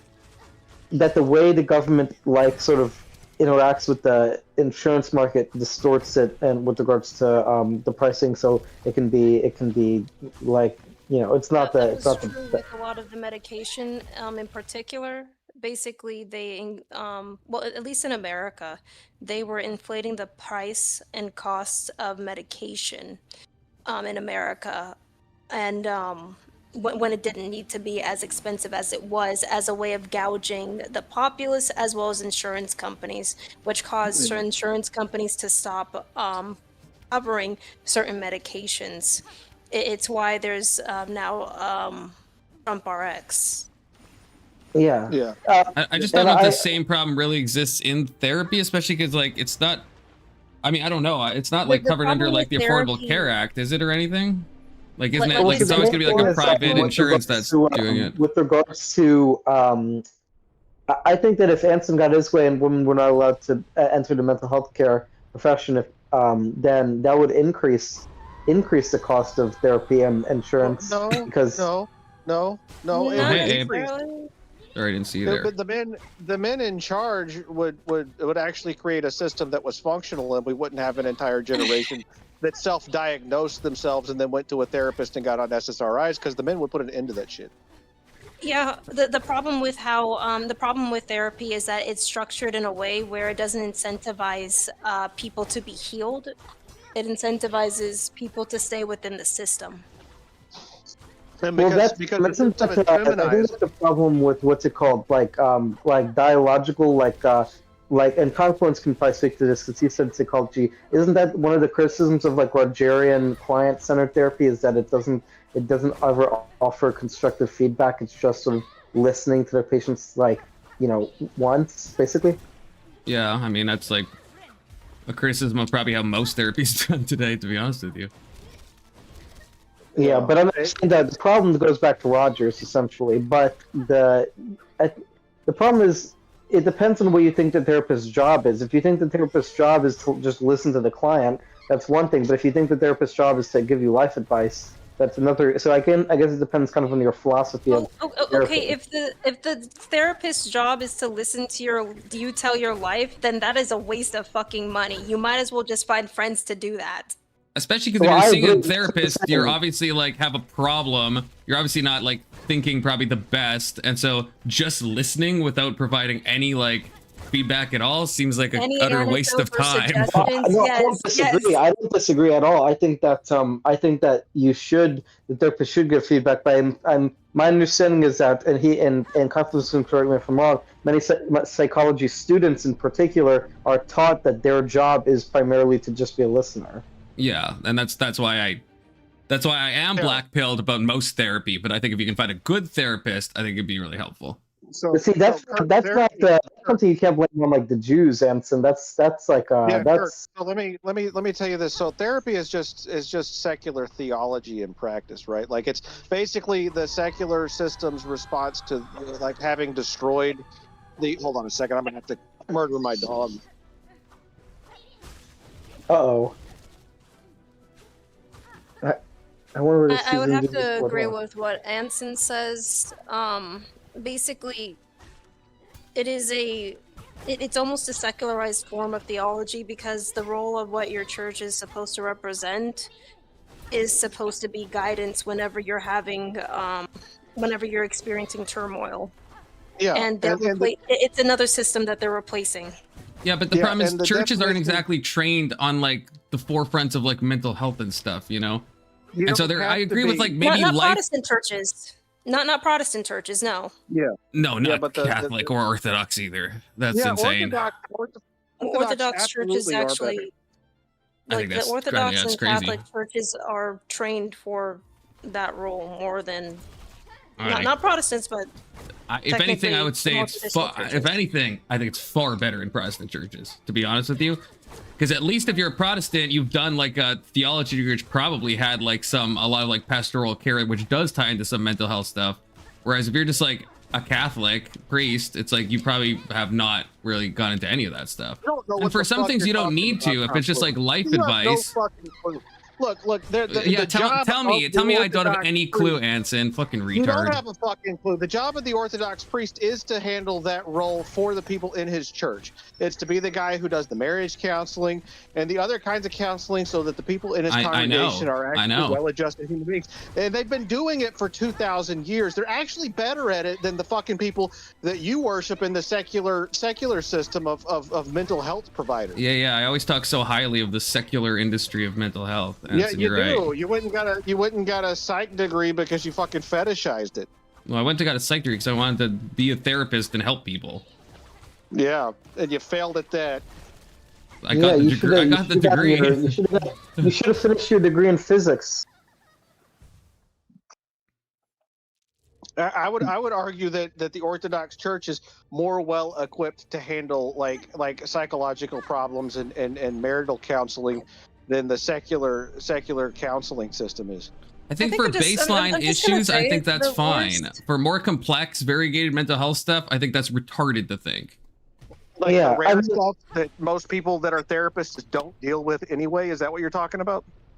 What therapists deal with people that have like bipolar all the time? What are you talking about? Or borderline, or schizotypical? Most of them are like fucking. But like there's no neurotic guaranteed women. results to like. I mean, the results of how effective they are is it's not usually consistent, is it? It's effective across like many studies. I don't know what you're talking about. Like therapy is one of the most effective forms for dealing with like so many types of mental illness. It is if you're going to argue that you think it's ideologically captured, I'd agree with you. If you're going to say it's not helpful, I mean, it's just not true. Yes, Frankie, Can y'all hear me well? I can hear you. Yeah, go back to Mexico, Frankie. We don't want you here. I'm an island Mexican. That's different. Go back to fucking your sister. My gosh! I'm not in Rhode Island. I don't do You're in that. Alabama. Frankie. Of course you fuck your sister in Alabama, dude. Yeah, I'm in Alabama. It's illegal here. I'm not in Rhode Island. We already talked about this. Oh my gosh. Ag. Let's see, 3. Ag. So we're still doing it, right?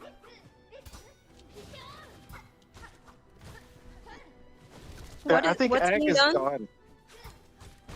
No, I was having a conversation. Sorry, I got stuff going on. Ag. So are we looking I for got kids. Bigfoot or what? Say what? Are we looking for Bigfoot or what? Looking for Bigfoot now? Why don't you want to look for Bigfoot with me?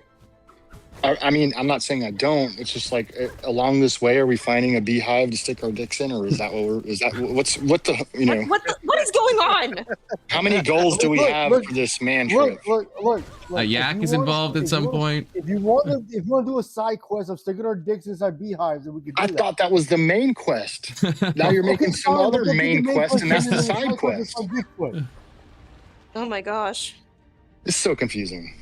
No, it's not. It's pretty simple. I'm Dick confused. inside beehive. Simple.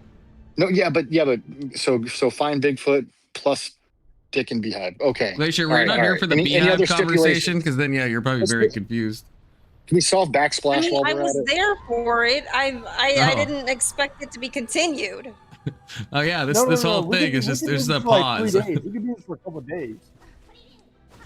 Oh, this Yeah. this has been planned. Been Oh yeah, planned. I guess. Yeah. He's been talking Okay. about it for a while. Yeah. Oh, okay, So- okay. I I'm didn't sorry know. though. I am listening, but I'm just like talking at the same time, so I had myself Yeah. muted. I was.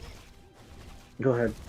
No, I was gonna say we keep derailing off of like making sure that Glacier isn't single. So Glacier, I just wanted to check and make sure like after don't this want guy to rejects answer. after this guy You don't rejects want you, your fat Glacier. ass. Are you done, Frankie? You wanna get the rest of that out? You need to find a beehive or something. What's going on, Frankie? Look. As an island Mexican, I will say that she doesn't want your fat ass. So go back to fucking your Yeah. sister. I agree. She doesn't want my fat ass. And that is noted. But I'll let her speak for herself. So when this guy like rejects you, like you wanna slide into my DMs, Glacier? But they were hard to get, weren't they, Max? I don't disagree with you, Abe. Look at a listen next time, dude. 50, 60. I felt like that was a yes, so we're gonna go with yes. Pass. 80. That still feels like a yes. So. I said pass. I didn't hear a direct no and a scream and a calling of 911. That's a no. That is so a no. that sounds like at least a soft yes. Pass. Yeah. Oh my gosh. So what I hear is work the neck and the nipple and try back in 15 minutes. Goodbye. No, see, for Anson, no is not an option. It's always yes, and the pulse is optional too. We'll set it to the side. That's only if your sister's involved, Frankie. I don't have a sister, unfortunately. Ew, what do you mean, unfortunately? Based on that comment? I don't have a sister. Unfortunately.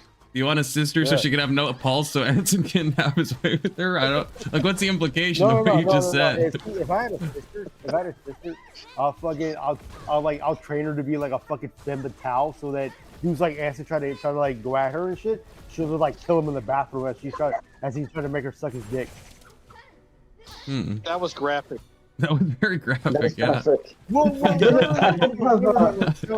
that's not even graphic at all. Yeah, man. I wasn't expecting that.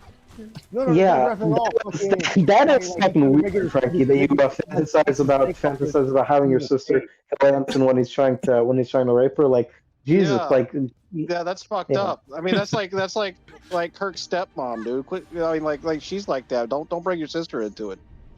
I mean, look, I don't have a stepmom. Kirk's stepmom is a charming, nice lady. Okay, we shouldn't cast aspersions. If I had a fucking sister, I would tell her to stop saying fucking sister. I would tell if I had a sister, I would tell her to have a strap on her at all times so that. Stop! What? What? Why? What are you saying? What are you saying? Whoa! What the fuck are you saying? What the fuck is wrong with you? What's wrong with me? That's a hell of a quote. That's a hell of a quote. No, it's like you have it's like if I had a sister, I would tell her, look, always stay strapped to get clapped. You know what I'm saying? Have a gun on you, and also have a strap on you. Just leave out the last part, maybe.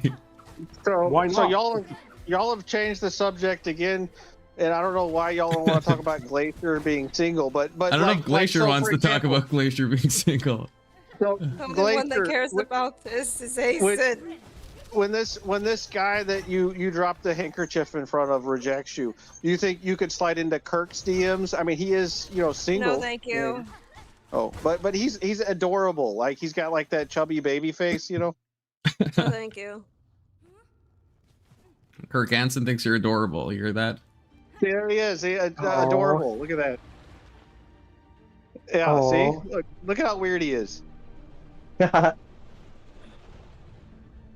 What the fuck? I don't think Asen's used to that. I mean, I was curious.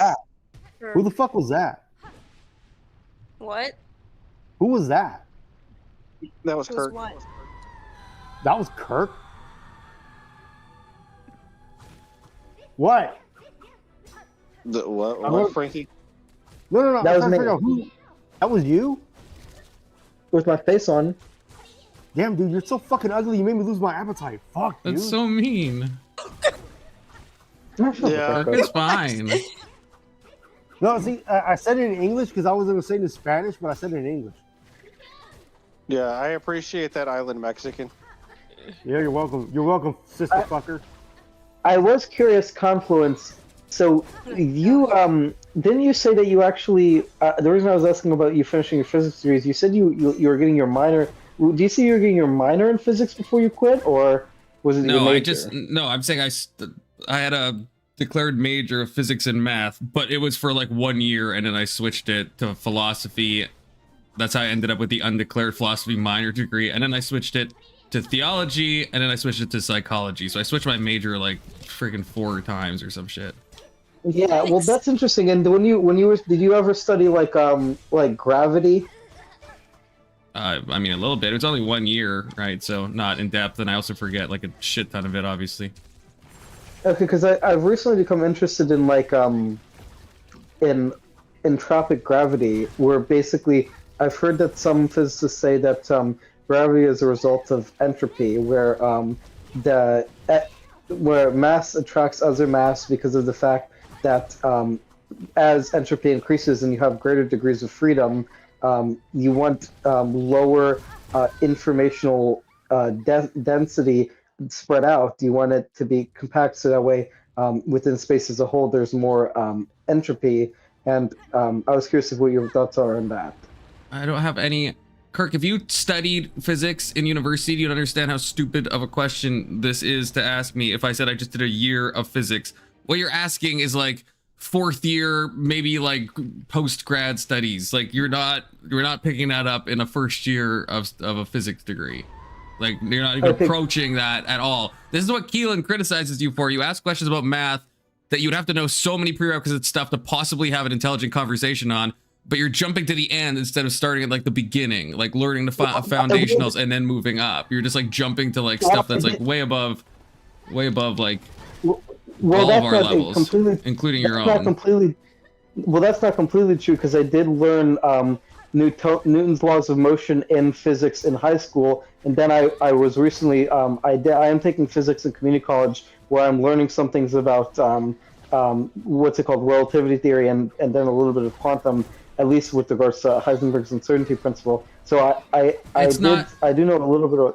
It's going to be at the most cursory foundational level possible. If you're taking physics at a community college, like first year, it's going to be like it's going to be like reading like a wiki page. It's not even going to be like, it's going to be like watching a freaking TED talk. Like you're not going into any of the theories with any degree of depth. You just like, that would be impossible. There's so many like prerequisites you'd have to do ahead of time. Yeah, I am also taking pre-cal.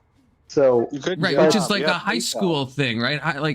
I did pre-cal in high school. Yeah. Most people did, right? Like, well, I did algebra. I did advanced algebra in high school, and now I'm doing pre-calc in college. See, I did both in high school. I thought that was pretty normal, but maybe it depends on where you do high school. Yeah. But what I'm saying is that I'm learning the foundations in school, but then in terms of more advanced stuff, I'm taking glimpses of it from like lectures and in the books I'm reading. Like I said, Heisenberg's book, Physics and Philosophy, and then some textbooks that I've been reading. And to be fair, I've only read like excerpts of the textbooks, but I have listened to some lectures about it, and I think that the concepts are interesting. I definitely should have more of a understanding. But well, you think that you can have? Do you not think that if you understand like the basics of like Newton's laws of motion and stuff from high school, that you can start getting into more advanced stuff, just as like a hobby, even if you don't want to go into it in depth? I'm giving you a bit of a hard time. I just when you're like, oh, Confluence, you studied 1 year of physics, what do you think about this? And then you start talking about something that at best either of us could talk about in a cursory way. To actually study it again, you'd have taken probably like 50 credits of physics by the time you'd ever approach something like that. That's what I'm saying. It's fine to study in a hobby way. It's fine. It's funny that you'll be like, wait, you did an undeclared minor in philosophy, therefore do you know this like hyper specific philosophical text? And it's like as if those things are connected at all. And I'm just saying they're just like completely disconnected. Well, yeah, but they're and fine to be interested and they're fair. fine to ask. I just think it's I'm just, funny. But I was just curious, but I do think you can be interested in it as a hobby, but I'm not saying you're not really interested in it as a hobby, right? I'm not really interested in physics anymore. No.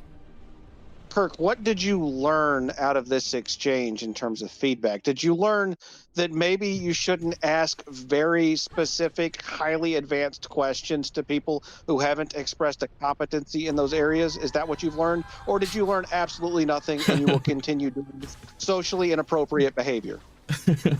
Oh, hi, Emmett. I think I learned the former. Oh, hey, Emmett. Hey, what up? Hey, Emmett, so I have a question for you. No. Emmett, tell your mom Happy Mother's Day for me. Yeah, tell your mom Happy Mother's Day for me too. No, don't. No. No, fuck, I got a question just for for Emmett. me. What? Emmett, I got a fucking dreadnought. I got a fucking dreadnought that I'm building and I'm about to paint. How do I put on the emblems? Like the the Aquila or the Okay. Legion Emblem. I'm gonna have to hop out. I don't know if I'm coming back. Bye, guys. Glacier, Bye, hold on. Glacier. Nice seeing you. Bye, Yes. Glazer. Why you leaving, Glazer? Because I have a job to do now. You How about hate that? me, but Is but it 'cause that's Emmett not. joined? You already invited me to the wedding. Why you? Why you? Some I'm people gonna have kill you. called. I'm gonna kill you, Emmett. I'll find Some you and people use have time to called kill you. Emmett a Goodbye. highly disturbed individual. Okay, some women He have is, called Emmett, him he that. Emmett, Emmett are we is gonna highly disturbed. answer my question? Emmett. How do I put them on there? Did you say something about my mom, Frankie? No, I'm asking a serious question. What glue are you using? I'm using the castle glue. Hey, fuck! Hey, get out! That's weird. Well, that happened. Yeah, that was weird. Who's Frankie Yeah, talking weird. to? He's probably at work. He's a security guard. He's probably telling No, somebody I'm to get at the help. home. No, I'm Oh. at home. Oh. Max. Well, Like, why do you think he did that for, Max? If Why you're do you using think he plastic glue, it takes about an hour and a half, maybe 2 hours to cure.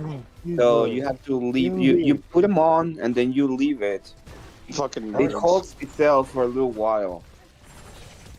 Do I use water or something to put them on or no? No, just glue. Fine, I'll use glue. Oh wait! Are you talking about decals? Yeah, the decals. Okay, you need to get you need to put a varnish on top of it so that it's a gloss varnish on top of wherever you're gonna put the decal. Then you have to get microset and microsol and watch a video on microset and microsol, and then you put the decal on water, and then you take the decal and then you put it on the surface. So you have to do all those steps. It takes about It takes about a minute to set the decal. All right, thank you, Emmett. I have one more question for you. Mm-hmm. Do you want to join me, Confluence, and Agropolis, put our dicks inside beehives? No. Why not? Emmett, you didn't even think about it? Just no. Just no. You haven't heard the details. You haven't asked what kind of bees they are. What the fuck? Whatever the question has become, the answer is no.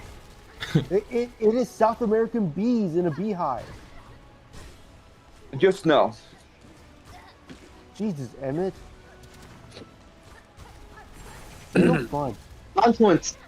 I might be pretty gay, but it's really gay to talk about putting your dicks in a beehive. I don't know if it's gay. Yeah, unless it's male bees, but I guess we haven't talked about the gender of the bees yet. No, most bees are female. I thought the worker bees are men. No, they're all female. Oh. So it's not Only gay that. then. Only So the. gay. Well, Who they are- fucks the queen? If you actually A very look rare about bee. it, they are asexual, so they're not neither male nor female because they don't have the genes. And when the queen bee becomes questionable, another bee can challenge it too and try to take over the hive. Yeah, but that's because they are gendered. They are gendered bees. So you have Yeah. You have like the princesses or whatever they're called, and then you have the males that are completely useless, and then you have the workers that don't have like actual capacity to produce Fucking anything. will beat the shit out of you, dog. Fuck is wrong with you? You talking The to Emmett? bees are a misandrous society. Doesn't make me feel bad that they're going extinct. Uh-huh. Oh, hey, Bandit. Long time no talk. Fucking retard. What's going on? Yeah, We're talking about beehives. We're talking about fucking beehives. Put our dick inside beehives. Are you trying to Frankie's just new obsession. like put it in the beehive itself, or are you gonna find honey to stick it in? No, I'll talk about hard dick inside beehive. Like a fucking one of those solid looking beehive things. Just stick it on in. Well, let's go here. Egg, if you want to use a fucking condom, go ahead. But I'm just asking. I'm just asking. You're gonna raw dog it. Okay, gotcha. Emmett, if you want to use a condom, you can do it with a condom. I don't think that's gonna make a huge difference, but okay. 15 millas. Esa mierda, la siguiente, la última. What? Hoy estamos- What? Emmett. What? Emmett, are you speaking Aztec again? I thought No, I I'm heard not speaking for Aztec. Taiwanese. No, hey. I'm just joking.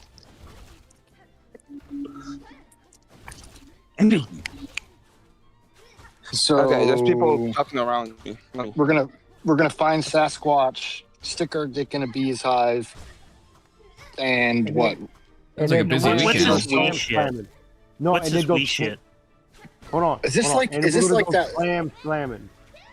Clam slamming. Is it, okay? I was gonna say, is this starting to like kind of port like that? You know that like a boss from the Lonely Island. No. So we're gonna clam slam, look for Bigfoot, and put our dicks inside beehive. Fuck me. All right. What is clam slam? Let me see So I what don't have says to on look it Urban- up. Hold on, Urban Dictionary. This boss is so okay. hard. Jesus. Clam slamming meaning the act of a woman placing her genital area on another person's face. I don't want to hear this. I don't want to hear this. Oh yeah, like sit on her. You know, she sits on the face and you guess her weight. I get it. Yeah. So we got to get a female to start teabagging the beehive. Oh, you want this all coordinated at the same time? We're This is coordinating gonna this be. shit. This So is all legit. We're gonna need like a spreadsheet Sasquatch- for this. Hold on. Sasquatch is gonna walk up to like us, a group of humans, fucking a beehive. Frank, look Wow. what you've done to the this beehive. conversation. Holy shit, bro. So this is all logistics, right? So we need some ultramarines. Emmett, can you provide some ultramarines for us? Definitely need some logistics going on. Yeah, hold on. Confluence, if I send you a video in the general about gravity, would you be willing to watch it? Almost certainly not, but you could try. About Okay. gravity? I'm just being honest with you, Yeah. Kirk. What about About gravity? gravity? Well, it's specifically about whether gravity is emergent from entropy or a fundamental force. It's about entropic gravity theory. How can gravity can be emergent from chaos? So basically, the idea, as I understand it, is that from the video that I watched, that due to the fact that entropy means that you have higher degrees of freedom, you have, when it comes to gravity, forces of mass attract to each other because of the fact that means that in space you have higher degrees of freedom when the. God damn! Why do you want? Wait, what does entropy have to do with freedom? Like, how do you make that correlation? Also, why do you watch all these videos? How do we get off from the fucking the beehive story? Like We all want to get off the We fucking all- the beehive story. Yeah. No, we're not. kinda moved on. We're gonna fuck a beehive. We all else other than fucking a beehive. Wait. So you want to fuck an elf now? While dragging your dick across said barbed elves. wire fence. I mean, look, we got to go to North Pole, fuck elves in the North Pole, but like, that's a whole nother fucking weird thing. Okay, Frankie, it's Mother's well, Day. Have you no shame? No. It's also the Sabbath, No, the he has Lord's no Day, shame. and Mother's Day. It's not Frankie's fault for what day it is. Frankie is just It ain't Frankie. my fault. Look. I grew up in the '90s, so like I'm just like fucking. I go out for everything. Yeah, Okay, you're but totally Kirk- fine. But Kirk, what does freedom has any kind of correlation with gravity? So what entropy means that you have greater degrees of freedom. And Basically, That's where it breaks down right there. So, like, we How have does freedom. Wait. We have the freedom to Wait. believe that there is gravity. Is that what you're saying? I wanna know what he means. Let him finish whatever he's saying. Yeah. So entropy means you have greater degrees of freedom, which means that the amount of combinations of matter increases. So, which looks to us What? like disorder in a closed How system. does the matter increase? How does the matter increase? Let's start there. Why are we talking about Destiny? not matter. How did this happen? He's not saying matter increases. He's saying the capacity for matter to have different combinations increases. Now, why the increase of combination possible means that there's gravity. That's the correlation Because I'm trying to figure out. So, according to the theory of entropy gravity, which is technically unproven but tested, a hypothesis proposed by some theoretical physicists, what the increase in entropy means is that you have higher informational density from bodies of mass, because if you have higher informational density don't. bodies of mass, No, then you don't. You have, not what you that have means. wait. You have higher possibility of information, but you don't have higher degrees of information. So what it says is that you have determines how much it has a gravitational pull. Is that what you're saying? No, I don't No, know. I kind of got like Wait. the more ability we have to understand it, the more like we understand, and then things get more dense. No, So like that doesn't make any fucking sense. So what the theory says is where it breaks down is, regardless, I could be freaking retarded. You're roboting. Yeah, you're roboting, but anyway, yeah. But what I was just saying is that but that's not the point. The point is that when you have bodies of masses attracted to each other, which is what gravity is, it's when space-time causes bodies of masses to attract each other. Then what happens is the reason for that is because of the fact that if bodies of masses are attracted to each other, that means in outer space there's greater degrees of freedom, because basically that density is concentrated in a single area, which means there's greater area where there's not density, and ergo greater degrees of freedom. Okay. That doesn't make. Wait. That doesn't make any sense. No, I get it. I get what he's saying. No, you don't. Give me a second. Okay. No, it doesn't make any sense, because greater degrees of freedom would mean greater degrees of freedom, no concentration of thing. You're presupposing that there's an orderly function in a complete disorderly state. So it doesn't make any sense that you're saying, well, it's a byproduct of the disorderly state.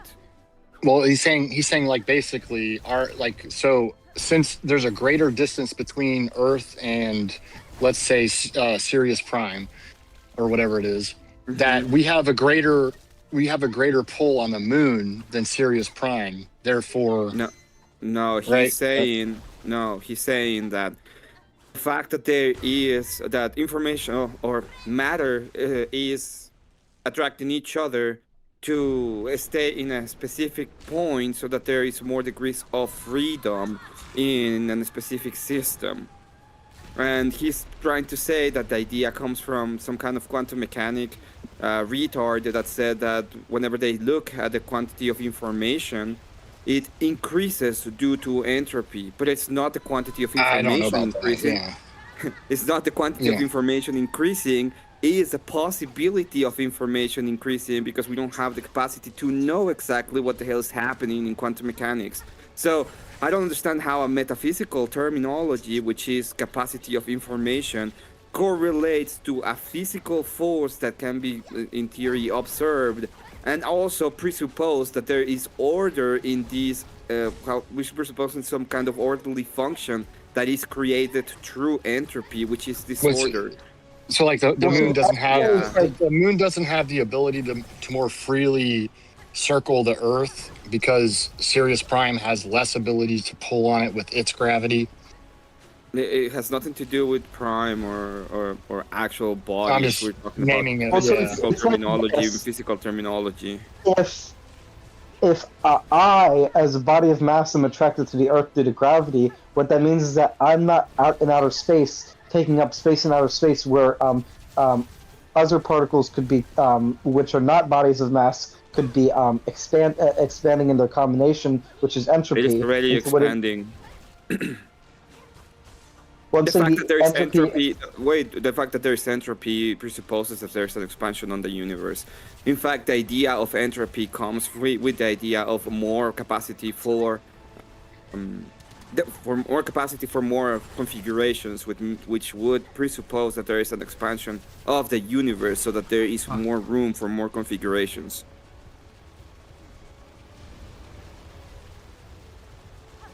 Otherwise, there's no reason to believe that there's going to be entropy. and what entropy does is it gives us the ability to it causes space time to be ordered in a certain way where No, it's the other way around. The other way around. The space-time is expanding and is causing matter that is orderly to be disorderly. well, I'm pretty sure many physicists believe that entropy is the arrow Don't of give time. a fuck what they believe. It has nothing to do with the argument. Why the fuck do I care what they believe? Because they have PhDs and they study this Yeah, stuff. and so what? They're retarded. We can see it because they say stupid shit like orderly functions are created through disorderly functions. And then they presuppose metaphysical terminology with physical realm. So they're fucking stupid. Why do I care what they have to say? Because of the fact that they are doing research which shows that What the fuck has that to do with the argument, Kirk? Because the evidence says that evidence Oh, have you I did it! I think. presented? Fuck! Finally, sorry. No, that's fine. the evidence Holy is shit. that you can. You presented. The evidence is that the reason for spatial organizing is you have greater degrees of the ability for where particles can be, and that leads to increase of space-time. It's entropy. No, you're presupposing that the idea is matter is creating a space-time to expand. When in reality, I can say the opposite. Space-time is expanding, thus there's more possibility for particles to be in a space-time. But I think space-time is emergent but I from don't care. matter and energy. Yeah, but I don't care what you think when it comes to these. I want the argument. If it comes from authority, I don't give a shit. If it comes from, my preference, I don't give a shit. When it comes to argumentation, you have to be able to propose the argument and stand in Okay, well, stone. here's the argument. How would you have space-time if there wasn't matter or energy? I can say that you can. In fact, I can say that energy is fundamental, right? And in a sense, it isn't even a fundamental. We're getting depleted out of energy. If you look at the asymmetric theory, universe asymmetry theory, so you can have space, and you can say that time is irrelevant at the grand scheme of things. This is why nihilism is such a powerful theory, but like the idea of a space is constricted by something greater than it anyway. So we are inside something that is greater. That's what there is an expansion. So in a sense, we are just, if you look at the grand scheme of the universe in and of itself, it would be like these, this enclosed space that is moving into something greater, that is expanding, and we don't know the reason why. And if you're trying to presuppose it in some kind of materialism way, fine, you can try it, but there's no reason to believe that it comes that the metaphysical idea of entropy has anything to do. Well, not the metaphysical idea of entropy. The metaphysical idea of information and possibility of information has anything to do with the reality in the physical world of why things is happening. Well, entropy is not just a metaphysical idea, but it's also a physical idea. But no, entropy is, and I'm not talking about entropy. I'm talking about possibility of information. Possibility of information is a metaphysical idea. Entropy is just an observation that the particles have more possibilities of where to be as time goes on. Yeah, well, and I'm saying that. Do you think that there would be space if there wasn't any matter or any particles? Yes. Okay, then where would the space be if there's no matter? It doesn't matter. Like, do you understand that the fact that I don't have the capacity, if I didn't exist, thing would still exist, is a reality? I don't know what space without matter would even look like. Space, the definition of space is an area without matter. No, wait, it wouldn't look like anything, right? Because what we look at would be matter. I did it. I fucking did it. Congratulations. It would be a look of thing. Thank you. That's a hard game, man. It's our fucking game. That doesn't mean it doesn't exist. What nonsense is my dad talking about? Son, we're talking about. I'm trying to figure out what the fuck Kirk means by possibility as information creates gravity. 07 section. Well, what First I'm time saying chatter. is that the idea is that the reason that space is organized the way it is due to entropy. No, it would be true. It would be energy. Energy Thank is you, the thing that section. organizes the thing as Finally it did is, it. and it follows. It follows a principle, which is the principle of the lowest capacity of energy. So we are what we look at. In fact, let me put it this way: if the energy, if the universe was contracting, would we have entropy? I don't know. I don't think so. Think about it. How about you think about it? Probably not, because things would be attracted to each other. Yeah, what would be the universe is You were here, contracting? What would Testy. happen to entropy? We fucking did it. No, we wouldn't have entropy. Entropy would go in reverse. Thanks It to would this not be gay entropy conversation that let me lock in. Oh, wow. But why? I mean, if energy would be going, if it was the case that the universe was contracting, and entropy would go in reverse, then we would have more order, right? The particles would be more that's what I'm orderly. saying. 4 hours. So Oh, and then gravity wouldn't exist then? I don't know if gravity would exist. Oh, you don't know. Well, I don't know if I can believe what you're saying there. Okay. Okay, well, Confluence is gonna stop streaming. Silksong is done. I beat all the bosses. There's still some collectibles I haven't gotten yet, but I don't know if I'm gonna get those. Although the DLC is coming out soon, so we're not done with Silksong. But for now, we are. 72 hours to beat all bosses, which is a long time. Holy jeez. I don't know what's normal. Are you gonna stream tonight, Confluence?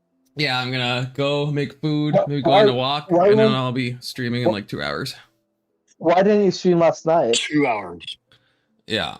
Last night I was taking a mental health day. I was hanging out with a friend, eating sushi, drank some He was lovely taking a rosé. really long shit.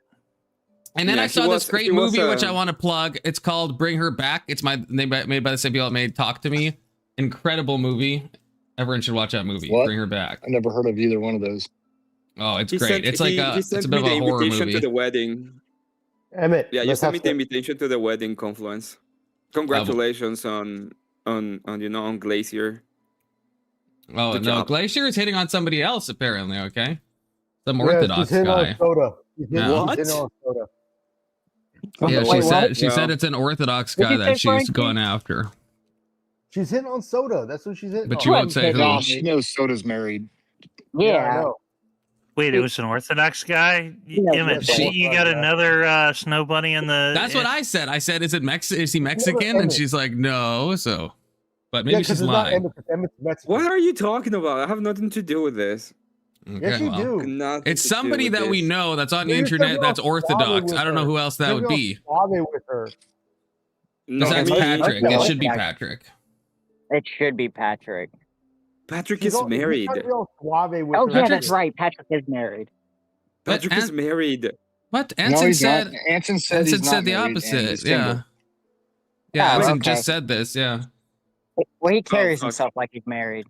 he does. I Yeah. thought he was married. No, he said he was married. He was Anson just said that he was like he had a fiance and they were supposed to get married, but then she called it off. This is what Anson said like a half an hour ago or something. Yeah, and then Oh, now he's okay. single. That's what Oh, he okay. says. Yeah. That All right, makes sense. but Confluence is going. Thank you for the donuts, Don't especially leave me, Testy and Confluence. K2. Thank you, esteemed panelists, for talking. And thank you to Team Cherry for making such an amazing game. Team Cherry, I know you're probably watching. You like to keep up with the top gamers, and seeing if they like the game. I would give it a 10 out of 10. So, feel free to send me a DLC copy so I can, maybe a pre-order, so I can play it ahead of time and stuff, give my response. Yeah. And So yeah, hop on the show and chat. Confluence is leaving. You want to keep You guys- talking. Go to the, Yeah. go to the Yeah, chat. Discord's still Cherry active. was